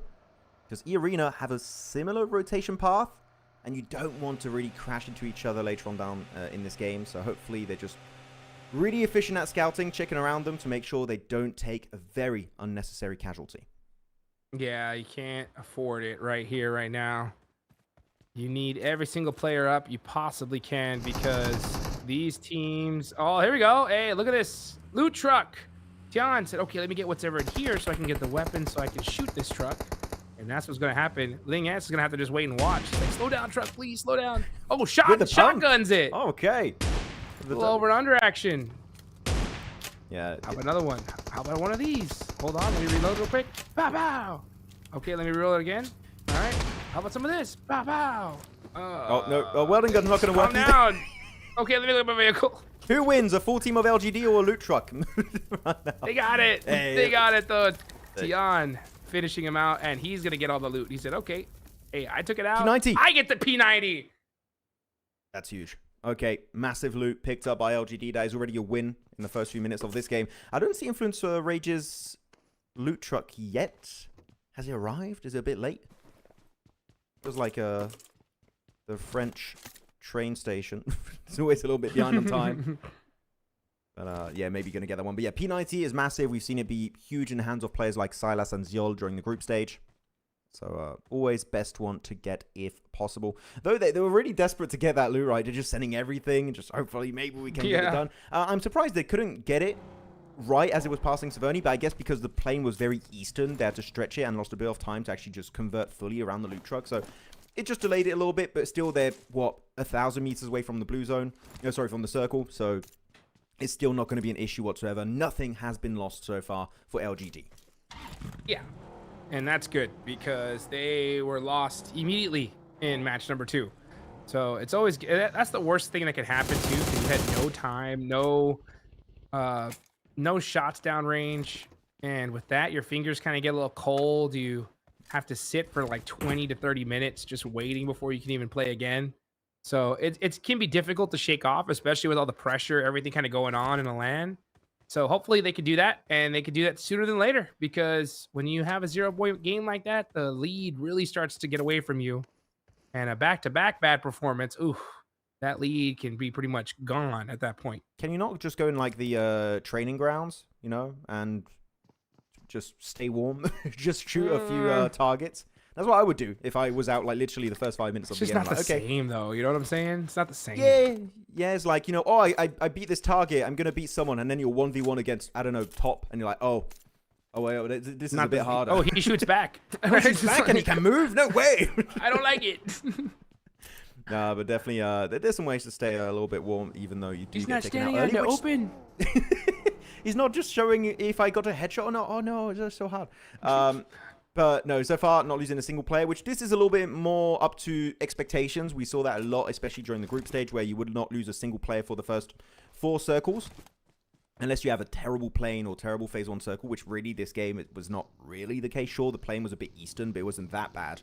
As teams like LGD, Al-Ula, Arena, Weibo, RQ are still alive as a full team. So yeah, teams are adapting very quickly.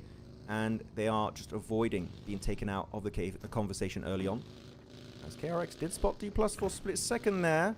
They are split, but I would not recommend committing to it. But it is KRX. Who knows what's going on in their minds? Yeah, who knows? Who knows? Who knows? As so easy, he's going to go ahead and take down Soul-K there. And he's going to get that. And Soul-K knows he's done. That's for sure. That is it. So Soul-K back to the lobby.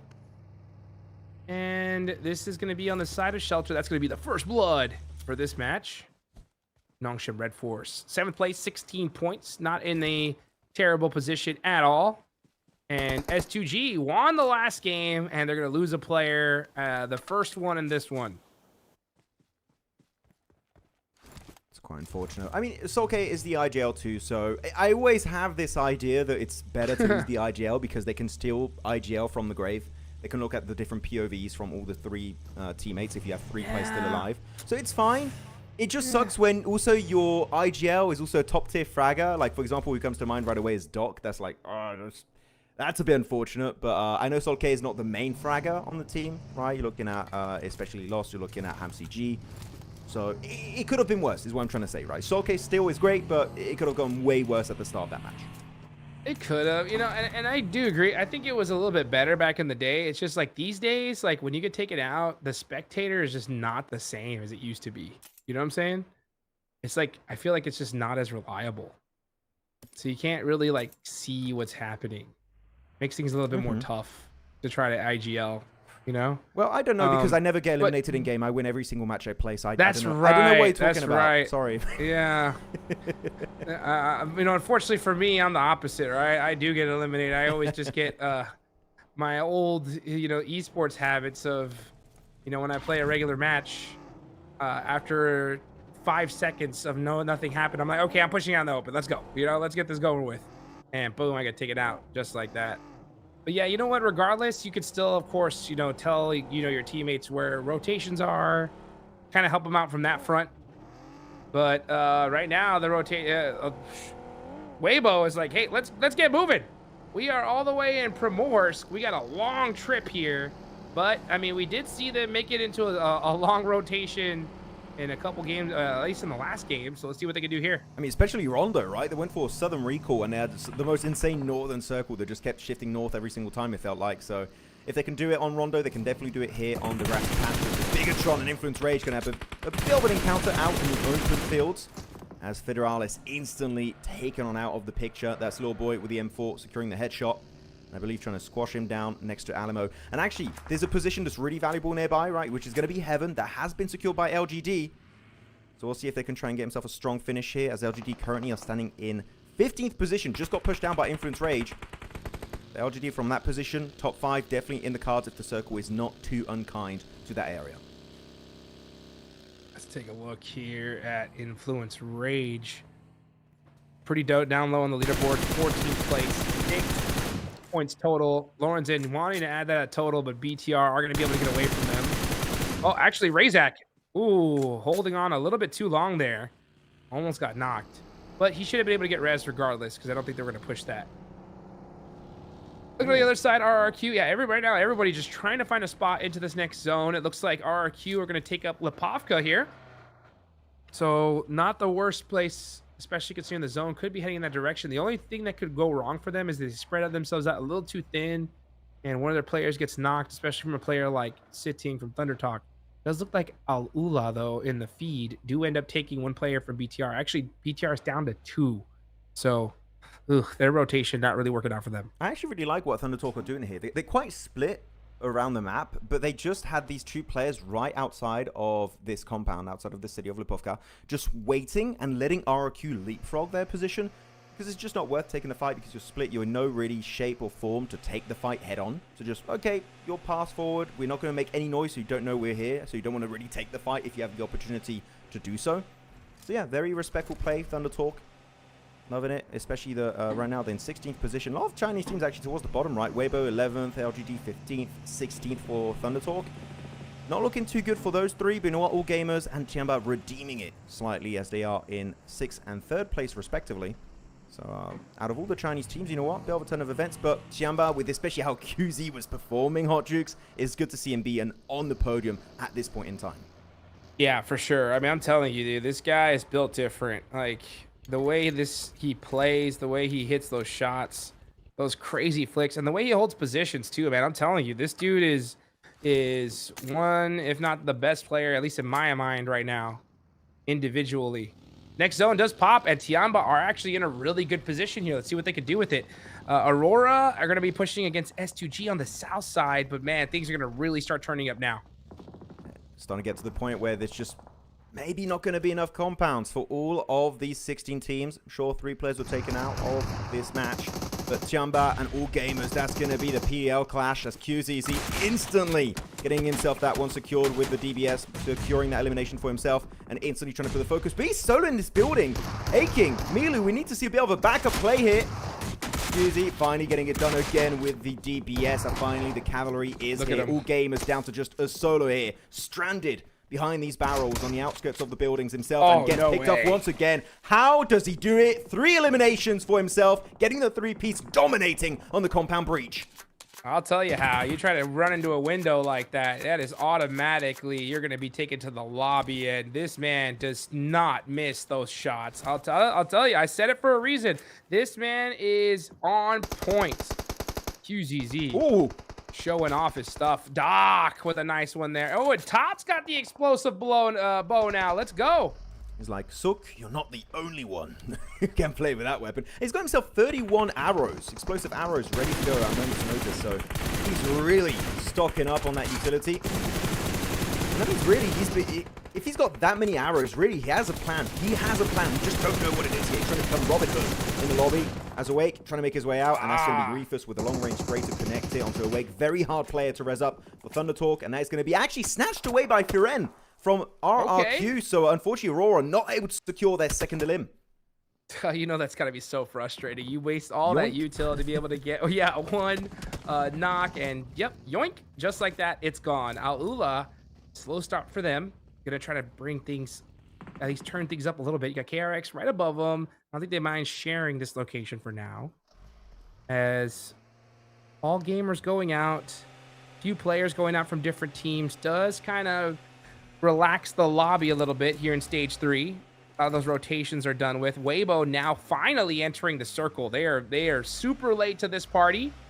Let's see if they can find a way into this next zone. Where to go? Where to go? I think they might be trying to go towards Heaven, but I just looked at the map feed. Bigatron just set up shop on Heaven. You can see actually on the map here, that's been taken away. So if they want to take up Heaven, they might have to commit to a full-on breach. But at this point, if you can get a position without fighting, I would definitely recommend it for Weibo. But the western side is just straight up flat terrain fields.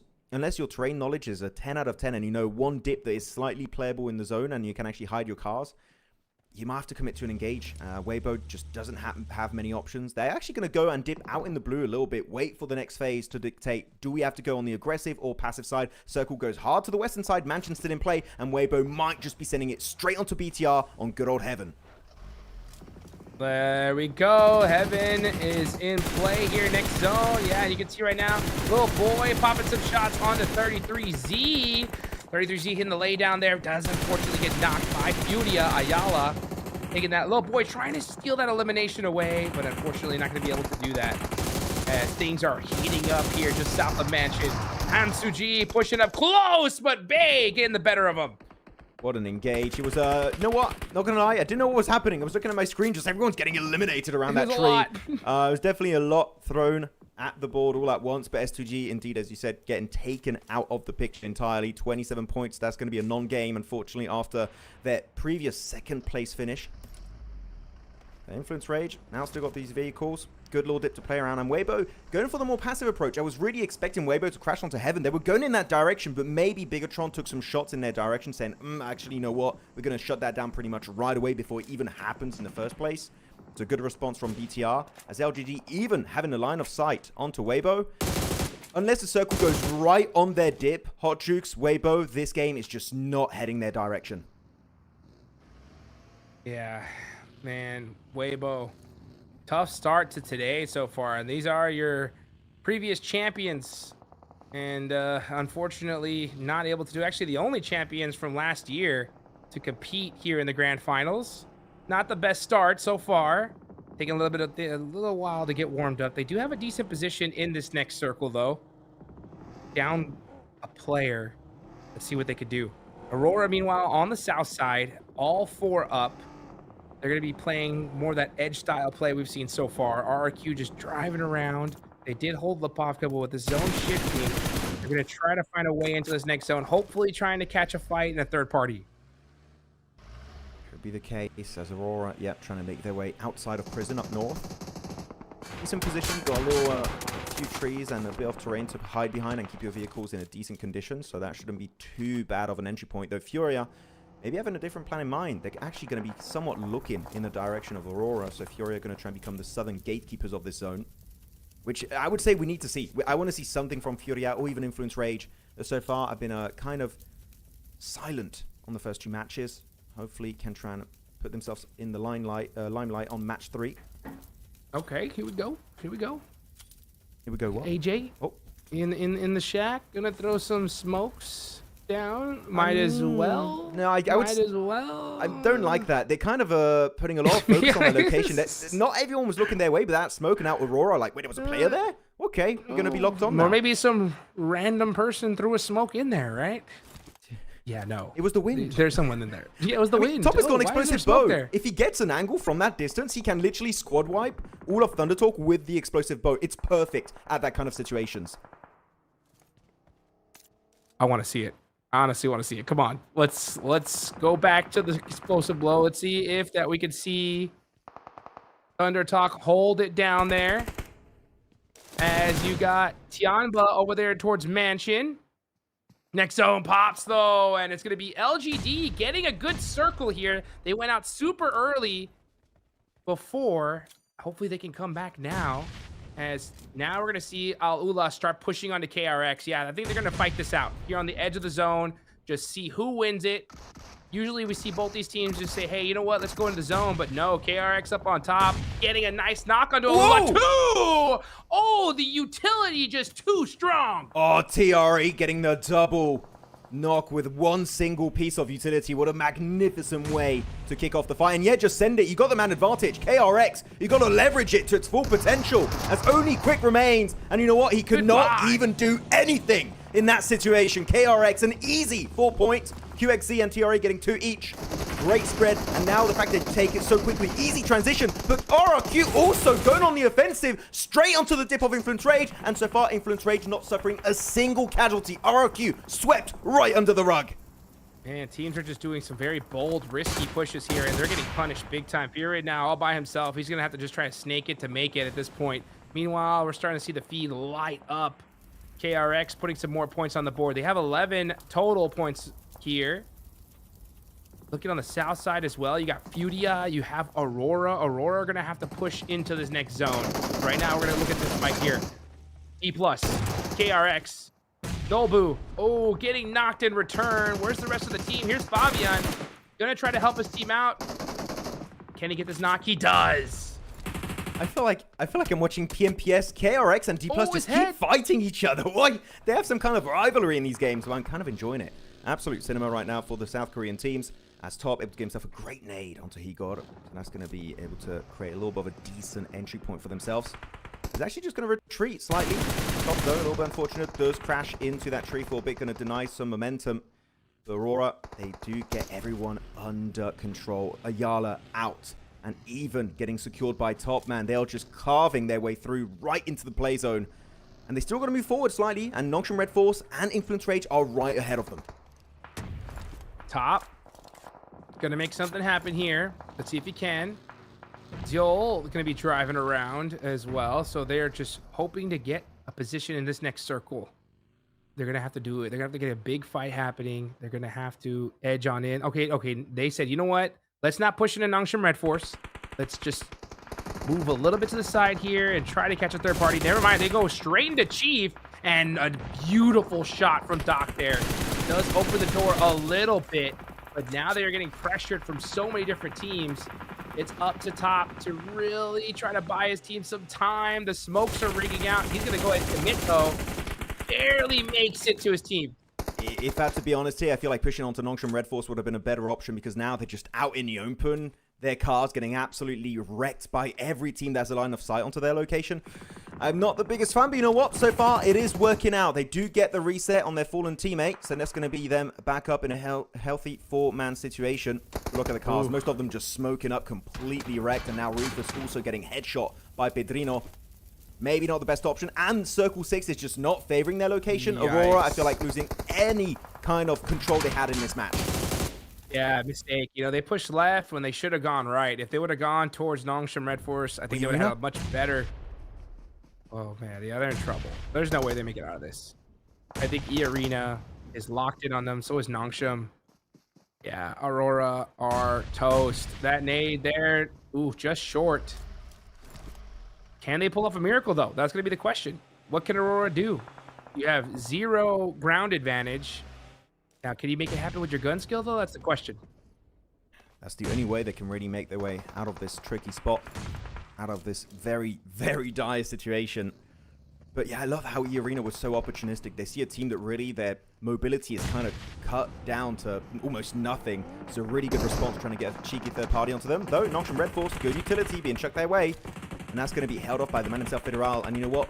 We saw what he can do with a pistol. Imagine if he has himself an AR and a bunch of utility to chuck in the direction of Nongshim. And so far, they are going to be moving back slightly, but they're still getting knocked, taking so much damage, and they're not even in the play zone. All these southern teams of Influence Rage, AURORA, and Nongshim Red Force surviving this circle transition is going to be incredibly tough, Hot Jukes. Definitely. Super tough. There's so many squads down here.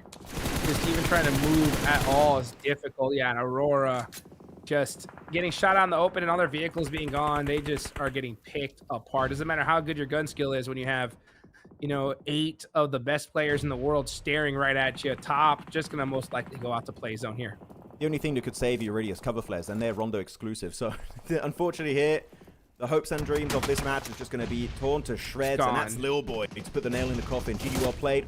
That's going to be them up to, what was that, 8 eliminations, a really solid performance from Influence Rage. They definitely needed it after a very slow start here in the PMMI Grand Finals, though, sending it solo forward. Pedrino getting slightly overwhelmed. by Nongshim Red Force. As Little Boy now, sole survivor, trying to just cling on to life for a little bit longer in this match, maybe making it to top 5 to get some extra placement. And he does have that smoke that was dropped by Loranzin, trying to refresh that defensive utility. But they're still not in the play zone, and he needs to commit now. He does get the reset, Loranzin. The moment you heal up, you need to send it right onto Nongshim if you want a chance to get something done this match. Loranzin from the back, trying to throw that nade. Is it good? Ah, just short. Needs it, though. Needs to clear these guys out. Does get a nade enough onto So Easy to force him back just a little bit. That opens the door, but that nade will do it right there. That's on a Dizzy. And XYZ both knocked. So Easy now gonna eat some utility himself. And he goes and peeks, hits the shots on the Little Boy, but Lorenzen is right there to pick him up, and it's Influence Rage getting the better of that fight. 10 eliminations. This is the comeback they needed. Look how the turntables right now. What a good turn of events. Influence Rage able to actually subvert expectations. I thought they were going to get completely snuffed out of the game by Nongshim Red Force, but no, the utility and the angles were just so clean. So, very well deserved on that W, as now we just have 5 teams remaining. TIANBA, EECA, Influence Rage, Weibo, and LGD. 3 out of the 5 teams are from China. It's the PL domination all over again. But Weibo have to really make a big move here. I don't even know if their vehicles are in working condition. Literally, you have no cars as these southern teams. Your game is just straight up over, Hot Jukes. You cannot make that push into the side of Mansion. You can't. And the thing is that LGD have the best position. They have so much coverage here. The problem is they only have 1 elimination, right? They're down in 15th place. You really got to try to capitalize here. So if you're LGD, you may want to start trying to apply a little bit more pressure. Start spreading your wings. Suki end up catching Little Boy out in the open. Bay is too far away to support his teammate. There could be another elimination there on the side of Influence Rage. As Turney K just hitting some pop shots as well. Yeah, Lorenzen's going to leave his teammate and push up on in.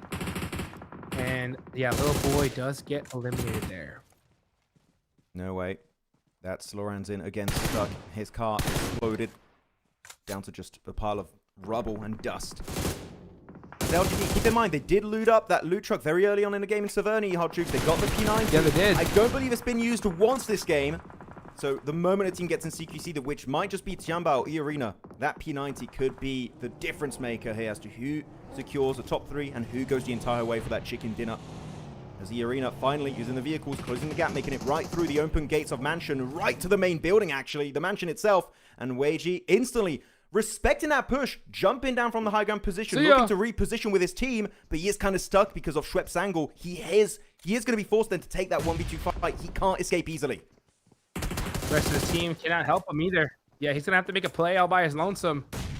He's throwing some util out. Oh, is that a vehicle? Yep, UAS. Goodbye. Out of here. Need to get some support fire. He does. Great. So he does make it to his team safely. So you guys can have the Mansion. We'll have the high ground right here on this building. And meanwhile, QZZ getting LGD. That's a good opening knock. Are they going to push this now? It looks like they are. Here they go.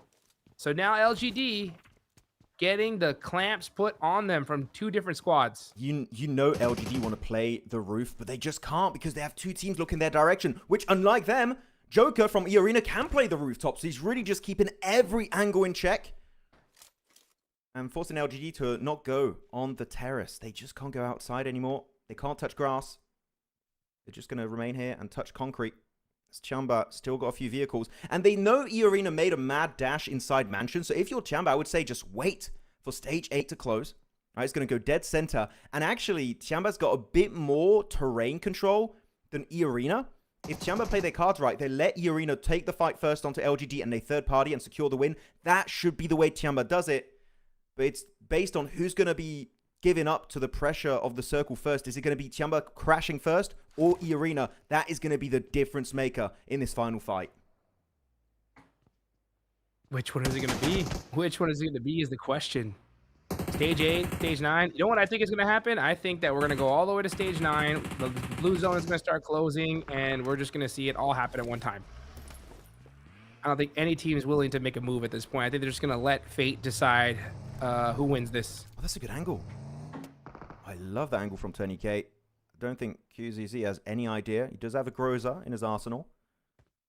But he's going to be looking more on the ridgeline. But actually, he did look on Tony K's angle. Maybe he did spot a pixel or two moving. So he's like, oh, okay, I know what he's cooking up over there. But yeah, I feel like you're right, Hodrix. It is going to come down to Circle 9. The Circle closing around these players and just forcing a fight. And then all hell is going to break loose. But did I see an MG3 in the hands of Ling S? That means they got a P90 and an MG3. Loadout-wise, that's an easy win for LGD. Come on. These guys are stacked. These guys are stacked. The only thing that can go against them is if both these teams crash on them at the same time. Yeah, you cannot get knocked.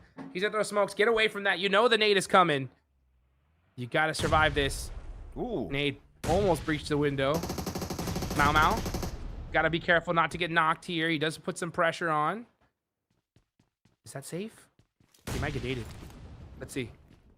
Oh, he lives. Okay. Yeah, LGD can't take a single casualty. If they do, they're opening the gate for TIANBA to push That's up. Good. Really good util from Ling S.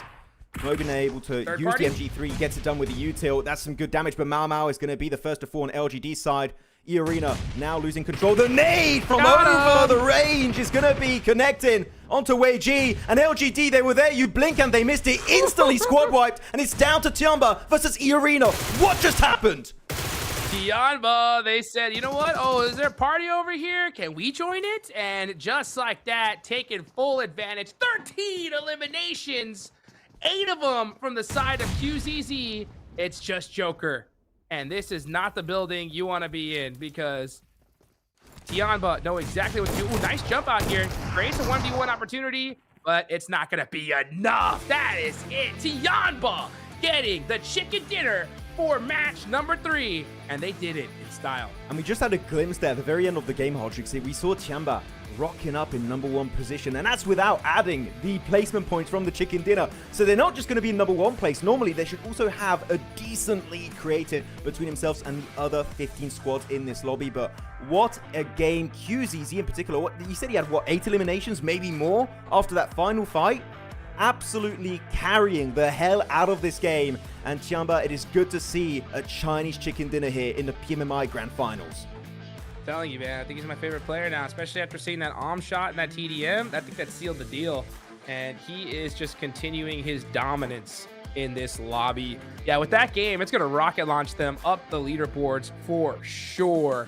What a crazy turn of events we've had so far. We've only seen 3 matches.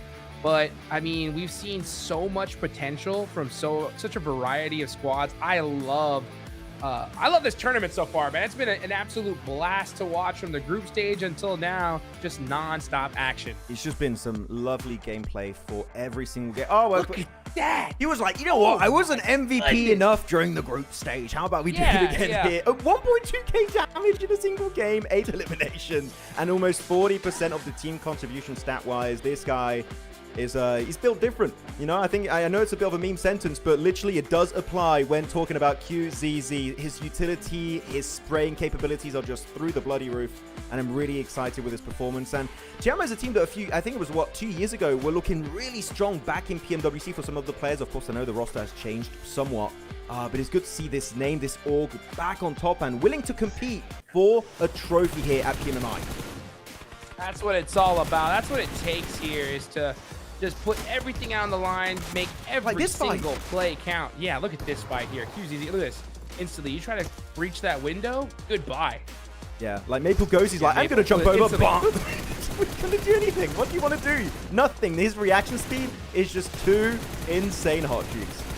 He's playing on 0 ping. Literally. Yeah, I'm telling you, like, he just knew. He's like, if anybody even touches this window, they're gone. And that's exactly what happened. Influence Rage, put some nice eliminations on the board here for this game. That's going to definitely help them out on the leaderboards. So you got to give them their flowers for sure. Nongshim Red Force tried their best on the south side, but it was just too much to handle. Yeah, I got to give Influence Rage their flowers. This was them being truly tested by the play zone, and I feel like they made the most out of it. You got to understand in the situation when in PUBG Mobile Esports, this is a very important thing, right? Is that you need to understand when you know as a fact you're not going to get those chicken dinners. And in this case, they're like, yeah, we know we're not going to win it. Let's just try and just farm up a few eliminations all over the place down south, and they did exactly that on the likes of Nongshim Red Force. There was even Wayburn Aurora at some point, so sure, it's not chicken dinner, but this has given me hope for Brazil once again. GG, well played, Influence Rage. I loved it. Yeah, me as well. I love this play from TIANBA too. Look at that, 14 eliminations, 24 points total. Yeah, Influence Rage with 11. That's going to be 14 for them. They'll take that. Finally, we see something from Weibo as well, right? Weibo getting 8 is their best game so far, and they'll definitely take that. AURORA just showing their consistency. Overall, I'm telling you, these leaderboards are just going to get crazier and crazier as every single match goes on. By the way, if you want a crazy stat, I'm pretty sure, I wasn't super confident, so I was trying to recheck on the main stream. I'm pretty sure I saw Tian have like 20-something grenades. What? That's like, you are the red zone at that point. Literally. Yeah, I don't think they had time to use it, unfortunately, right? Because LGD did not secure themselves that win, but still a very, very good showcase at the end of that match. But yeah, looking at the overall rankings, though, a lot of teams with 0 points, especially looking pretty bad for the likes of S2G and All Gamers that were lobby leaders previously, and now kind of fizzling out because the new generation is here on match 3, and it's really good to see some different teams be on that podium. Yeah, you love to see it here. You love to see it here, man. I can't wait to see what the overall leaderboards are going to look like, because I'm pretty sure things are going to shake up, and they are. TIANBA moving all the way up to first place now. 47 points in the PUBG Mobile MACAO Invitational. China's on top for now. Yeah, there's so much work being done here. Love to see that chicken dinner, especially for a team that really, it's fair to say, they had a non-rondo, right? Looking at their points, 4 points on a rondo, that's not great. Then you follow that up by a 19 point and then a 24 pointer, 47 points total. Lovely, lovely stuff for them. And able to create not just a position for themselves in first place, they got an insane 12-point lead, which the fact that you have a 12-point lead in 3 matches played, including 1 bad rondo for yourself, is truly a testament to how strong TIANBA as a lineup can be. So now the big question is, who's going to chase them down? Can AURORA catch up to the Chinese team? That's going to be the question for our next half of today. Yeah, I think they definitely can. I think so many of these teams could. I mean, it's all about just getting that one fortunate position, and they're going to capitalize on it. That's for sure. The only worry that the lobby needs to have right now is, will TIANBA keep going, right? If they have a repeat match, man, it's going to be real tough to catch them. That's for sure. Some of these other squads, though, right, like Weibo on down, need to start stepping things up a little bit, right? I want to see some more, especially from a team like FURIA. I have a lot of high hopes for the squad. I think they have a ton of potential. They just haven't been able to get things going the way they want just yet. Yeah, for sure. Can expect a little bit more. By the way, I feel like I said Tian had 23 eliminations. Sorry, I mean TIANBA had not even elimination. Nades. Big mix-up on my side. Sorry, the games are so crazy. And also, it's a bit warm in my office. I'm having a heat stroke. No, yeah, I do agree. FURIA needs to just bring a little bit more to the table, especially Ayala and Silence. I've been no pun here, but a little bit silent as of recently. So I am hoping to see just a bit more presence on the next Durango and especially the next 2 Miramars. As QZZ is going to be your lobby leader in terms of total eliminations, and yeah, this guy just can't be stopped. It seems like Hodrix, he wants to be #1 in every graphic we see. Is he going to be #1 in terms of damage, though? That's the question, but I would not be surprised if he is indeed #1 there also, because, yeah, this guy's just crazy. Dude, I'm telling you, like, he just did not like the fact that he wasn't MVP immediately, and he said, I'm going to make it happen here in this next match, and he did. So, yeah, top in elimination, 100% top in damage, right? There's no chance anyone's behind him. 0 chance. No way. No way, Jose. No way. Come on, show us the second graphic. And, top. Still on top. Come on. I mean, look at QZZ's picture. He's like, really? Really, bro?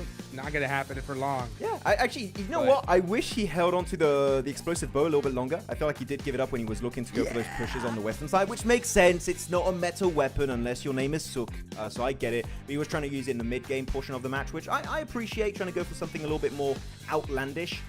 It just didn't pay out as he was really expecting. But QZZ is going to be second with almost 2k damage. And then this followed by, yeah, so right now it's just a 2-horse race in top, and QZZ, who's going to be #1 in terms of top damage. That is going to be like a mini tournament in itself that's going to be happening throughout the entirety of these finals. So keep an eye out every time for this graphic to see who will be #1 after every single game. It's so funny how you said that to me because it's like anything besides an AUG M4 or a shotgun is outlandish at this point. But it is what it is, man. Hey, we got one last Aaron Gale here for day number 1 coming up, guys. Don't go anywhere.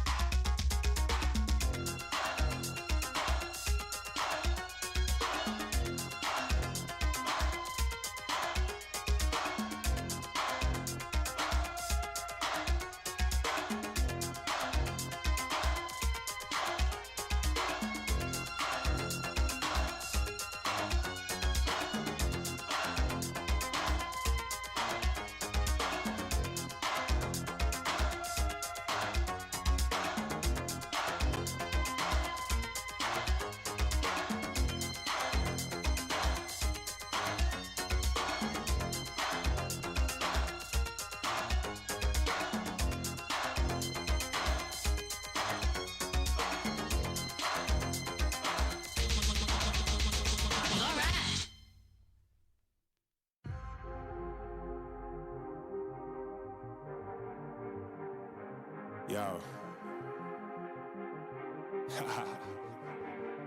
I don't think they're ready for it.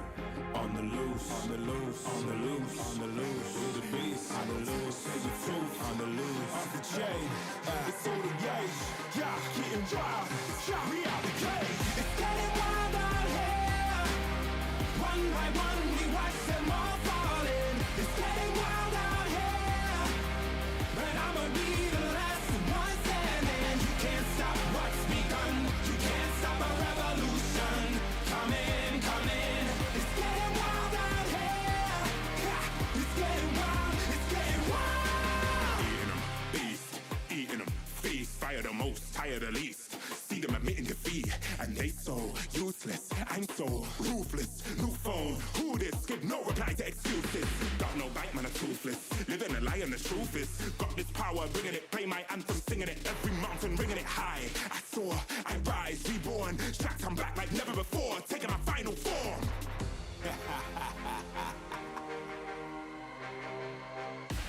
It's getting wild out here. One by one, we watch them all falling. It's getting wild out here. But I'ma be the last one standing. You can't stop what's begun. You can't stop a revolution. It's coming, coming. It's getting wild out here. Yeah, it's getting wild. It's getting wild. For the revolution. What? Waiting on an evolution. Yo. It's coming, coming. Yeah. If you wanna come and get some, Yo. nothing we can't overcome.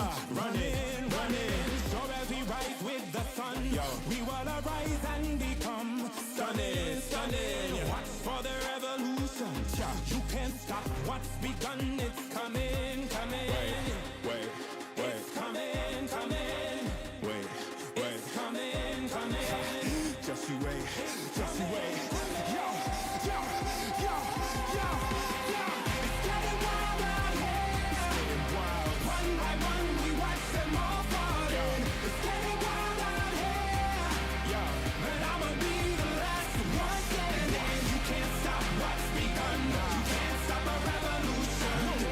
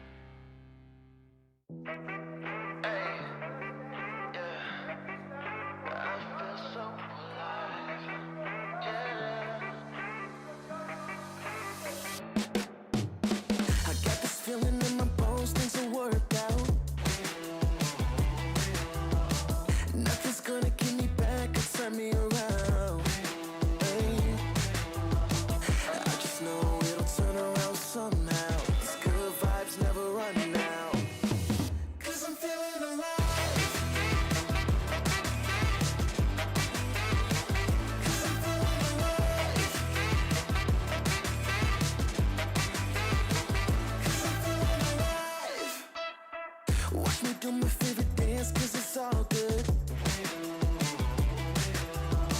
You would do the same thing, I promise you would. Oh, got me feeling so high, never come down. These good vibes never run down.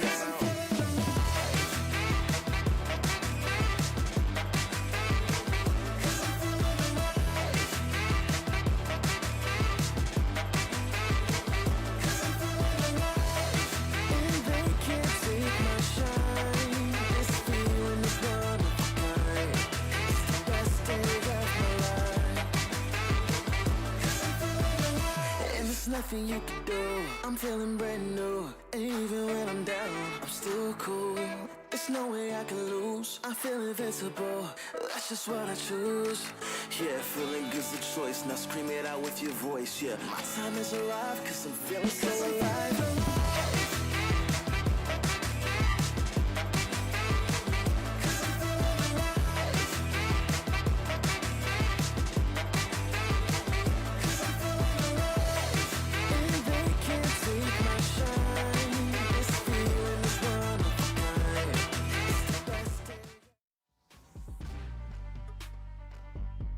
And we're back here once again, getting ready for the last match of Erangel coming up here in just a minute. This is going to be, well, we're officially, we're done with the halfway point, right, Max? That is it. So we are going to go into this final match of Erangel, 2 Miramars, and that'll be it for day 1.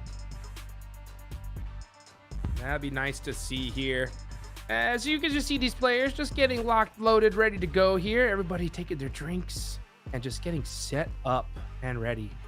Looking at the leaderboards. Looking on down, there are some teams I definitely want to see a little bit more out of. Bigatron, we saw, not the worst start from them, but, they're in they have 14 points right now, so they could definitely step things up. But all it takes is one game, and we could definitely see the top of leaderboards a lot more congested. Yeah, it's going to get really tricky. I feel like some teams at the bottom now, they're not going to get desperate maybe at this point in time because it's still only 3 games, right? I feel like it happens that a team has a bad half a day, right? So all your bottom squads, Thunder Talk, Al Ula, FURIA, LGD, DRX, KRX. I still need to get used to the fact that I have to say KRX instead of DRX. But I wouldn't be scared just yet until the end of today. Then I'm going to be like, okay, second day, you really got to have a massive step up because, just to reiterate what we said at the pre-show today after the TDMs, Hot Jukes, would you have the smash ruling in play? Meaning, day 3, it could be a non-day, or it could go the entire 6 matches. You just really don't know. So these teams got to especially be in contention tomorrow at the end of the day if they want to have a chance. For now, it's not too bad. Could be worse. So I feel like those squads are definitely going to try and get some points on board, but they're not like rushed to make it happen right now. Yeah. Take your time, right? Take your time. Make the right decisions is going to be the name of the game. But you know what? I'll tell you what. That time is going to be dwindling here every single match as we go by because these top teams, Max, at least the teams that are on top of the leaderboards, TIANBA, AURORA, right? They're not winning by a little, right? When they win, they win. And I think that's what makes things so dangerous here because, we're in the grand finals. This ain't about making it into top 15. This is about ending up in first place and winning the global championship here, right? So, man, if you want a chance at it, you can't let off the gas, right? You really need to start stepping things up here now. But also, I do want to bring up a very important topic. You know what? I'm kind of surprised I didn't bring up earlier. So I'm going to bring it up right now for everyone to know in the chat and also for us to discuss a little bit, Hot Jukes. All these teams, really, outside of the Chinese teams, their path to PMWC is already decided. The only teams for which that has not been the case are all the Chinese teams because their points system to qualify to PMWC includes, of course, their PL regional tournaments, but also their performance here at the MACAO Invitational. So based on whoever performs out of this one, it could decide if you make it over to Paris for the Esports World Cup, or if unfortunately you just miss out on one of the biggest events of the year and you go right back to playing in your home region at PEL. So TIANBA, really in particular, the fact that they're number 1 right now, this is huge to increase their chances of making it to PMWC, and they don't want to give that spot up for anything.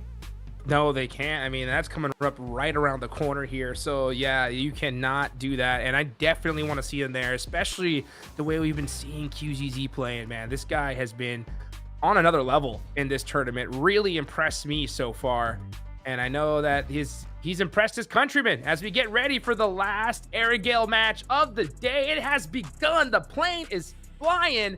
These players are locked, loaded, and ready to go. Let's take a look here at this plane path. And it's going to be going pretty much almost down the middle here from the south to the north. Aurora are already out of the plane. They're heading towards military base. Let's get this match started. You know what? We always talk about Aurora and how, like, oh, which drop are they going to go to Saverny or also military base? But you know what? There's also a lot of other teams that have secondary drop locations. And one team that actually I would love to see be a bit more adaptable when it comes to their drop is actually Weibo. Like, they love Primorsk, and that's completely fair. And most of the time, Weibo is going to be available for you to make it, even on the bad plane path, because you have these big roads on the west and north of the riverside that are very easy to get access to Primorsk.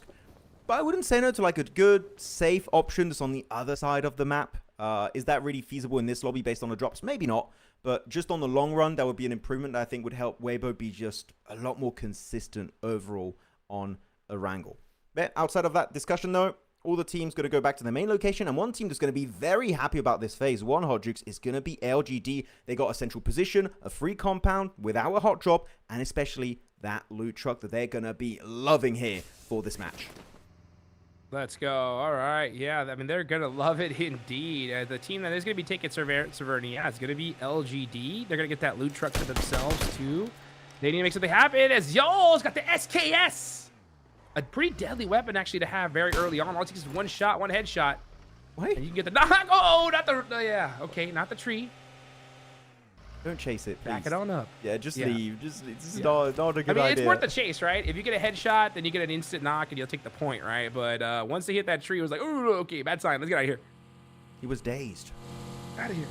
Yeah, no, it was good. Just, as you said, with the SKS, just see, oh, can we get a cheeky headshot? Maybe we get 1 point early on. But no, good response from Thundertalk. Instantly regrouping. I feel like they're just scared off Aurora, just making it known, no, if you fight, we're going to be ready to fight back. So they're just creating a bit more space for themselves. Good response, Thundertalk. The currently is in 16th position. So it's good to see that even a team at the bottom of the leaderboards, the very, very bottom of the rankings, Hot Jukes, is willing to show that they are willing to fight and bully teams out of position. Even against a second-place team run out, such as Aurora. So it's a good showcase that the mindset's still there. They haven't just given up, even though it's only been a few matches, right? 3 games played out so far. So happy about it. And I wish we would see something similar from Al Ula. That you said it earlier, and I'm just going to repeat your point you said at the start of the broadcast today, Hot Jukes. They've just disappeared after their amazing opening day in the group stage. Their second day was just pretty much non-existent. And right now, 8 points over the course of 3 games now going into match 4. It's just absolutely, it's a nothing burger. And I need to see Alula go back, especially for Claws and Quick, and just put up some big elimination games. Even 5 elims for a match, and I'd be like, you know what? That's enough. That will keep them at least in the discussion of a team that could pull a comeback. Yeah, you know, it's really unfortunate for them. You know, I posed the question on day 2 of their group stage, wherever, because I was like wondering, like, all right, well, they popped off in Rondo and they just capitalized on that. What happens when they don't get that kind of performance in Rondo? And it just showed that it was just nothing, right? And unfortunately, it's been kind of the same situation here. So Alula, they need to do something, right? They need to find a way to get a good game under their belt to kind of restore their confidence, I think. And it's going to be a little bit difficult. I mean, it's not going to be a little bit. It's going to be insanely difficult because this lobby is not messing around here. Like, if you're Alula, you have to make every single decision count at this point, and you have to capitalize on it fully. So it's definitely a difficult road ahead, but it's not impossible, right? I mean, they definitely have the skills to pay the bills. It's just tough when you're going against the best players on the planet. When there's a will, there's a way. I'll see if they'll find the way up in the rankings. By the way, talking about these lobby and how strong this lobby is, we talked about this, I think, on day 1 or day 2 of the group stage, Jukes, and talking about, oh, is this lobby better than PMGO Season 1? And I feel like we both agreed that, yeah, this lobby is stronger than what we had in Jakarta for PMGO Season 1.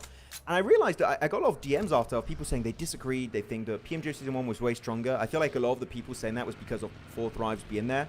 And, of course, 4 Thrives has got this massive audience. But I feel like not having the Chinese and, in particular, the Korean teams play PMGO Season 1, I feel like definitely made it a little bit quote-unquote weaker. And for me, they're bringing so much top-tier gameplay. I mean, in particular, you're looking at Nongshim Red Force top 6 and then TIANBA #1 with QZZ in particular. Come on, those two countries alone have leveled up the lobby massively, especially now in the finals. Yeah, I mean, it's crazy how just this whole lobby is just so consistent from top to bottom, really. And it's wild to see on the bottom ThunderTalk. ThunderTalk with only 5 points so far. Super rough start from this Chinese team. And we know they have a lot more in them. It's just, when are they going to wake up? Will it be this match? Honestly, it kind of needs to be. They've wasted all their bad games for the day, that's for sure. Let's see what they could do, though. Damn, a lot of questions. A lot of questions. I like how this match in particular, you could definitely tell that teams have tightened things up a little bit, right? There's no shenanigans happening off the rip. This is what we like to see, especially grand finals time. There's teams playing it very calculated, realizing that, all right, you know what? TIANBA is going to go crazy if they get an opportunity to win this. So will AURORA. Now it's our time to make it happen. So let's mitigate every single risk factor that we possibly can and just put some consistent points on the board. Yeah, I mean, definitely the first angle was a bit messy in the early stage. Here, all the bolts have been tightened to their absolute extreme. So all the early rotates, the drop locations, etc. pretty much have been cleaned up. Just squeaky clean. And making sure they don't lose any player in the early stages, especially phase 1, phase 2. Unless Influence Rage maybe find a player of BTR chasing it down. I don't think they're going in with the intent of fighting Bigatron. I feel like they just want to create a bit of space for themselves in a circle, because that spot we just saw on camera is dead center of the circle, north of the riverside next to Rozok. Whoever maintains that position under their full control has a really good opportunity to go very far this game. So I understand why Influence Rage is willing to just show willingness to fight and just to scare off potential squads such as BTR. So I feel like this is good for Influence Rage to hopefully make a cheeky little jump in the top 5. Yeah, I mean, Influence Rage, we definitely see some signs of life from them, that's for sure. They're in 7th place, 19 points. A chicken dinner, and they're easily towards that top 3. So anything can happen. Just the biggest, I think, concern on this whole lobby, obviously, and we've talked about it before, but it just reiterate it one more time, is just if TIANBA and AURORA win another game. If they win this game here, yeah, man, things are going to get spicy for sure. It's definitely going to get dicey. Got to be careful how things will pan out. Different circle, though, at least, right? Now we're on the north side. We're not towards that Milta area once again, so that mixes things up a little bit. That is true. Definitely something a bit more interesting. Just a bit more variety, which you're always happy. There's not enough spot to fuel up your car. Got to try and find the exact pixel perfect location there. Definitely fueled up the buggy. I wonder if they were able to get himself a repair gun or even some wheels. We did see, I think, once in a group stage, right, where player, I think it was on Rondo, player actually was able to repair his vehicle and get out from a really tricky spot. So that was interesting, though I can't say the same thing for FURIA. His car's literally burning up to a crisp. And that's going to be 1 point. Actually, no, actually, they didn't even get it. So I guess he just crashed there and got eliminated. So no points headed the way of INF. Feels bad, man. Yeah, it feels bad. Fabian going out there. Always, it's so tough losing a player early on like that. Next zone does pop. Let's go down south. Okay, so we're going to have a split finish. You're going to have to decide, right? Where do you want to go? You want to go to the north side of the water, or do you want to go to the south side? AURORA, since they had to come all the way from military base, they're going to be taking the south side, no doubt. But the rest of the teams are going to have to start making some decisions here. Undertalker moving into this circle quite late as well. And only one player out, 10 minutes in. Bigatron. I want to see this team get active, man, because we know what Federalis can do and the rest of his squad. Will this be it? Oh, going against TIANBA here. This could be a big fight. Well, they're definitely getting active here, taking just literally a single bullet onto Milu, being like, sit down. Don't smite us. And you know what? It seems like they just want to try and set up a decent defense on the ridge, while Bigatron occupy the western compound. So that's going to be theirs to call home for the time being, as D plus Kia, Sizzy, going for a cheeky scout with his own vehicle, right? Just trying to get a good idea of what the hell is happening here on the mountain north of Rozok itself. But yeah, this circle, as you said, very hard southern shift. It's pretty much a 50-50 split over the riverside. got to decide. Where do you want to go? North, south? Or what I would recommend, if possible, is to play a compound right next to the water, especially next to bridges, so that if the circle is very unkind to your current location, you can quickly pivot into a better spot. But those amount of compounds are very, very limited. So, or you got it early and you got lucky, or you have to fight for it. And as this is circle 2 going into circle 3. Early fights, I would not recommend it, so you might as well just go for plan B, which is playing edge and hoping for the best. That edge style play has already worked out so many times so far. It really, really has. It worked on the side of Aurora early on. So it's not a bad play. You know, you just got to find the right opportunities, and you got to make sure that you're ready to turn up that aggression when need be in order for it to work out. Because sometimes you take that central position, it's a spot that everybody wants, and then every single team is just staring at you, and you get evicted from that. So don't be scared to take those edge positions. And one thing I really want to stop seeing here, Max, is those teams that do take edge, the zone shifts in the late game, and they're like, oh, let's just try to just find a random middle spot in the open. They just drive and they get wiped out. I'd rather see them just commit on a team. And if they do end up getting the squad wipe, then great, right? If they don't, hey, at least you tried. Well, trying to play a bit of hide and seek. One of those was a headshot, I'm pretty sure, for Tizzy. But yeah, just commit. Even if it's a bad play, we had this discussion a few days ago. Even if it's a bad play, better to commit to as a full team than doing just a very hesitant approach to these circles and situations. So I would always prefer a team just committing than a team that's very indecisive. As talking about some teams that committed to an early rotate was going to be the side of Nongshim Red Force and Aurora, occupying 2 decent portions of Rozhok. I really like it, especially for Nongshim Red Force. They got the high ground plateau with the warehouse, which is great to see these northern teams just crossing the road, which actually, they're crossing the bridge is going to be 2 teams, going to be TIANBA and Bigatron right into Aurora, but Reefus being respectful, moving back with Doc and Ziol, but Top a little bit slow to make that move. He's going to get punished, taking a lot of damage, but he does survive it for now.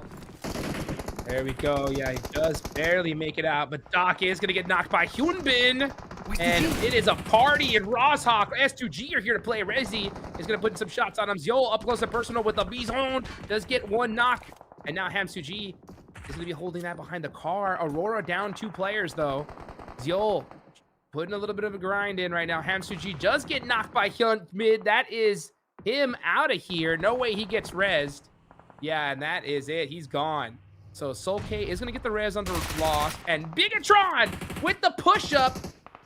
Actually, no, it was Lil Boy. He just kind of got a little confused there because of the nameplates.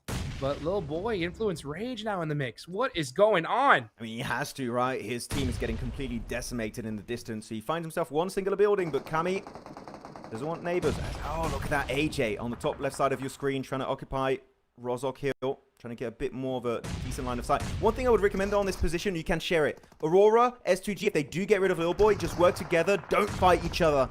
Otherwise, you're opening a third-party opportunity as Lil Boy going to get pushed up. He gets 1, he gets 2. He's left so low. Can he get the 1v3? Unfortunately, that is just not going to happen. He gets third-party by Hyunbin. But oh my goodness, was that close? And you know what? If you're Aurora, you see S2G suffering so much in that encounter. Might as well send it. Now, you don't have to share that spot. The nade is huge. And that's it. S2G out of the game. Just like that. That is the team in 4th place as well. Aurora are going to be able to get a full reset with 1 elimination. Very fortunate situation for them. Hyunbin, man, from all the way across, just being a thorn in the side of so many teams here. That's what Hyunbin does from long range. He's going to hit those shots all day long. And there you go. You see XYZ going to get knocked on the Federalis. Those looks like Razy should be able to get that res, though. What a way to start things off here, Max. Yeah, insane start from these guys. We'll see if they can keep it going. Looking at the side of Ruins, it's going to be a quick exit from E-Arena, at least trying to make their way out. Because look at the setup of LGD, man. They got so many lines of sight around the main castle on top of this hilltop.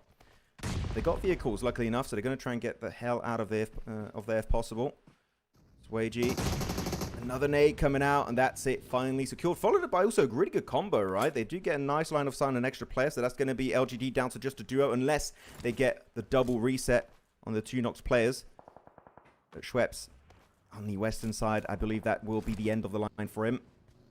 But still a little bit of a tricky fight. They're also going to have to make their way through Boatyard itself, but now it's going to be in headshot hills, and all gamers looking beautifully set up in the center of that zone. And now you're going to see LGD Ling ask a doc. Joker gets docked by Tian right at the right time as well. That is going to allow LGD to try to get this reset, but Turney K is right behind him. Will he go for the res as well? Nope. He's getting into action. He said, I'm going to get that confirmation. How about you as well? No! Did he think it was just one player? He just went without a single weapon in hand. He was like, oh, I got you. No, I got the thirst. No. Mao was there waiting for you, my man. Now let's see what Mormon can do. A little bit of a mistake here on the side of E-Arena, and they're getting punished for it. Can't believe he tried to play the John Wick card. Sending it forward with a pen in hand is unfortunately, you really got to get up in there in that CQC range. But yeah, that was definitely an interesting decision to commit to. Maybe he was also out of ammo, something to keep in mind. We don't know exactly how many resources he had. But it's down to Mormon with the JS9 again. Newest addition here in the esports room in update 4.4. As Mao over to the S12K. Which one will be stronger, the JS9 or the S12K in this encounter? Down to this final 1v1 over to the Western Ruins. He's just holding the angle, just waiting. But the blue zone's going to start to tick hard too. So really, he can't linger here for too long. No, this is stage 4. The zone is definitely going to start chunking you down little by little here. So Mao going to have to make a play here. He's going to try to hit a little bit of bounce nade. Nope, he's going to be having the angle. 1 second left. Oh, okay. I thought he was going to accidentally nade himself. Gonna have to hit the shotgun shots. Down to 1 HP. Got him. Now he's going to go out as well, though, to the blue zone. Hey, you know what? Extra elimination. It might go a long way. Who knows on the leaderboard. So GG still a really good try. LGD able to give himself at least something extra on the board. As now we just saw a little bit of an Indonesian showdown. RRQ taking the fight to Bigatron. But RRQ will have himself a great dip to play from. And also a hovercraft. And this potential open-ended finish in the headshot hills next to school and apartments. This could be such a valuable resource. If you have especially that repair gun, that welding gun, and keep it in decent condition until the very bitter end of this game, that hovercraft could be do or die for RRQ. Let's see what's going to happen here.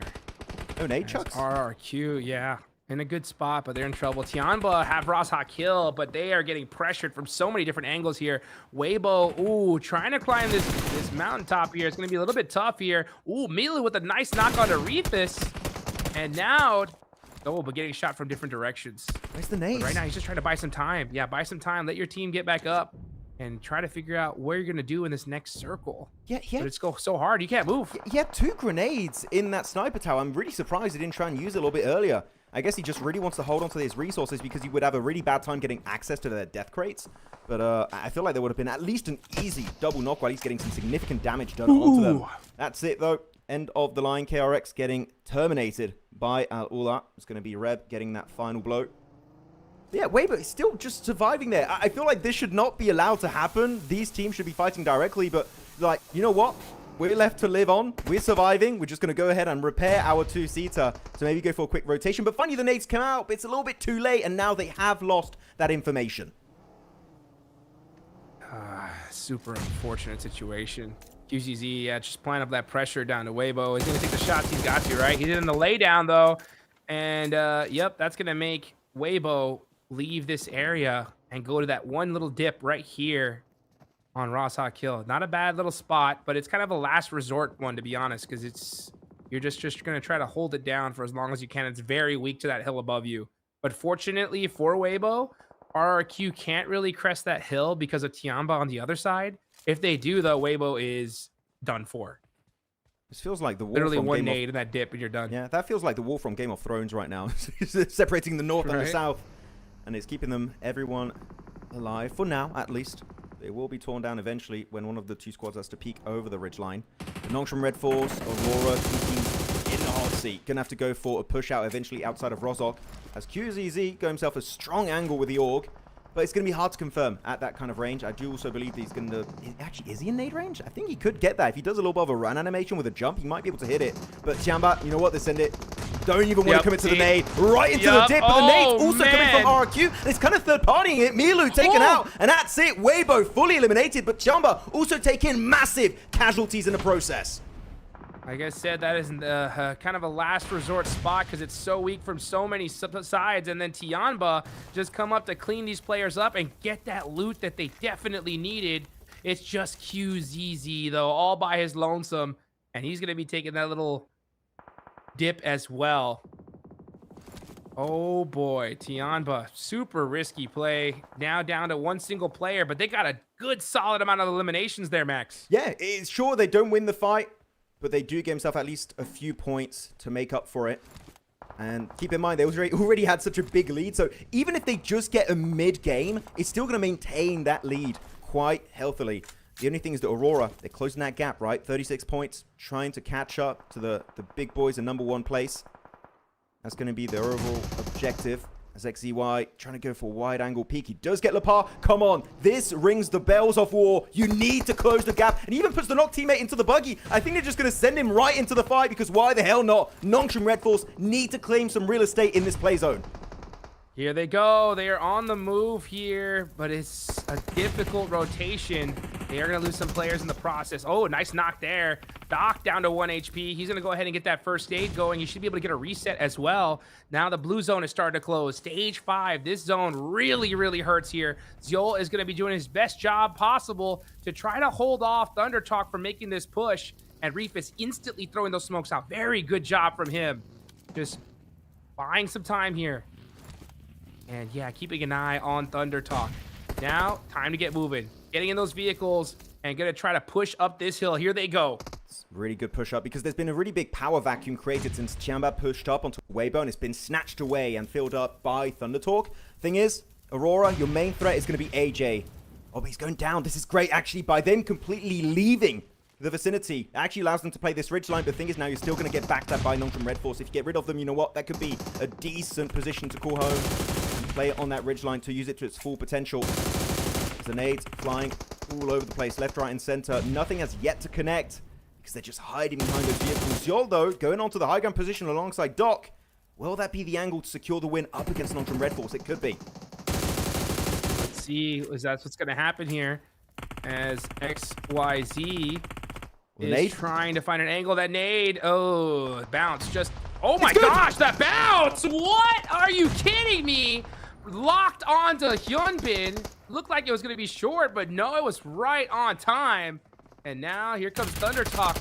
They hear all this action going. They want a piece of it. That P90 from AJ looking very, very strong. He peeks back, though, as top. Does get some shots onto him. And now, yeah, Thunder Talk. They're trying to soak up some eliminations here. That's going to make things even more difficult for Aurora. They just fully sandwiched here between Nongshim Red Force and Thunder Talk. Really tough to survive it, and especially when Thunder Talk have so many resources up their sleeve.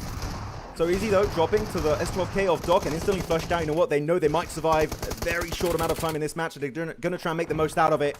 And unfortunately, those two teams instantly eliminated from the match. Not able to get a single placement point, but at least get a few eliminations for their troubles. Though back over to the northwestern side of the circle, it's RRQ, it's Bigatron, and now Al-Ula looking to make a push in the play zone.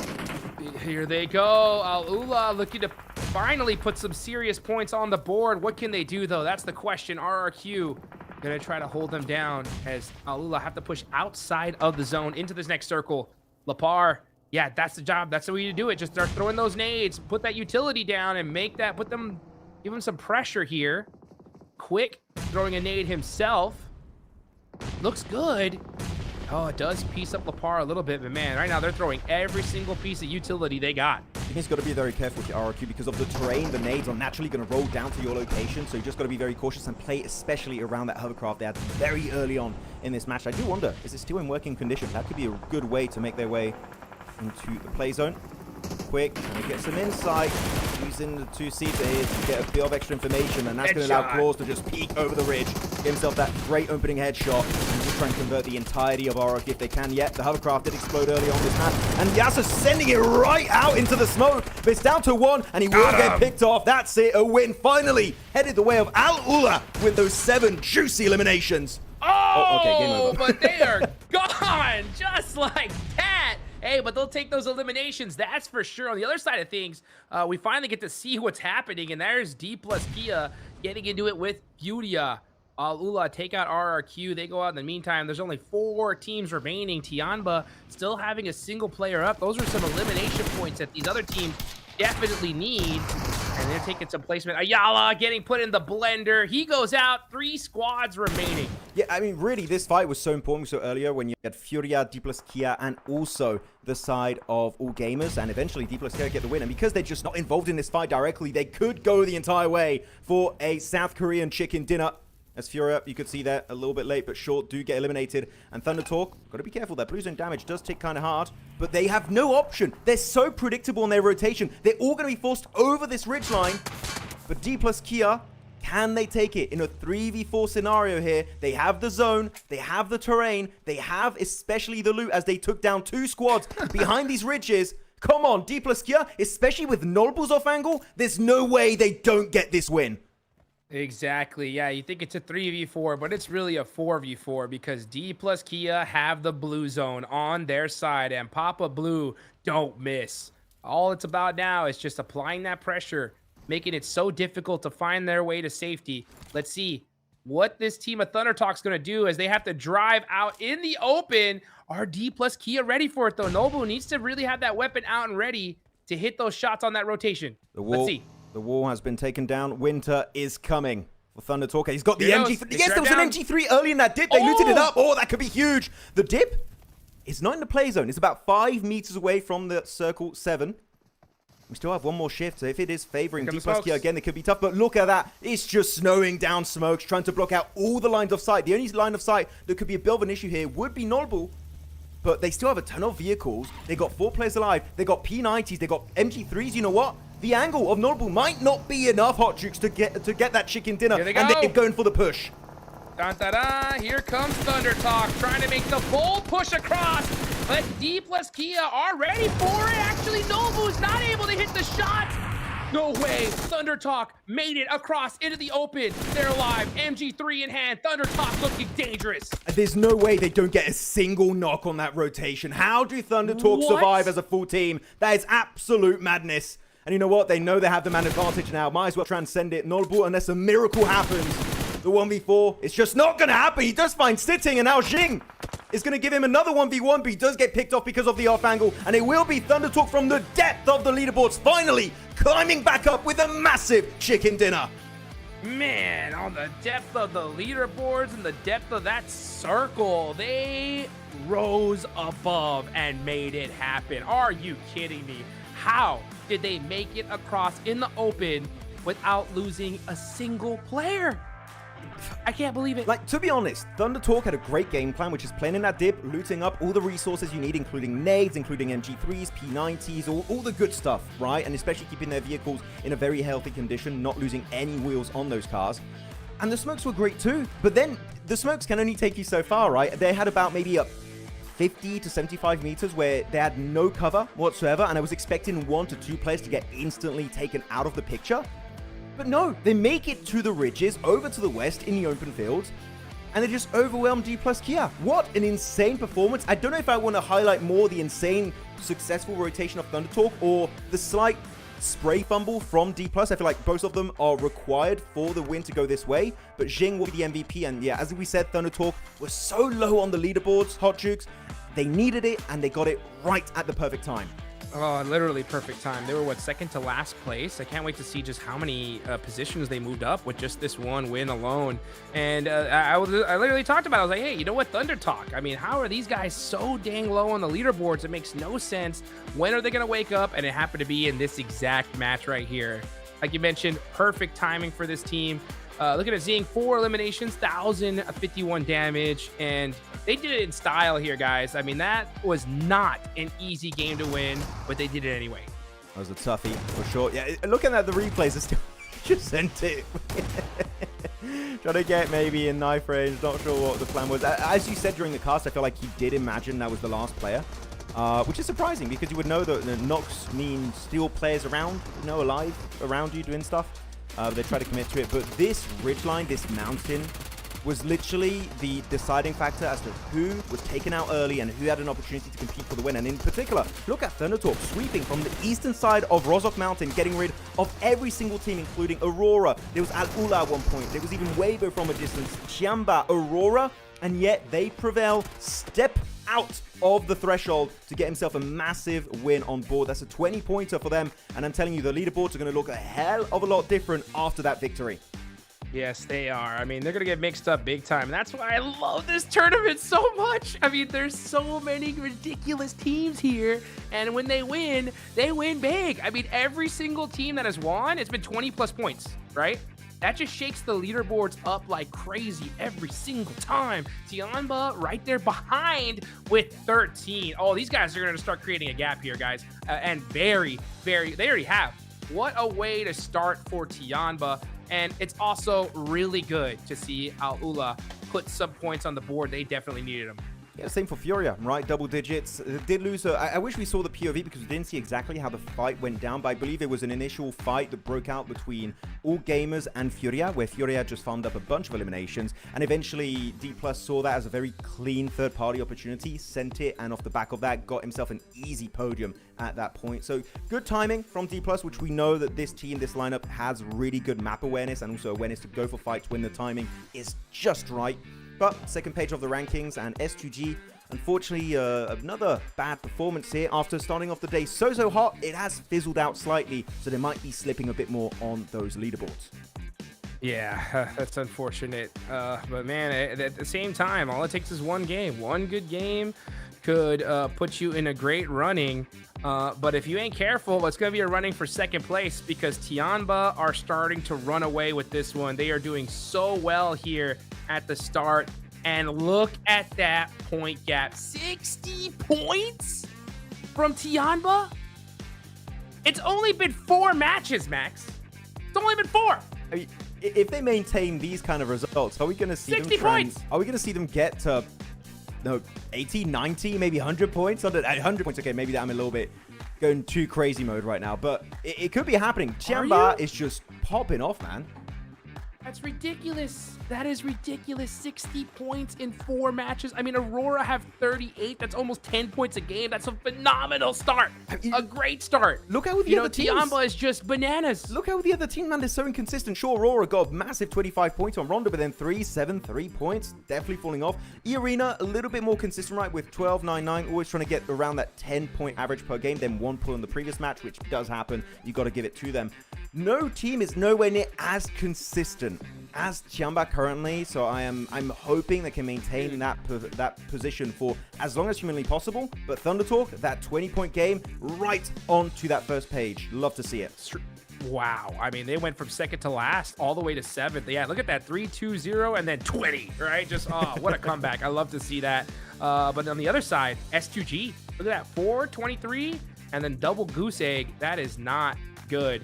Look at the second page. Some big names on this second page, man. I mean, super unfortunate. A lot of inconsistency, like you mentioned. And they need to step it up. And they need to kind of pull what Thunder Talk did in Miramar. Yeah, got to try and give it their best as FURIA, Influence Rage 15 eliminations apiece. You know, Brazilian brothers for a reason to be in 10th and 11th position, respectively. Out of these teams, yeah, I do need to see Bigatron. Just to echo your point here, Hot Jukes, you said earlier also, Bigatron, we expect way more. They gave so many good glimmers of hope back during the group stage, and they're just not delivering anything nearly as good as their initial performance in that first stage. So I need to see way more, and you know what? We're seeing way more of one player in particular. That is QZZ from TIANBA. 19 eliminations, 7 more elims than Top. He is just flexing at this point. Yeah, he is, but Top is still flexing that damage by just a single 100 damage, man. I mean, QZZ is hunting this man down, and now we see, look at this, just AURORA and TIANBA. That is it here on top, and it makes sense why. Yeah, I mean, it's just the top 2 teams, right? Just to put it very simply, it's 2 players from AURORA and 2 players from TIANBA and Aking too. We talk about QZZ a lot, but Aking has also been putting up massive performances for the entirety of this MACAO Invitational. So definitely a player that deserves a lot of respect. But now, as you can see on the screen, Miramar is next on the menu. Can't wait to see who's going to get the final 2 wins of today. And guess what? It's happening fast from what I hear. I'm hearing in my ear that break is done. No break, guys. We are in this one. That's what I like to see. I'm ready to get back in the action already, Max. I know you are as well. Let's go. Oh, okay. I was going to go get a drink and everything, but you know what? No! I'll have to drink the tears of whichever team gets eliminated first, I suppose. No, it's going to be great. See, I mean, it's good for these teams in particular because you're feeling hot. Maybe you just don't want to break. You just want to get right back into the battlegrounds and trying to maybe maintain your momentum every single match. We're looking at the stage. Well, everyone's going to be ready. And yeah, actually, the stage, we didn't talk about it too much during the pre-show, but amazing stage for these players and one of the best we've had so far this year. I love it. I love it, man. It looked gorgeous here off the top. I like to see the different team, like little lobbies there, right on the sides as well. Man, you know, these guys got to be just so excited here to play at this high level, and it's been so impressive to watch these lobbies every single game. I mean, the leaderboards, as far as like in the mid pack getting shaken up for sure. We are starting to see a bit of a point sponge from TIANBA though, and that's what it's really all about, right? We always ask, like, what's the championship formula? How do you win a tournament like this, right? Well, when you get the opportunity to get a decent position in the circle, you got to win the game, and you got to win it by a lot. And TIANBA have done that every single time. And even if you don't get the zone, you got to put up some consistent points, and that's exactly what they did. So it does take playing perfectly and a little bit of luck, but TIANBA are just going crazy, right? 60 points in 4 games is just outlandish, right? And if they end strong here, they could really poise themselves to win this championship after just one day. I mean, there's still 2 more days left to go, right? But with a big lead like that, it's gonna help. That's for sure. Okay, let's not call them the champions just yet. No, I mean, no doubt, right? But I'm just saying, for the road towards the championship, if they end day 1 with 100 points, dude, I mean, it's gonna buy them so much room, right, for the next 2 days, and they could definitely use it. So when you're hot, don't let off the gas, right? Just keep going, because you're not going to guarantee those good performances in the next 2 days. Keep putting that pedal to the metal. I mean, in particular, I feel like I'm just stealing your points all the time, Hodges. I'm just rehashing what you said in the past. But to repeat what you said, you wanted to see maybe 3-4 teams in the first rondo of day 3 get in the Smash Road, right? That was your dream, like, oh, it would be so cool. TIANBA's like, hey, Hodges, sit down. That ain't going to happen, because if they maintain this kind of a lead all of today, right, for the next 2 games on Miramar, all of tomorrow in those 6 games on Rondo, Erangel, and also Miramar, it's going to be almost impossible for any other team but TIANBA to get in the Smash Zone. So teams need to catch up to TIANBA, like, right now, if they want to have a chance to win it, because otherwise that lead is going to get real deadly on day 3. Yeah, for sure. And man, here we go into the beautiful desert of Miramar for the first time here in the PUBG Mobile Macau Invitational 2026 Grand Finals. And we can just look at that. Look at that. It's a sign. TIANBA QZ out of the plane early, heading towards Valle del Mar. Let's get it going here. But yeah, you know, the reason why I'm just hashing on this point is because what we've seen from TIANBA, I mean, 60 points, first 4 matches of a grand final, it's special, right? It really, really is special. And with 2 matches left to go, I just don't want them to have that mentality of like, okay, we did enough, because they have, right? Let's be real. They've done enough to already have a phenomenal day 1, even if they put up 2 0-point games. But, you know, the thing is when's enough? It isn't, right? You have 2 more days left to go. The next 2 days are going to be straight chaos. You could have a terrible day 2. And if you can really just have a ridiculous record-breaking day 1, why not? Go for it. Don't let off the gas. There's 2 reasons why TIANBA cannot let their feet off the gas right now and need to keep putting up massive games. Is because, 1, you want to try and win the tournament, which, like, duh, of course. Also, to qualify to PMWC, right? Compared to their teammates, well, not their teammates, their local teams also from China, such as, you know, I mean, all gamers already qualified as the PL champions, so they're already in. But Thunder Talk, they're going to be trying to be on their heels. Weibo, LGD, all these teams are going to try and take down TIANBA. So TIANBA have 2 main reasons why they need to maintain this kind of a lead for the entirety of the finals. Because this is not just a fight for an almost $500,000 prize pool tournament. It's also a slot into a $3 million prize pool tournament. So TIANBA, it might get to a point where the pressure might get to them, because there will be so much on the line on those potential 6 games of day 3. Oh boy, man, yeah, TIANBA. Now that you mentioned that, I was like, as soon as you said it, I was like, he's right. I mean, yeah, PMWC is right around the corner. You want to lock in your slot for that. I mean, it's so crazy. I saw a lot of the top teams, like, you know, Alpha 7, Enigma Galaxy squads that didn't make it. They immediately posted on their socials, "See you at PMWC," right? Like, they're like, "We'll see you then, guys. All right, we'll make it happen coming around the corner." And I definitely want to see TIANBA there. That's for sure, especially with how QZZ and Squad have been playing. And it's most likely going to happen, because they are looking so great here. I just hope that they don't have that mentality like I mentioned earlier, because it happens where they're like, okay, we're good. Let's just get some consistent points, and they change their play style. No, play the same way that you've been playing because it has been working. If you have this change of mindset, like, okay, we've done enough, let's chill out, guys. I'm sorry, for me, that you're just a bad team. Genuinely. I mean, it's so easy to happen though. I see the best team in the world do it all the time because it just kind of like, all right, we've done so great. Let's just put some points on the board. All right, let's slow things down a little bit, and just that little shift is enough. Okay. To put a gear, just a wrench in the gear. That's why I wanted them to just think, okay, I don't care what we've done. Let's just play the same because it's been working. And if they can do that again, go crazy. Yeah. So it's not like intentional, like let's start playing a bit more. Exactly. It's just like the mindset shifts very slightly and then the team starts to do minor mistakes that in a lobby of this caliber, for example, is going to get punished very swiftly.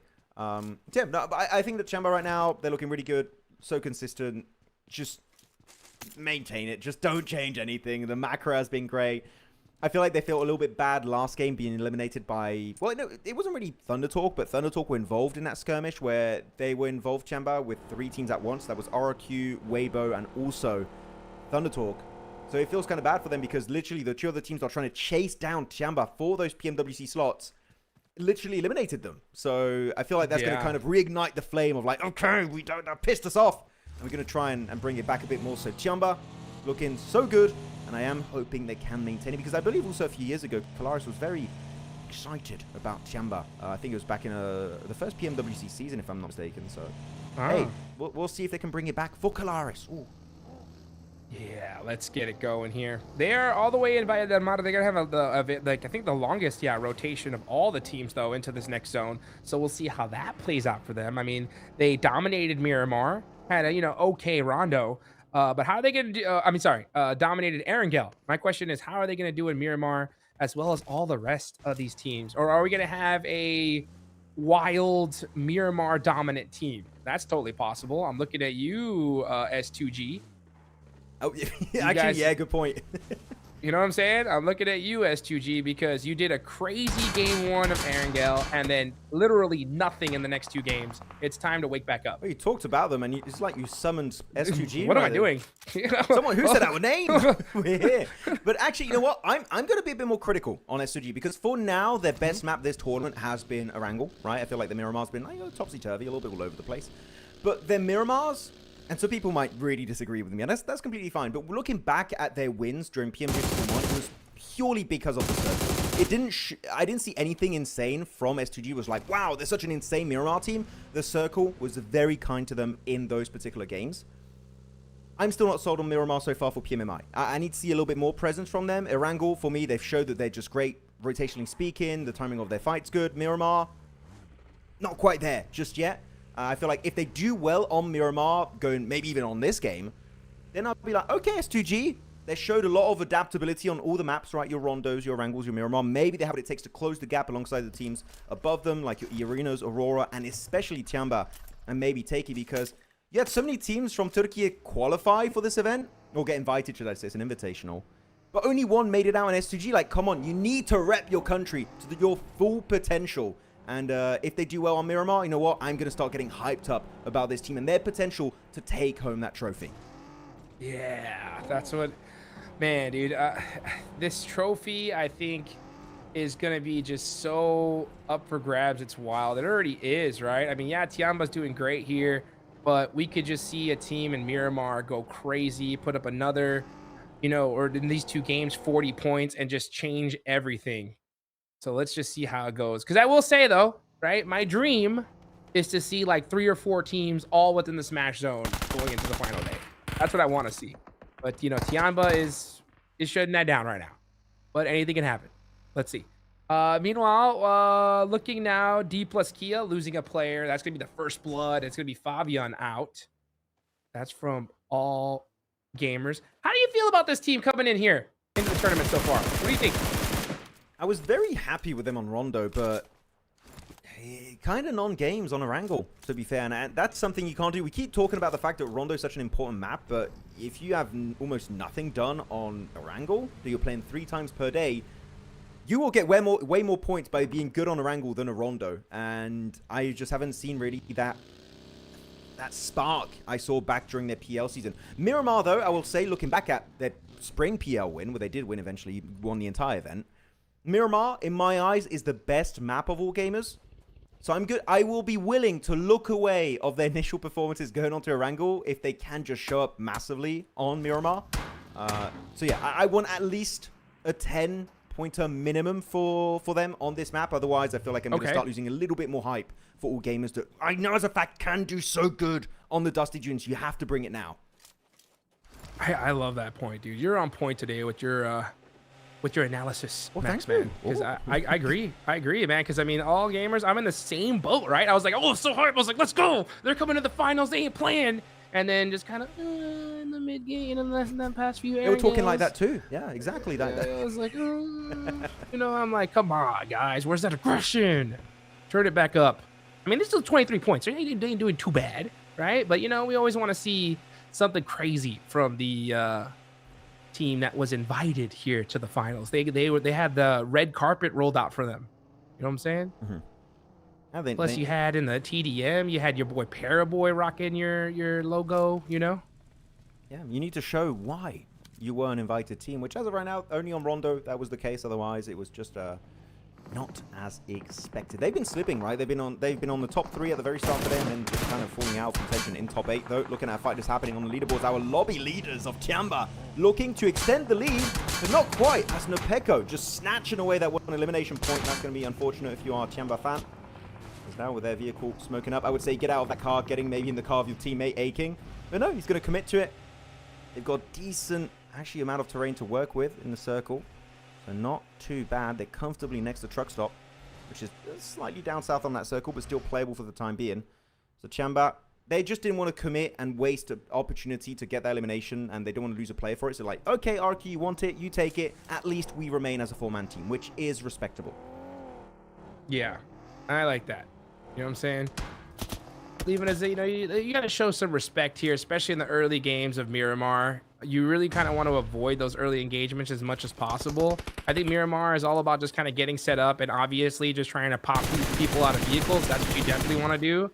But those early full-on fledged fights, a lot of times it's just not worth it. You lose all your vehicles. You possibly lose a player. Nah, just set up, get ready for the late game. But actually, look at even this one. Yeah. Got a little bit of a clash potentially happening. I mean, E-Arena and Al-Ula really can coexist. You don't have to commit to it. It's a decent position, but it's not worth clashing for. I wanted to ask you a question here because we are Miramar. Are there any teams that going on to Miramar here for these squads? I already said all gamers. That's the team I'm kind of paying attention to. But any team out of these 16 squads that you're kind of mainly focusing on, Hot Jukes, because you're expecting good results on the Dusty Dunes? For sure. I kind of mentioned them earlier. I'm going to go back to them. S2G, right? I think S2G obviously have a lot of success when it comes to Miramar. They just did 2 0-point games. I really want to see them do something crazy. They're in the dead center of this circle here near truck stop. And the zone is going to go north, though. So, yeah, they are not in the center anymore. Just like that, Aula is going to be in a great position. Weibo, we're going to get on the move as well. And yeah, unfortunately, Weibo has 3 up.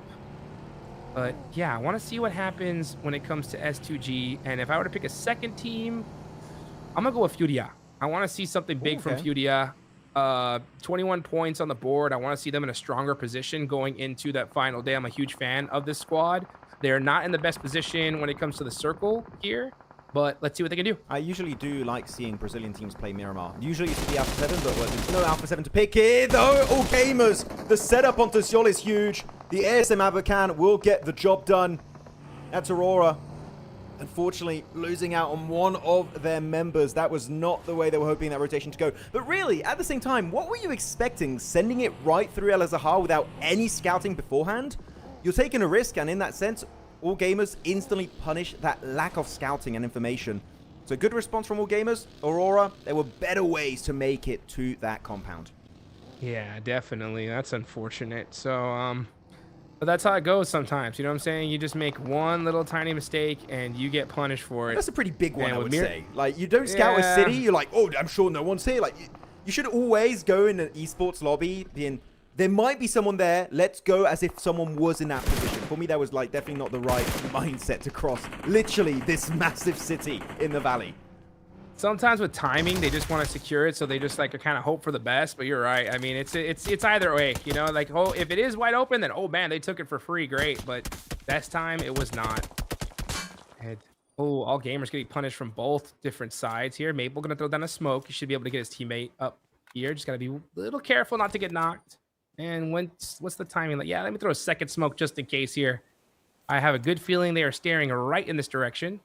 Matter of fact, they should pre-fire this. They don't. Okay, he's going to go ahead and get this res. Very nice. Yeah, definitely going to be good. I mean, it's also a city finish there for those guys that just remain there. You don't have to really commit to the clash as D plus Kyo, though, and LGD, they're going to be committing to their own clash. Fabian, we saw taken out very early on. Actually, I believe the first blood of this game. And Chips might follow in steps. Sizzy and Oldbull trying to just create a bit more space. In terms of terrain, they do have the advantage in the sense that LGD would be forced to come their way to get access to the play zone. But it seems like D+ a bit more on the offensive, especially in Oldbull, that we know wants to try and get in that CCC range, looking to connect the damage onto Lone S. And that is going to be still him taking him out. Good damage with the pump, securing it with the M4. That is the fighting you expect from a player like Nolbu. And that's LGD taking another L. They've been really struggling today to make it out of those bottom ranks. Really nice. I like that. I like to see Nolbu good one making it happen, and he's gonna put some pressure onto. Actually, we're gonna see another player here knocked. Can they get chips though? That's my question. They're going for the res, and they should be able to get this res up. Ooh, Tian's on the run though. Be careful. Gotta be careful. That blue zone damage going to be a bit too much, and that I think okay, it's done. That nade's going to be too run. Good. Well, he does get one. Now it's down to Sizzy. It's going to be the 1v1 Tian versus the two players. Actually, he's still going to be assisted. Nolbu taking a lot of damage. That blue zone damage. He's out. Ouch. He's done. The blue zone damage going to be a little bit too much for him to bear. That is going to be the blue taking him down. Now down to again another 1v1. It just keeps happening. The nade is going to be chucked. He does heal up in just a nick of time, and he does get it to connect. D+ will survive another day here on Miramar and takes down LGD. LGD, just really unfortunate day. Let's take a look at this replay, though. Hyunbin! Oh, pow, gets the knock. Gun switch. Goes for the reload. Another jump shot. Wow. Hyunbin, just on another level. She even, yeah, just put him in a blender there. Does he get 3 feeds? Yes, oh, sir. He's right on the open. Easy. Light work for Hyunbin. Now, that is why I picked him as my MVP prediction. Plays like that is Makes why sense. you never underestimate silence! Hyunbin, but it's going to be Watch out. Bigatron here, clashing with Furia. Got himself a good angle, Chief in particular. He's got perfect ridge control onto Axel. Axel looking to clap back. Razy also a little bit more elevation here. Ayala just getting knocked. That's brutal. overwhelmed, taken down behind that tree line. It's going to be down to Razy as a solo Bigatron. Can they bring it back? Has Influence Rage have a different plan in mind, Hot Jukes? They're looking for that re-engage. Igor getting knocked while trying to heal up. Here comes Chief with the swap. He does make it happen. It's that elimination. But now comes S2G as well. Just the worst luck when it comes to Furia, as Influence Rage are going to shut down their Brazilian brethren. Oh man, not yet. Still Chief. No, you know what? Maybe he gets they're forgotten toast. about. You know, maybe he gets some extra. Oh yeah, he drops the med. Very good play from Higor. Just trying to keep him a little bit healthier condition. Maybe making it to top 8. What's happening there with Influence? Not sure. Just a little bit spin out of control. But this roadside, when there's no teams coming in from the western edge, it's very, very nice. No backstab. You can just play the terrain to its full potential. Though, got to be careful because STG will be looking to contest it away. Again, a lot of purple players here on the minimap. I'm kind of confused who's who, but S2G getting slowly into nade range. Little boy trying to create that space for himself. All gamers putting some shots in the RRQ in the feed. They're making it happen in another area here. Aurora down to 3. Our dead center of this next circle looking dangerous. Let's see what happens. Yeah, we got all the purple squads on the bottom left of the map here. Very close together. Does look like S2G is going to leave Influence Rage alone, though. And S2G's, yeah, going to take the south side here. So they're going to be set up for this next match. Quite a few teams out here in Stage 4. So that's going to give squads a whole lot of room. We're going to probably see a lot of silence for the next 5 minutes or so. Well, I don't know about the next 5 minutes. I feel like Phase 5 is going to be quite deadly, depending on the shift. We'll see. We'll see how it goes, because there's a lot of those southern dips, ridges, and also compounds for the likes of maybe even Aurora could be taken out of the picture entirely. It does shift. And just to give you guys a quick spoiler for the people in chat, it does go hard to the western side. So most of El Azahar is just completely out in the blue very soon. And even teams like KRX, D+, S2G have to make a little bit of a push forward if they want to get in a playable spot. Furia, Chief, the last player from Brazil for this one on that team. Alive. He's got himself a decent hiding spot. You know what? Hiding between the two wheels of the buggy is always a good way to do it. And that could keep him actually decently healthy this game and to get a few cheeky placement points here and there. That's what it's all about. That was a really tough push from Chief, by the way. He was all the way on the zone. Oh, no, not my tires. How about a bush? For the rocket. How about not? How about just let's leave? Yeah. Ah, the sweet rock. Can't go wrong. Good spot. Oh, okay, Chief. Unfortunately, I do wish that the welding gun would give wheels to your vehicle, but no, you actually have to pick up wheels to put it back up on your vehicle. So here, that's going to be a buggy that is pretty much fully out of use. Unless you want to go at like 2 kilometers per hour, which I would not recommend in that spot. But yeah, dead center, I would say just try and play hidden as much as possible, remain undetected, let all the other teams fight, eliminate each other, and then you might get something somewhat of value. Which they would need, right? 11th position, they've been slipping, especially after Infinite Rage won that previous fight. D+K also eliminating LGD means they do jump up from the bottom ranks up into 9th. So Furia, this might be the game that actually starts to create a bit of a lead in the middle pack, and Furia is going to really struggle to just get out of the depth of those rankings. Yeah.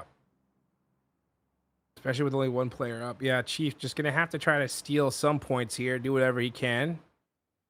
But Stage 5, look quiet here. Little quiet. It's because a lot of those teams went out early. That just opens up so much real estate for these teams to move, and they really don't got to. Now, Stage 6, that's going to be a different story here. Things are definitely going to turn up unless you get caught running out in the open. You are going to get busted up, and KRX takes those all day long. I mean, you're saying it's quiet. It's the calm before the storm, because literally, if you look at the top side of the minimap, it's TIANBA versus all gamers inside of El Azahar. And as the circle keeps moving forward, it's kind of restraining the amount of landmass they can work with. And it's going to force them in such a close quarter combat that they just have to commit to the fight entirely. And here you go, exactly what I'm talking about. TIANBA getting pushed up on, and also getting third party by EECA, it seems like. So Thailand getting involved in the Chinese conversation as Maple instantly cleans it up. And Leo will be the one to actually secure Eagle's elimination.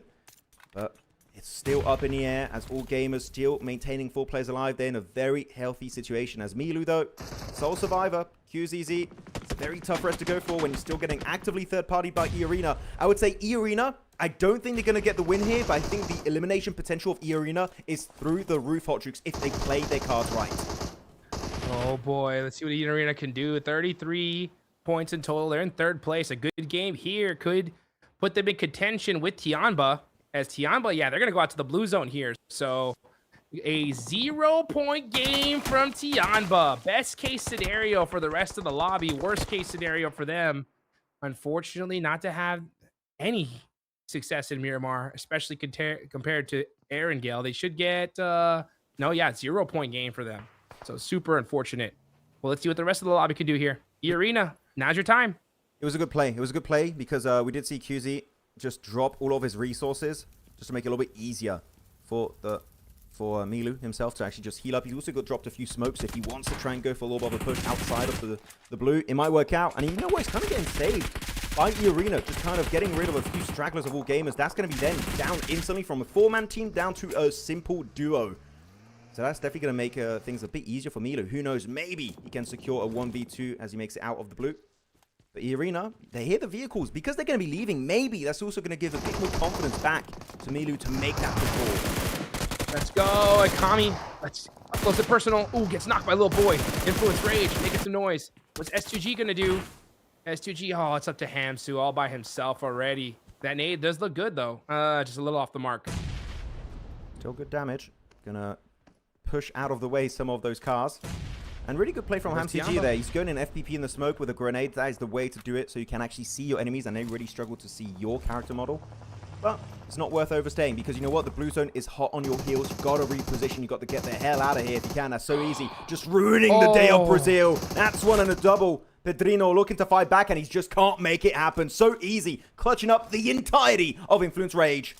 Man, when you get an angle like that, it is so easy. That's how you do it. 5 eliminations for him, and that is how you do it. He's going to be pushing up the hill just to try to find an angle into this next circle, possibly holding just the little edge corner. Doc ends up catching S2G out, and that's S2G gone.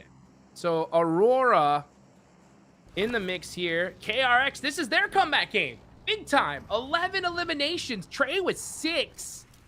Man, this is what I like to see. I like to see these teams at the bottom at the last second putting up some points on the board. That's going to make things very even at the top. There's like a 3-point difference between themselves and all gamers in 6th position. They could get even higher if they go the entire way and secure that chicken dinner. They could go from 11th. They were even lower at the start of this game, right? Because they eliminated LGD. But they could go from one of the lowest ranks in the rankings up into top 5 if they can actually convert this into a strong elimination-focused chicken dinner. So all eyes on KRX as to try and make it possible from the eastern edge. Let's see if base 7 is going to reward that location. And like So Easy and Hyunbin, their location is going to be contested by EECA. That 3 eliminations right from that previous position, and they know how to attack now. No one is going to be on that northern high ground position. But I just got to say for EECA, there's one little issue that they haven't really focused on too much, which is Al Ula. They're still left in the dip. If they play this mountain range a bit too much and hard focus too much on these southern teams, I'm scared Al Ula will go for the biggest backstab play we've ever seen this event so far. So they just need to keep their eyes open to make sure that does not happen to begin with. Let's go. Let's see what they're going to do, though. They're going to have to do it from that building, and that's going to be a tough building to leave. They're going to hold on to that for as long as they possibly can, literally to the last second. Hoxie putting some shots there onto Maple. Very, very nice, though, if you're KRX. You don't want to lose any more of your util. You are still at the edge of the circle. Try to find a way into it. Let's see what they decide to do. What a nade, though. Oh, my gosh, from so far away. That's going to push Mormon back a little bit.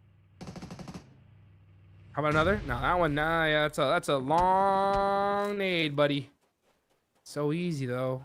And Hyunbin, as a duo, doing a great job for their squad. Dongsham Red Force are actually, yes, making some moves here. Let's see what Hyunbin can do. Little by little. Yeah, Dongsham Red Force, and they're in 3rd place right now. How much more could they move? Okay, that's all gamers out. Alula taking advantage of them. But this is stage 7, man. Only 1 circle shift after this. The zone is beginning to close. These guys got to get moving and find a spot into this next circle. Here it comes. Oh, that was such a good peek from Tony K. He waited for Human to be in the blue zone before he starts to spray him down. Good response because he knew Hyunbin could not stay prone in the blue. He would go down way too quickly. Tony K does some great decision making at that moment for that 1v1. But now chasing down, getting rid of So Easy, because if you do so, you get the entire western side to yourself for the entire 4-man roster of EECA. And they're doing it as a 2-man split too. This is a great engage. As long as you don't let So Easy get the 1v2, you should be good to go. Good utility getting chucked. So Easy getting also cooked up with that Molotov. But the rocket is still playable somewhat. But that final nade will connect. That's it. 5 eliminations headed the way of the Thai super teams. It's EECA looking to go the entire way. Yeah, they go. In 4th place, looking to climb up higher and higher and higher. Oh, here comes Alulu, though. This is the play. You got to be able to make it happen. Here comes EECA pushing. 30K out. Claws. Trying to figure out where he is. The movement from EECA is so strong, but quick. It's quick enough to make a great play. It's up to Schweppes. Down to 1 HP. Gets him. Yeah, sir. In the mix. Where is the rest of EECA? Guess what? They're in the lobby. They're done for. And now KRX is looking to clean things up. Oh, he was really confused. Who's an ally? Who's a foe? We just have no idea. But Al-Ula just so wounded off the back of that previous fight. And KRX looking to punish it. They got 13 eliminations, by the way. I looked away for a few seconds and they picked up an extra 5. KRX looking to secure it. Looking to push up and catch up to their brothers from South Korea and Nongshim Red Force. They're currently in 4th position. KRX. The dream is still a reality for them. Wow. As Aurora, also, we didn't talk about Aurora pretty much in circle 1 or 2, but they're still in this game as a 3-man. They can still go for that chicken dinner. Who knows? They could get it. They could get it and catch up to TIANBA. But man, KRX is looking to catch up to all the top people in the lobby here. This is their game, right? We're talking about how all it takes is one good chicken dinner from the bottom. and you can move yourself all the way up to the top. It's still early enough to do so, and KRX are doing it right on time here, but it's time to finish strong as Claus is going to get a knock onto Hoxie, and here they go. Al-Ula on the push as a duo. 2v3. Can they do it? Was that? Yeah, that was a flashbang. I think he just got flashed. Got to push back a little bit, but Reefus, he was waiting in the wings for that third party, and he strikes perfectly. By the way, Chief is still alive from Furia. He's making it. Might be able to secure podium as a solo. He's been there for the longest time. 10 minutes plus, if not more. As now Claus picked away. That's going to be down to Reb. Al-Ula looking to just climb their way through the leaderboards. Dropping on over to the S12K through the smoke. Can TRE survive the encounter? That's a no. As it's going to be taken away. Al-Ula up to now. That should be 8 eliminations. But what an engaged and especially what an insane third party happening for Aurora. Vinny hurt so bad by the blue zone here. You can't get chunked anymore at all. And Reb's going to see him. Reb has got to be able to see him here. No, he's looting. He's busy looting. Vinny's going to be able to push up here. But KRX devastated by the duo of Al-Ula and Reb on a mission here. But KRX still 15 eliminations. What a game from them. But because of that one play alone, that could have just handed the chicken dinner on over to Aurora. Chief has got grenades too. That could be such a nice way for him to find an elimination without giving his location away. Let's go, Chief. Oh, he's not really hugging the vehicle that much. I'm scared Doc might see his feet there. Watch your toes. Watch your toes. Watch your toes. I think they're just not looking at the buggy. Really, they're looking at the ridge line. They're looking for Benny. He's there? They're looking for Benny and Reb right now. But I feel like they would have cleared it if they were even just suspecting a player would be there. They would have already naded it earlier. Look, one Molotov for top, one Molotov. Chief is dead. Yeah. He hasn't used it, but he will use it now. Does he know? Nice. Now do they see him? Okay, yeah. Okay, they saw him. He moved his toes. Had to. Oh, wait. Maybe not. Whoa! That's Doc down. Oh, boy.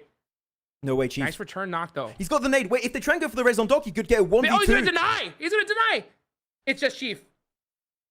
Let's go. Chief securing at least a second place here. They're going to know. Can he sneak something, though? Can he sneak something? Top has no idea. They have no idea he's behind this buggy. You got 4 nades. No clue. Use it. Use the nade. You literally get a knock on top. It's down to a 1v1. Clutches Doc. Goes straight onto the other player, but it just doesn't work out. Aurora securing their second chicken dinner of the day. But Furia got way too close for comfort.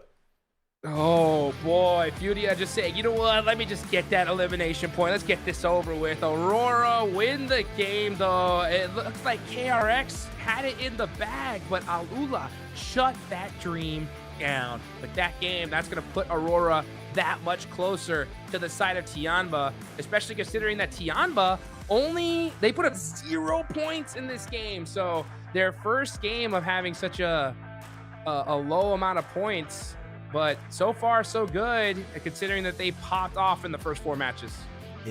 What a catch up from Aurora. My blood pressure is through the roof after that kind of a finish. I was like, there's no way. Chief, can he make it happen? But no, Aurora does shut it down. And really good plan from them. Aurora showing that here they are willing to be passive when the time demands for it. And in this case, they were in a very strong compound in a very slight dip/valley kind of area and just went for all the teams to take the fight. And they just go for a cheeky third party at the very end of it. So love to see it. I think a player just changed it. It was like, whoa, they just teleported. What happened? But MVP of the game is going to be Doc himself with those 2 eliminations and 320 damage. It's a low elimination and damage-oriented chicken dinner, which makes sense with their position, as I just stated. But sometimes a chicken dinner is a chicken dinner, Hot Jukes. Even with the low eliminations, it will still allow you to catch up to TIANBA that, as you said, did get a 0-point game on the Armagh. Yeah, that's super unfortunate for TIANBA because like I was saying, they had such a strong lead, you know, and if they just continued to play their game, put up some serious points, could have gone crazy. But instead, putting up a 0-point game just kind of opens the door for teams to catch up to you. And we definitely saw some teams do that. That's for sure. KRX are going to be jumping up the leaderboards big time. Furia, man, just getting so unlucky here. Influence Rage coming on in and taking them out after they hit that nice play onto BTR. But that's the first Miramar of the day. Anything stand out to you, Max? Anything that we haven't talked about? Just surprised that Aurora still went through El Azahar. You know what? They still get the win, but it was kind of a crazy rotate. But no, I'm happy with the likes of Nongshim Red Force, even though they do not get the win. I think that's just a good sweeping motion from the Western Edge, trying to eliminate as many players as possible. So still very happy knowing they win top 3, just trying to maintain a position up there. So definitely happy about the play. Though, Al-Ula this got a bit messy. You could see the POV of some of the players. They were just looking like, who's an enemy, who's an ally, what's going on? They got very confused. I wish that would be kind of ironed out, because if it was just a little bit smooth on the execution, chances are, Hot Jukes, they don't lose a single player, maybe even just one player, and then they instantly can send it onto KRX. I think it could have been an Al-Ula win, but there was just a bit too much confusion, and they just lost control at that very moment. Yeah, that's how it goes. You know, it's really unfortunate for them. Aurora end up winning this game. Yeah, slow eliminations 3, but you'll take those placement points all day long, especially those chicken dinners, because when it comes to ties, those chicken dinners really come into play. So no matter how you get one, you gotta be stoked. So 13 points on the board. It is gonna be KRX though on top when it comes to total points, and that is 20. I'll tell you what, the first place team every single game so far here, Max, 20 points minimum, and that's what it's all about. That's it. That's what you want to see when you get yourself those wins. Well, you know what? It's not really a win for KRX because they didn't get the chicken dinner. That was secured by Aurora. But no, it is still insane to see that they got themselves 15 eliminations. So many great fights from them. And really, I'm intrigued to see how high the South Korean teams are going to be on the rankings, because Nongshim Red Force were looking really good. Now KRX after this are going to be looking very present towards the very top echelon of the leaderboards. The one that's really lackluster so far has been D+, which is a bit of a feels bad, man, as, oh, okay, second page, it's literally all Indonesia, China, and just one team, well, the only team from Turkey. It's not blood, it's just their flags, but it feels like a lot of blood has been spilled on that game. That's a lot of red. Yeah. Oh my goodness, unreal. And they're in the red. I'll tell you what, when it comes to the leaderboards, as we look at the leaderboards, TIANBA first place, still 60 points, even though they put up a 0-point game. Aurora getting closer though with 51. A little bit of a point gap obviously between second and on down to third, but you know, third is pretty close to the rest of the lobby here so far. E-Arena with 39, and you got Al-Ula with 29. Good consistent back-to-back games from Al-Ula. Good to see them make a charge here at the last moment. It was a very clean approach onto E-Arena. There was one weakness that I stated at that point in the game. It's just they're not being very careful about what Al-Ula could pull off in that game. And the execution, sure, was a little bit shaky, but overall, they had the good idea. And I feel like that shows a lot of potential in the long run for Al-Ula. But at the end of the day, this entire lobby kind of having a sigh of relief that, whew, TIANBA got a 0-pointer. Okay, we can relax a little bit. That gap isn't going to increase to like 30, 40 points by the end of today. No, there's still an opportunity for us to be the lobby leaders at the end of today. Yeah, absolutely. That's how you get it done there, folks. As we take a look here at the second page, we're about to see it. Yep, and there it is. All gamers right there on 9th place, 28 points. The big shocker for me, though, 10th place, S2G. Look at that. 4, 23, and then 0, 0, 0. What a crazy fall off. They're just being held up by their crazy match 2 right now. Got to do something in this last game if you're S2G. You could not afford another 0-point game.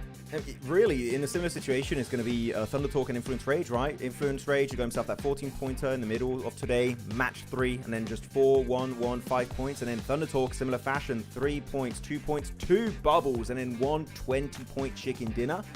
It's very inconsistent, and unfortunately, being very inconsistent in a lobby like this is just not going to be very rewarding. We need to see just your bad games need to be quote-unquote still decent. I would like to see them around the 5-point mark if possible, outside of those big top 3 high elimination games, because otherwise these top squads are just going to keep putting you lower and lower on the leaderboards. As we check out the top eliminators, and as expected here, still Hot Jukes QZZ is leading the charge. Yeah, there we go. 19 eliminations, and he's going to continue to do that here if he keeps playing as strong as he has in the first 4 matches. Last one, I mean, we all get one. We all get one game, that's for sure. You know, we're afforded the championship team's always afforded a couple rough matches. But yeah, if you want to definitely be the champs, you got to hope that that's the last one for the day. One more match left to go. Interested to see which teams are going to make some adjustments here. Yeah, I'm really curious, especially I want to see D+ Kia. They're the team that I've been the most disappointed with so far, so come on D+ Kia. We need to see something of value on match 6, as overall, the top damage dealer is going to be Top. Not QZZ in number 1, no, it's going to be a different one. Good to see Top up there. Of course, that's mainly because he does play with the DMR, which does reward you with a lot more elimination, not eliminations, damage, compared to maybe a more oppressive setup of shotgun or SMG with your main AR. so it doesn't make sense to top his up there in terms of overall damage. Followed up by then, yeah, QZZ, Joker, and Loranzin. The Influence Rage, it's good to see you up here on this graphic, but I want to see you guys higher up on the leaderboards. Come on. Hey, let's go. Let's all see that come up as we have a very, very short break, guys. We'll be right back in just a moment.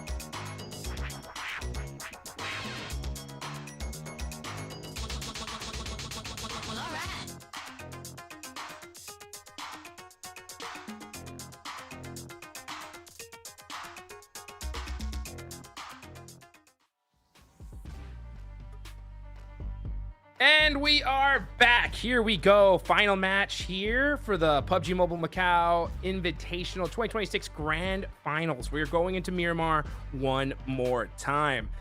We need to see a good chicken dinner here from the team's 8th place on down if they want to try to make a catch and run for that first place spot.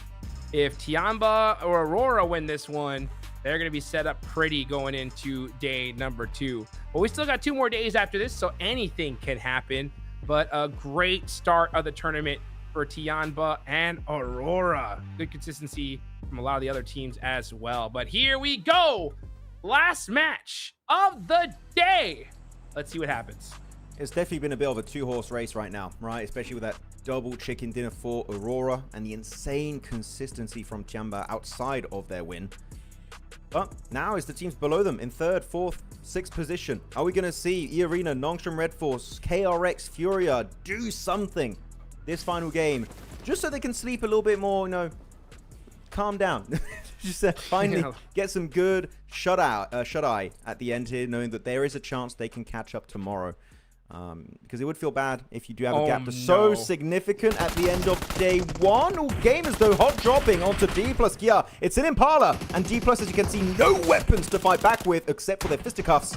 And definitely another way to want to start. Why is this happening? This is an oddity I was not predicting.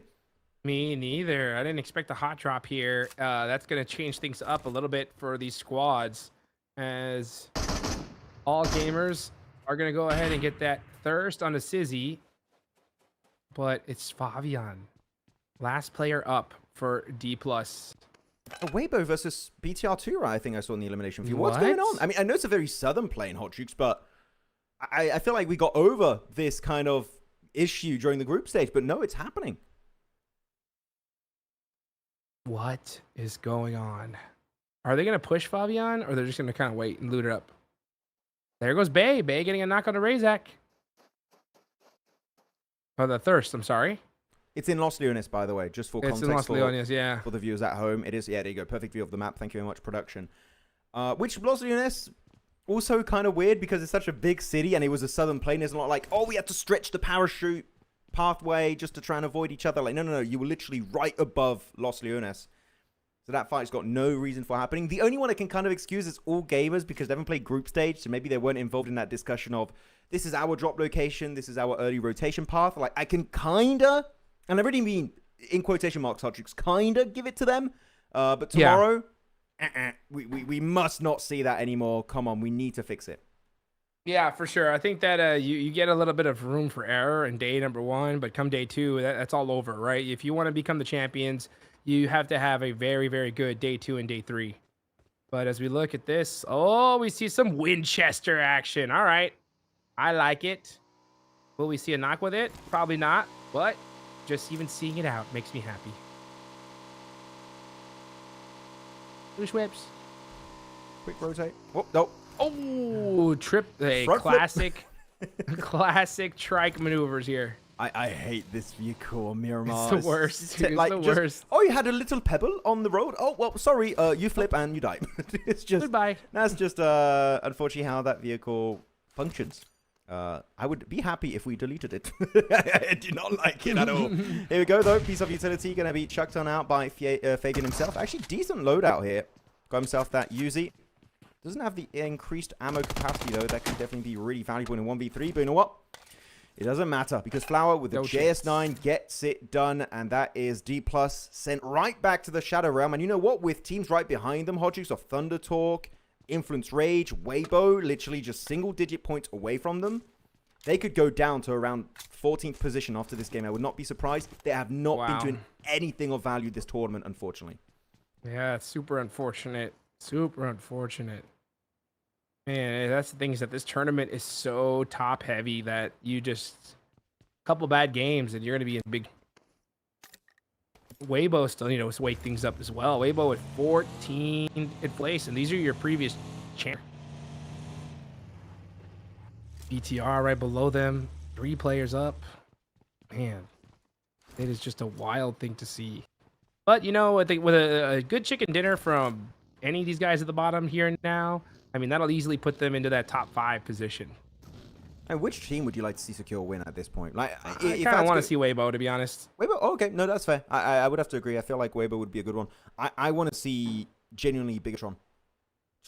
I agree. I mean, that's a great one as well. I mean, it's going to be tough with a 3-man. But, yeah, that would be awesome to see Bigatron pop off. Because I don't want to see the same thing we saw in one, right? I mean, group stage, they go crazy. And then come time, just gone. Yeah, it's just very unfortunate to see BTR just, especially with the lineup as experienced as theirs.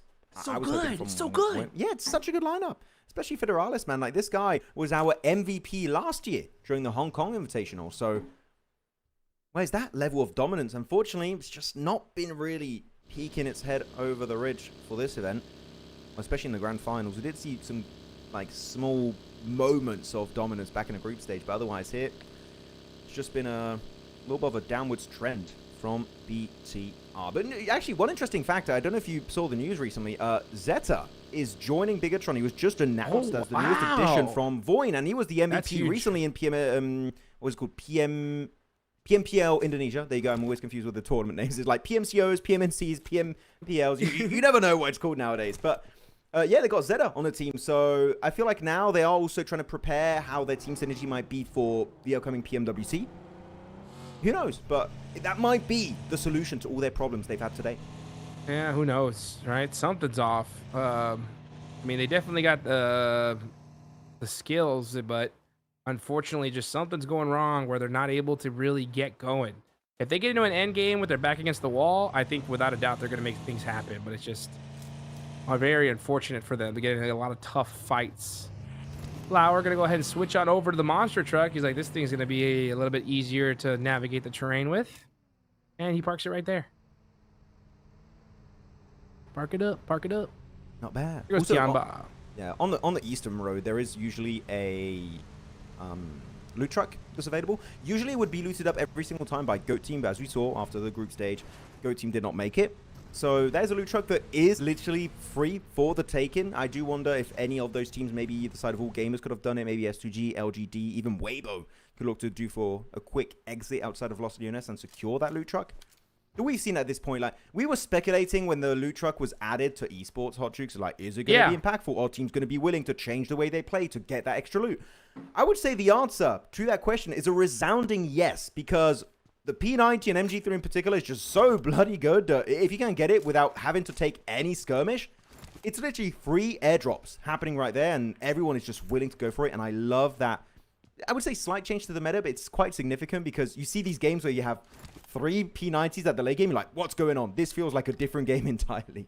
For sure. Yeah, I wouldn't even say slight. I think it's a major change. I love it, right? It makes certain locations that much more valuable, finally, right? Like, it actually makes an Erangel Pachinki a thing, because now you're like, all right, we're all going to get some level 3. We're all going to get some great weapons, or at least have a chance to get some great weapons.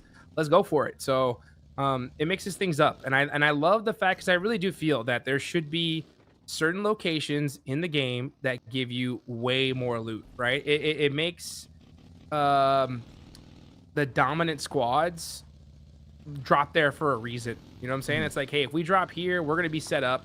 And if we're the top team in the lobby, we have the privilege of having this advantage. You know what I'm saying? So I like it. I really, really do. Next zone does come on up. It's going to be a southern one. Okay, so we're going down to the south side. I can see that. Yeah, sorry, I was going to say, great for teams like Nontrum Red Force in particular. Like, they had a great southern rotation. They're next to Partona at this very point of the game. And the terrain in particular is great because you know there's no one that's going to be dropping in Partona at this point, right? So your backside is completely free of any kind of potential threat or menace. So Nongshim, I'm not saying this is going to be like a free chicken dinner or whatever. Like, no, I'm not going that far. But I feel like with this circle, unless the circle keeps going up north like 3-4 times in a row, which is quite rare to happen, but it does on occasion go down that way. With the progression of this game and the terrain in particular, Nongshim Red Force, I would love to see just a solid top 5 with a bunch of eliminations minimum, especially with a bunch of elims to hopefully make it on the podium, because they've been more impressive than the group stage. So come on, this circle is amazing for Nongshim. Give me some points on this match, I beg you. Please, make it happen. Yeah, let's do it. Let's do it. I want to see that, actually. Yeah, I mean, Nongshim Red Force, they're in 4th place right now. Easily are a top contending team, and they're that for a reason. They've been making some really, really good plays here so far. And man, it's just wild to see. KRX did a great job in that last match. Put them in the running once again. See what TIANBA's going to do, right? TIANBA, super quiet in the last one, putting up 0 points. How are they going to turn that around here? Are they going to keep up with that crazy aggression, those strong plays, or are they switching to passive mode? Interesting to think about. EECA going to have to try to keep his vehicle alive, but that thing is beat up already and missing a tire. But only one team need to still move into the zone. Well, actually, there's a couple teams, right? But one team that's really far away is EECA. EECA are still up in the blue zone near San Martin. They're going to have to push on down. There are going to be some spots in this next circle, but if the zone hard shifts away from them, they're going to have a tough time here. Yeah, they're about, like, what is that, 1,500 meters away from the zone? So, yeah, they're quite far out of the way. So, you've got to try and reposition quickly as Bigatron able to catch off guard the entirety of Thunder Talk. That's going to be one instant confirmed elimination onto AJ. And Siting also, his vehicle is going to be putting up a few flames, which, fair to say, is not going to be great for your car. If that happens in real life, definitely run for the hills.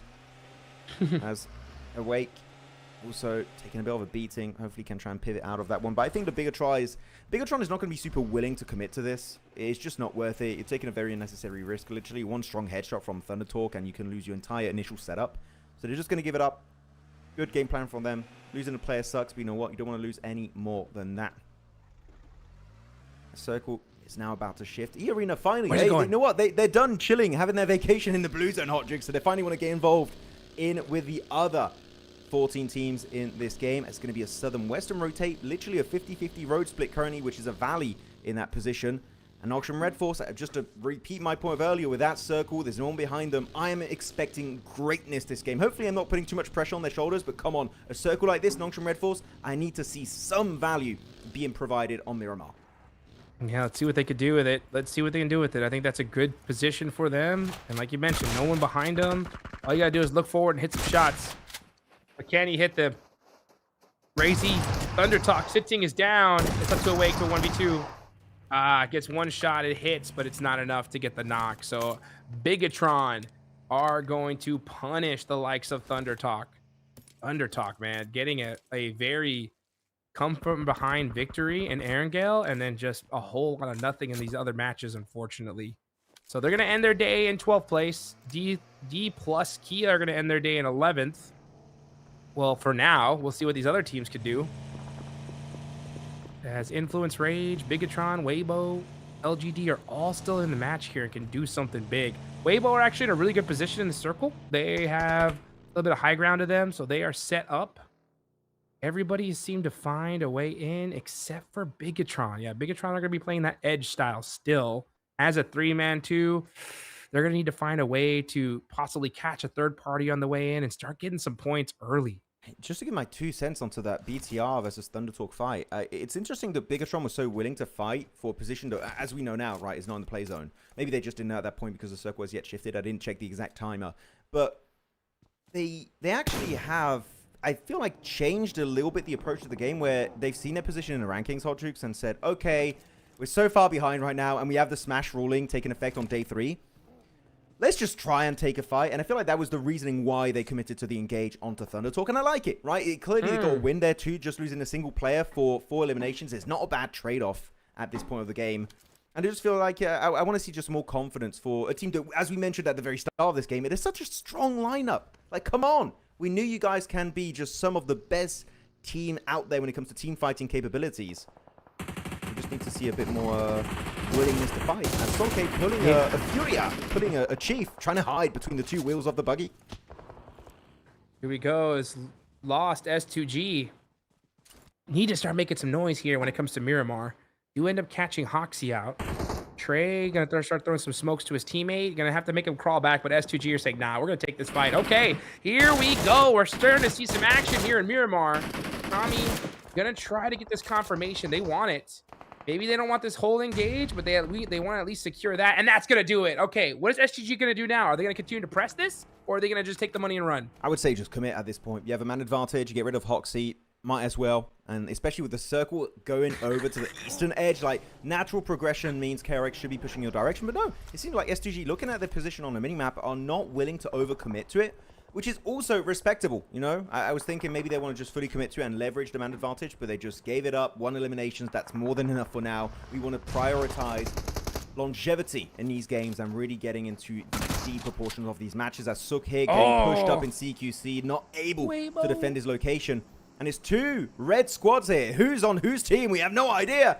But Razy is going to be stranded down in the lower section of the building as Bay cooking up his own piece of util. That's going to be some good damage possibly cooked up as it does detonate. And Axel does find Suki, but TIANBA, this is an amazing third party. After that 0 pointer last game, Hot Jukes, they want to get some points back on board and maybe take down everyone from Bigatron and Weibo. All the red squads, they're going to be hunting him down. Razy! Oh, I thought he had an angle there. Unfortunately not. I don't know. It's red on red here. Let's see what the rest of these teams can do. That is his teammate. Yeah, you got Weibo on the other side. It got me too. It's fine. Yeah. Let's see what happens, though, between this fight. Oh, okay. TIANBA really slowing down. I feel like they were just going to go full aggro. But yeah, as you're saying here, they did slow down significantly. Just willing to share, I guess. Maybe just waiting for the fight to continue a little bit deeper. But the interesting point about this compound in particular is got 3 main buildings. One to the east, which is held so far by BTR. A northern one, which is a longhouse held by WBG. And then TIANBA's got this, like, stable, I guess you could call it, right? So that's going to be the setup. And I feel like there's a bit of an issue here, which it's a Cold War situation where if a fight breaks out between any 2 teams, the other squad is going to third party you. So they just have this kind of non-verbal agreement of, let's just not fight. We got a great position in the circle, lads. Let's just work together. Normally, it's a 2-team symbiotic relationship, but now a 3-team symbiotic relationship in a position like this, that is rare, but it is happening here in PMMI because this event is just so crazy. Ooh. It is so crazy, man. We're seeing just some wild jumps in the leaderboards. We got the 2 top teams performing extremely well, putting up more than 10 points a match on average. And now you got Weibo, one of the teams that we wanted to see kind of clutch up a win here. It doesn't look like that's going to happen. Kind of in the same boat for Bigatron. They do have 3 players up, though, so there's still a chance. And they are in the center of the zone, but TIANBA is right there. Hey, this is honestly good, to be honest. I like this. It's dead center of the circle. All 3 of you guys, y'all are now officially like a 12-man team. Y'all just look in every other direction, and then if the zone just keeps going here, don't move a muscle, and then see who comes out in first place once all the chaos is over. How many players are in that compound? I need to count. it's amazing. Yeah, it's almost a 10-player team. It's crazy what we're seeing over there. 9 total. Yeah, there you go. 9 players in one compound. Ooh, one compound has 3 buildings, by the way. It's Claws, E-Arena. E-Arena, there's a little bit of a storyline being built between themselves and Al-Ula, where they always leave Al-Ula, have a backstab angle onto them, and that's going to be instantly punished. Schweppes, first of all, good pickup. Now he's going to have some support from his teammates. Those going to be traded back. Again, Tourniquet has had some good plays earlier, but it seems like here they're just losing absolute control on this ridge to the west. And they've got to be quick. The circle moving in about 40 seconds worth of time. So they got to wrap it up swiftly if they can, as only Mormon here is going to be in that position with his teammate to the east. Al-Ula slowing down. They had such a big advantage here, but they slow down completely, Hodrix. They need to wrap up this fight now. Oh, yeah, they do. Sooner than later, because this is a lot of noise that's happening here. And it's outside of the circle. 22 seconds left on the clock, and the zone's going to start closing. E-Arena starting to move now. Oh, man, it's Joker. Is he leaving his team? He is. Okay, so they have given up. E-Arena going to get eliminated here. With Joker just going to try to find a spot to get some placement points for his team. That's going to be difficult because he's going to be driving wide out into the open here. Does he find something? He's getting shot at now. Oh, maybe committing a little bit too far. He went deep into the circle. And yeah, he is gone. He wanted to pull a chief, but he wasn't given the chance. Yeah, that's hard, though. Yeah, Furia were like, we know what you're trying to do. Our teammate did it earlier. You know what? We're going to shut that down right away. Settle down. Yeah, good try. Still, a good attempt from Joker, right? He knew that he was just getting completely crowded and surrounded, so let's try and redeem it somewhat. And sometimes that plan will work, and in this case, it just fell flat on its face completely. So still good attempt. Oh, okay. Well, that's an airdrop right on top of his shed. Is he playing Jenga or something? I don't know. He's builder block, right? He's playing Lego.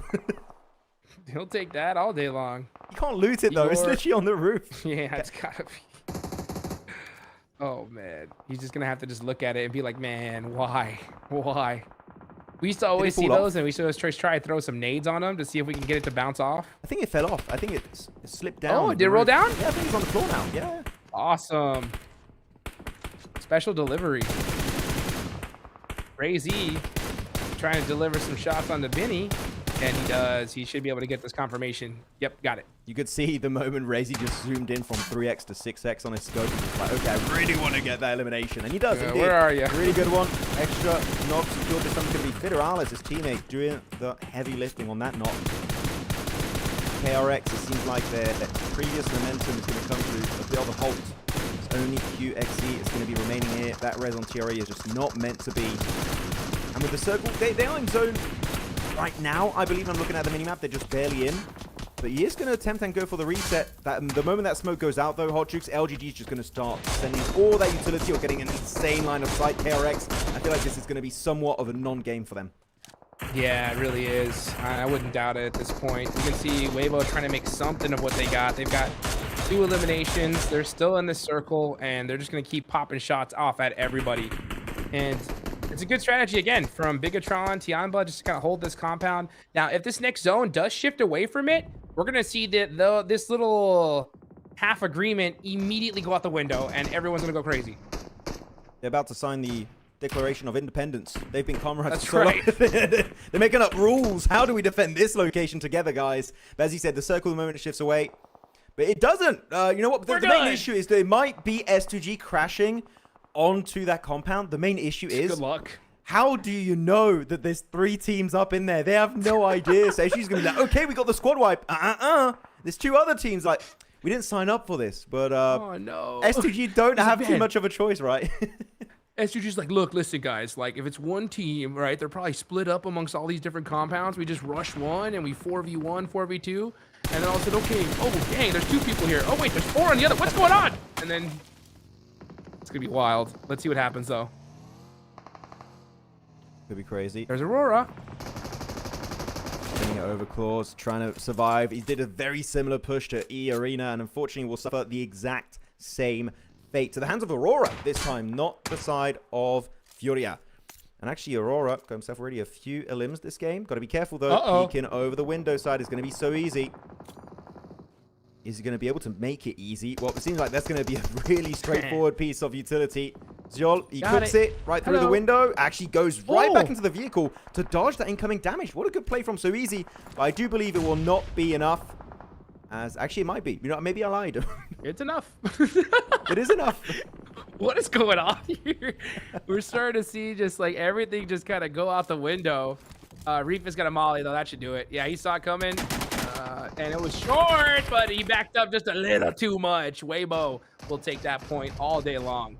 Now look at all gamers starting to put some pressure on S2G. S2G have put up non-stop 0-point games here.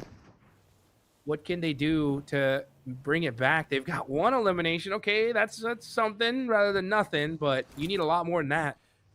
Maybe they knew there were 3 teams in that compound, so they went for the Eastern rotation instead, right onto All Gamers. But got to be careful, though. There's still QXZ behind them, which I do believe they have no information on that location whatsoever. And same as LGD, that do have a little bit of line of sight. But Cammy's down to 15 bullets on the QBZ, so he's definitely low in terms of resources. But Aurora going for the wide western rotate into the compound. They're getting very desperate for that position, but TIANBA is ready to defend it. Here they go right now. Aurora on the push. Can TIANBA hold it down there? Oh, some suppressive fire. That's TIANBA taking out Aurora. And that is the first place team knocking out the second place squad. And with this game, they could really extend their lead. But they ended that fight so fast. These other teams had no time to really try and third party it. So TIANBA are going to get a full reset here. A great start for them. I don't think it's because of the timing that they couldn't send on to TIANBA. They're scared of the other team third-partying them. Like, if BTR push and fight TIANBA, if they get wounded, then Weibo third-party it. And same if Weibo go for the fight first, then it's going to be Bigatron to third-party it. Maybe even S2G in the distance looks to get involved in that discussion. So I actually understand why those 2 teams didn't go for it. They really want to wait for the blue zone to do all the heavy lifting for them. So I actually kind of get it, and I do respect that decision from both Weibo and Bigatron. Though LGD finally pushing up, and that is going to be the end for S2G. A little bit of a non-game here this time around, down to top 7. Finally, we're going to see some placement points start to roll in, Hotrix, for these teams. But I feel like in the next 2 minutes, most of these teams are going to get eliminated. We have now reached the breaking point of Miramar. Well, there is some of these buildings still in the zone, okay? But TIANBA, I believe, is out of it. So TIANBA's going to have to start pushing up onto some of these other teams. And you can see they are going on the way towards Weibo. BTR is applying some nades, though, to disrupt them. And that's exactly what they did with that knock on the Eagle. Yep, throw all the util at this point if you're BTR. Make something happen. This is a little bit early, though. They could wait a second. Just wait a second. Wait for the zone to start pushing, then throw it. Yeah, I feel like they're getting a little bit desperate with that utility. Just wait. As you said, Hodgix, just wait, because literally the circle is forcing TIANBA to fight W Gaming. You just need to time it when the 2 teams are at their absolute weakest. When they're trying to lick their wounds, come back up as a full team, and that is when you strike, when the iron is hot. But this is a good smoke, actually. Really keeping 33Z fully hidden. Almost chucking a few extra flashbangs here to try and keep his location undetected. But TIANBA, they get the full reset, Hodgix. They're looking to join up into Longhouse. Weibo taking the 2v4, and BTR waiting for the fight to unfold. Uh-oh, Molotov comes on out. That's going to hurt Bay. Bay should be able to get a little bit of a med kit off here. And he does. Gets the first aid. Let's see what happens, though. TIANBA going to have to make a move. Is this in zone? I think it's right on the edge of it. That nade should do it. Nope, actually, just a little bit off the mark. And here they go. TIANBA pushing on in. Weibo doing their best to hold on, and they're doing a good job of it. As it's just up to AG. No way. 1v1. And oh, just like that, he gets the finish, but he loses his squad. Here comes Bigatron to clear them out. And that is Bigatron on top. TIANBA and Weibo eliminated. I believe most of those eliminations were actually secured by Weibo because they got the last player. So GG well played, but Bigatron played it exactly as expected. Textbook in that spot, but RRQ going for their own push onto All Gamers. They do take the win, but now that dip extremely nadeable. So weak to that incoming utility. So you got to be careful here. Can RRQ actually just fully heal up from this encounter? That's going to be the big question that we're going to answer very soon. But FURIA, are they going to give them the time to pull off that comeback? That's going to be a bit tough as Federalis now pushing up to the ridgeline. That's a beautiful nade. The bounce is a bit too wide, and it is going to be dodging the damage. But RRQ, how are you guys still alive? I have no idea, Hodgix, but they're still here and kicking in this game. Holding it down. RRQ looking to make a comeback as they are the team most supposed to do so. 37 points on the board. Let's see what the rest of the teams can do, though, as Federalis gets knocked. Razy trying to make some moves here, trying to get some room for his teammates, throwing the smoke for the support, but he needs some of that util in those boxes. RRQ, meanwhile, in the center of the map, using that dip to their advantage. When are they going to get active? But oh, FURIA, Igor gets some good angles and applies that pressure to RRQ. That's definitely going to slow him down. That's a Molotov. One of them goes down. Now Bigatron have the advantage. Yeah, this nade should do it. Razy looks good. And that is RRQ in big trouble. Lapar. Yeah, Razy, one more nade. Will that do it? It does. That's RRQ finally out. 17 limbs. They hang 17 limbs. Razy with 10 all by himself. It is Bigatron versus Furia. Bigatron as a 3-man dominating. Here they go to push on the Silence all by himself. And they actually catch Federales. That's Silence with a nice knock. But with Igor going to try to pick up Chief, it's going to be a 2 versus 3. He does have the time to pull off that heal, right? He had 5 seconds before the Blue Zone was going to push up, and the Blue Zone is pushing up right now. So that clock is ticking. In the next few seconds, we'll see who's going to be taking the win. Will it be Indonesia or will it be Brazil in a 2v3 scenario as Axel has got that nade? A bit of a wide toss on that one. Not trying to really go for that shed. And you know what? Instantly, Axel, put down to his knees, is now down to a final 2v2. Can BTR climb back into this game and secure the chicken dinner, as that's Axel instantly confirmed and shut down from this game? He's blind. Oh, the Blue Zone's pushing. He tried to get to the vehicle. He does. So he gets to safety here. That is so huge. The Blue Zone, this is stage 9. It's going to go down to nothing. Igor got that smoke. That's so clutch. Chief catches Federales on the angle. They did not know that he moved already. And just like that, Furia have turned this into their advantage. This is their game to win. Oh, beautiful smoke road here. Just a 9 full vision for Razy. Able to actually go ahead and confirm that elimination onto Federales. Razy now taking an absolute beating. Looking to heal up. He's out into the Blue Zone now, taking an extra bit of damage. Going into the vehicle. But it doesn't matter. Furia out of nowhere, taking the final chicken dinner of the Macau Invitational Grand Finals, day number 1. And that's Brazil getting their must-needed chicken dinner. They had been pretty quietly lurking in the background, but now they finally roar their way towards the top.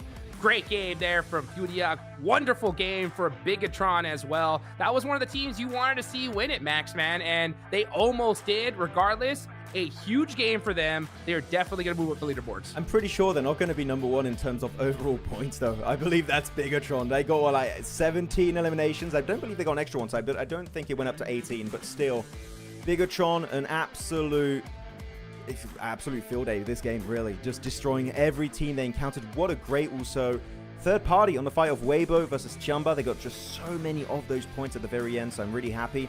And looking at Furia, again, congratulations on the win. But I do believe the conversation might be going for this team, Hodrix, of Chief telling them, you know what, it's definitely easier when you have a full team backing you up in the finishing moments. What a play. It really is. It really is, man. But hey, you got to give props to Bigatron to do all that work as a 3-man is crazy, right? Regardless, though, what a game. Furia, Chief, 2 eliminations. They end up on top on this one. Brazil gets their first chicken dinner here for the grand finals. And they did it, right? They made it happen there towards the end. TIANBA put some points as well. This was just a wild day overall. It was, like, really so many unexpected turn of events that have been happening for so many of these teams. And teams at the bottom, like Furia, as you said, I was hoping to see Furia kind of step up out of the shadow, and they did it in a very flashy fashion. So I'm really stoked, and hopefully they can maintain that going into tomorrow's 6 matches. As we go over the highlights of this game, and great moment, but really the most interesting part of this game was this 3-squad household agreement kind of. I don't even know what to call it, because you just never see this kind of stuff happen really at this level of play. But yeah, TIANBA, BTR, and Weibo working all together hand in hand to defend their location until the circle had something to say about it. But I would say you would not expect that to go down the way it did, but the mindset and the execution was very good from every one of those 3 teams. Yes, it was, man. What a way to end things out here towards the end. I mean, every single match has just been action-packed. And you can see Furia end up being your winners with 14 points. Absolute cinema. He's doing the meme. He's doing it. Look. Yeah, he is. Absolute chicken dinner towards the end there. And even though it was a low elimination one, those placement points just come up so huge. But it's just so wild to see every single game here, right? On top, 20 points minimum. It has been wild, right? That just goes to show how insane these leaderboards are going to keep getting here as time goes on. Yep, Bigatron on top with 24 total. So they did get an extra elimination. I guess I didn't see at that point, but he did get himself from 17 up to 18. You know what? I kind of wish they did go for that chicken dinner. That would have been a 30-point bomb with the 10 placement points and 20 eliminations. The 2 they could have gone at the end onto Furia. Oh, I wish, man. I wish we could have seen that happening. But you know what? it seems like FURIA had different plans in mind. Really good from all gamers, though, to see them get 11 eliminations. Same for RRQ. But TIANBA getting 7 points. Sure, it's not as big as their previous performances where it was like double digits all the time, it felt like. But they had such a big lead. Those 7 points are going to maintain that lead to be in a very healthy condition. So TIANBA doing exactly what they needed in that game, especially when you're getting actively third-partied by BTR as you're fighting Weibo. That was not an easy fight. Yeah, it definitely wasn't. Take a look at the second page here. KRX don't do anything in this game. And S2G, once again, man, had a great chicken dinner and just super quiet for the rest of the day. But, you know, we still got 2 more days to go. So anything can happen. I mean, yeah, we see some crazy leads now, but we could see easily a totally new team on top at the end of day 2. But let's look at the overall rankings for now. It's TIANBA, of course, with 67 points. What a phenomenal day from this team. Yeah, really happy about their overall performance, especially their first 4 matches. You kind of exclude the Rondo, right? But match 2, 3, and 4, just absolute bangers back to back from these guys. And QZZ in particular, right? I believe that he might still be number 1 in terms of overall eliminations because he's been putting up numbers the entirety of today, except for match 5. But we don't talk about match 5, okay? It doesn't exist. But AURORA, 53. I feel like there was a big question mark for them after the group stage, after winning the group stage, right? Hodrick says, are they going to start off day 1 of the finals by trolling a little bit? No, I would say this is a very serious AURORA, quite consistent throughout today. Well, consistent. You know what? Maybe not quite. I'm looking at their points as like 3, 7, 3, and then a 2 at the end. Not really what you want to see when it comes to consistency, but their 2 chicken dinners were pretty big, especially the Rondo. If they can replicate that on Rondo tomorrow, Hodrick, first place is in the cards for AURORA Gaming. Yeah, I mean, I think it's first place is in the cards for so many of these teams because, I mean, none of them are wasting their time whenever they get the opportunity, right? TIANBA, obviously, are super set up for that. They just cannot afford to have a bad day. And it's so crazy because if they didn't have that 0-point game here, Max, these guys would have just been so dang set up. Looking on down the second page, though, it is wild to see, you know, Thunder Talk so far down, even though they have chicken dinner. Yeah, really. I mean, you look at the point differential between all their games, 20-point game on match 4 with that chicken dinner, so 10 elimination chicken dinner. And they got 25 points total. It's really, we need Thunder Talk. We need to see, even, I'm not even talking about eliminations. I just need to see them get to the late game. Because outside of those 10 placement points to go in match 4, they got 0 placement points in the other games. Those extra 5 points are pure eliminations from match 1 and match 2 combined. Thunder Talk, a massive fall off, right, for a team that was in 5th position back in a group stage.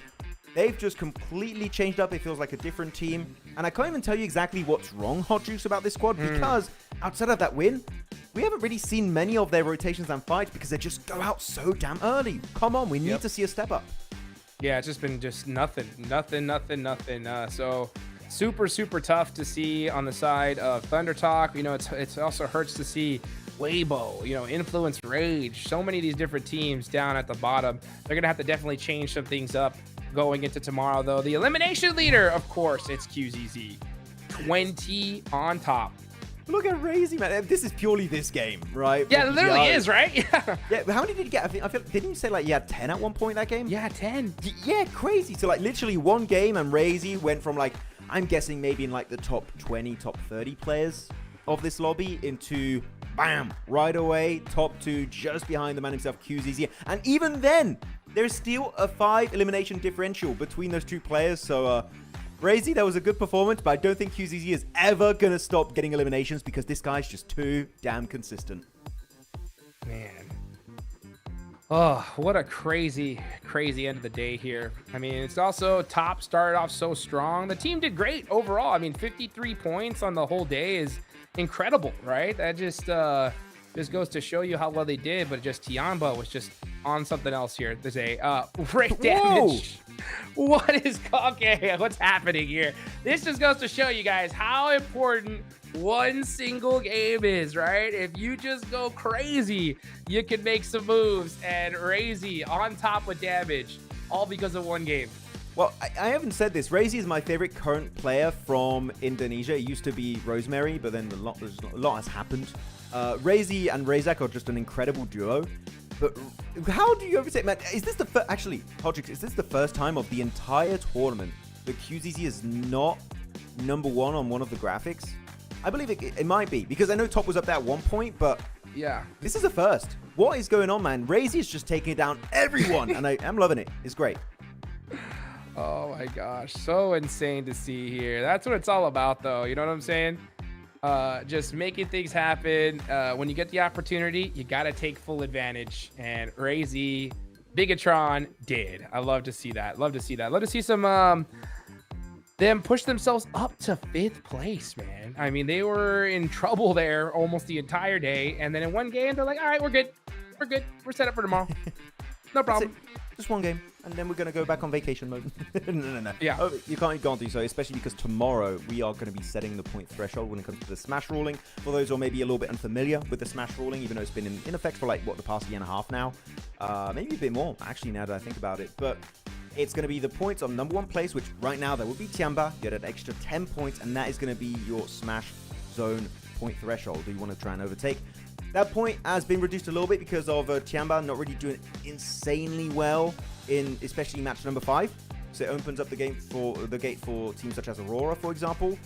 But Bigatron, if they maintain these kind of results, hey, chances are they can catch up, be on the podium, and maybe chase down that smash ruling.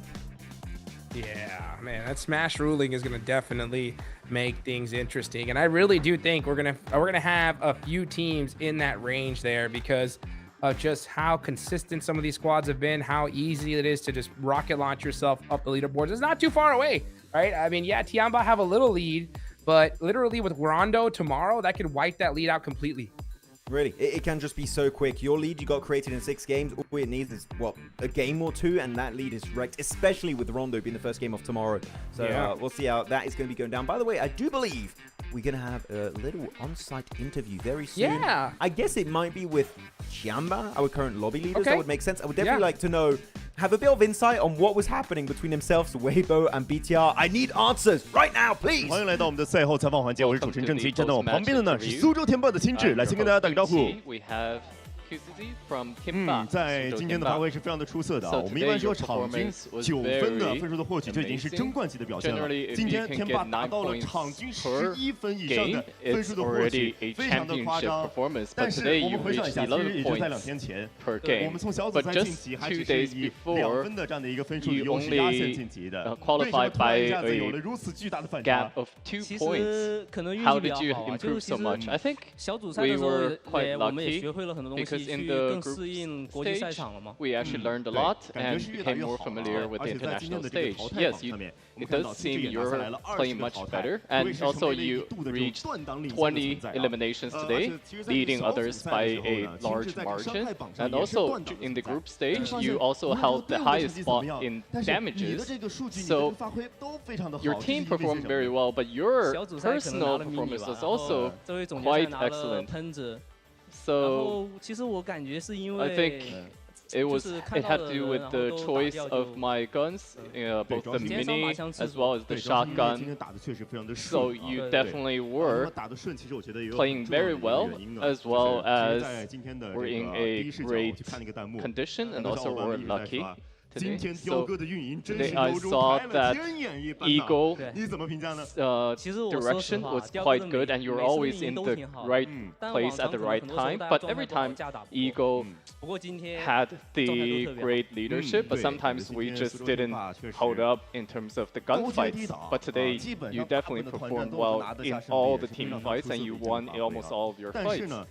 其实我们回顾一下在往日的这个世界赛的表现啊，其实除了在当时的这个沙特拿下来了一个季军之后，在中间的几次世界赛啊，我们基本上要不然的话就是没有进入到总决赛，要不然就是在去年的这个时候，我们要选择是一个倒数的这样一个成绩。 You either did not qualify for the finals or you did not place very well. So this year, coming back, do you feel stressed? 其实从小组赛打进之后，压力就小特别多了，因为 our stress has been gravely alleviated since we passed the group stage. So now that we're more relieved, so you do feel that you have overcame a great challenge, a great obstacle. So now you feel much more confident, and you're playing so much better now. And we have another great news for you.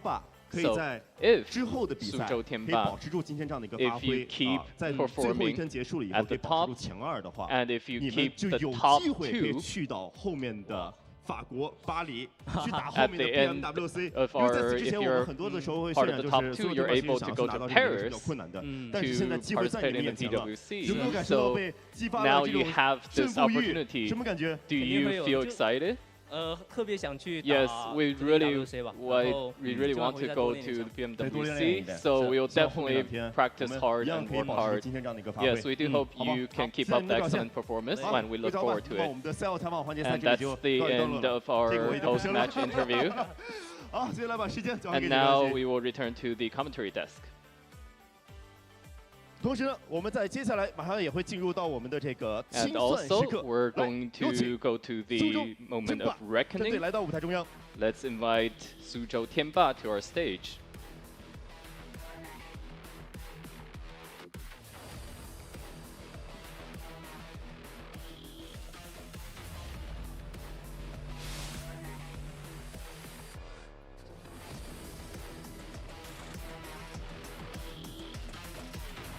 首日排名第1战队苏州天霸 Day 1开启 ranking 清 leader 算时 Team 刻。 Suzhou Tianba initiates the time for the reckoning.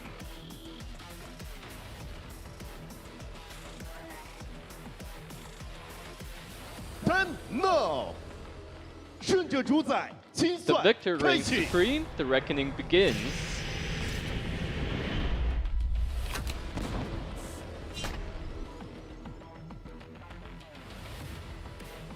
今日战局已定，但风浪 Today's 尚未 battle 平 has 息。 settled, 16 but the 支队 storm 伍的 has 第一 yet to 轮交锋 subside. 暂 The first 时 round 告 of 一段 clashes 落。 among the 各路 16 录取 teams 者的较量 has drawn 明 to a 日 close, 将会继 but the 续。 contenders 接下 fight 来把画 continues 面交 tomorrow. 给解 Now 说席 let's hand it back to the commentary desk.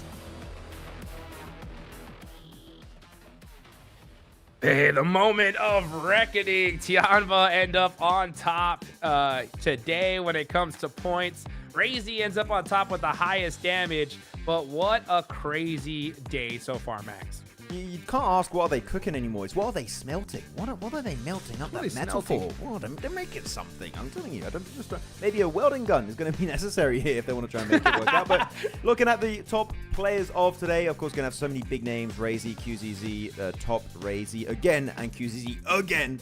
Just top is going to be up there, which of course 1.3k damage makes sense. The man himself with the Mini 14 is doing some big damage on the leaderboard. But I really like that interview we just got with Tianba, right? Hot Jukes, especially talking about their goal is to try and get 9 eliminations average per game. That is a really, really good kind of line you're setting up for yourself. If they can maintain that tomorrow, #1 place with 9 points per game is easily achievable for this lineup because they've been playing out of their minds recently. For sure, and I like that mentality, right? Don't slow down, just don't think about anything else. Like, they're not even talking about average points, right? Some people are like, oh, if we can put up just 9 points a game, that's fine. No, they're like, we want 9 eliminations a game, all right? So Tianba starting off so strong, and we just saw plays happening from all over the place. There was teams at the bottom of the leaderboards jumping their way up. Very impressive day 1 so far. I do have to say, and I would love to know if you feel the same way, Hot Jukes, I feel like this lobby is... And I don't mean this in a bad way, but it's a very passive lobby, right? We're not seeing some very random big Hail Mary sends for no particular reason, just for the sake of it. Like, this is a very respectful lobby that they won't go for fights unless there's no value to be found, which goes to show to me at least that this lobby is very high caliber because you very rarely see those unnecessary fights happening. But yeah, what do you think? I feel like this lobby is looking like one of the best we've seen in recent memory, globally speaking. Yeah, I mean, I think you're correct, right? I think the word high caliber is the right one, right? Because you're correct. They are very passive, but they're passive when they need to be passive. It's a good kind of passiveness, like, yeah, it's a good passiveness. It's also a very aggressive lobby, right? Because right when the opportunity comes, they take it, they push, they make the moves, but we're not seeing the super risky, like let's just make something happen to try to win the game kind of lobby, right? At least not yet. Everybody is just playing very, very tactical. They're just trying to get as many points on the board as possible, and they're doing it in the right way. But you are right. We're not seeing those ultra risky sends that we see from someone like the, lesser quality teams in some other areas. Yeah. All I'm going to say is that the IGLs, they deserve their paycheck after this event, and it's been a great opening day of the PMMI Grand Finals. I cannot wait to see who's going to be our lobby leaders tomorrow, Hot Jukes. Yeah, let's get it going, guys. And that's going to be it for us. Myself, Hot Jukes, and Max, man, thank you guys for watching. Mark your calendars. We will see you tomorrow for some more PUBG Mobile Macau Invitational Grand Final.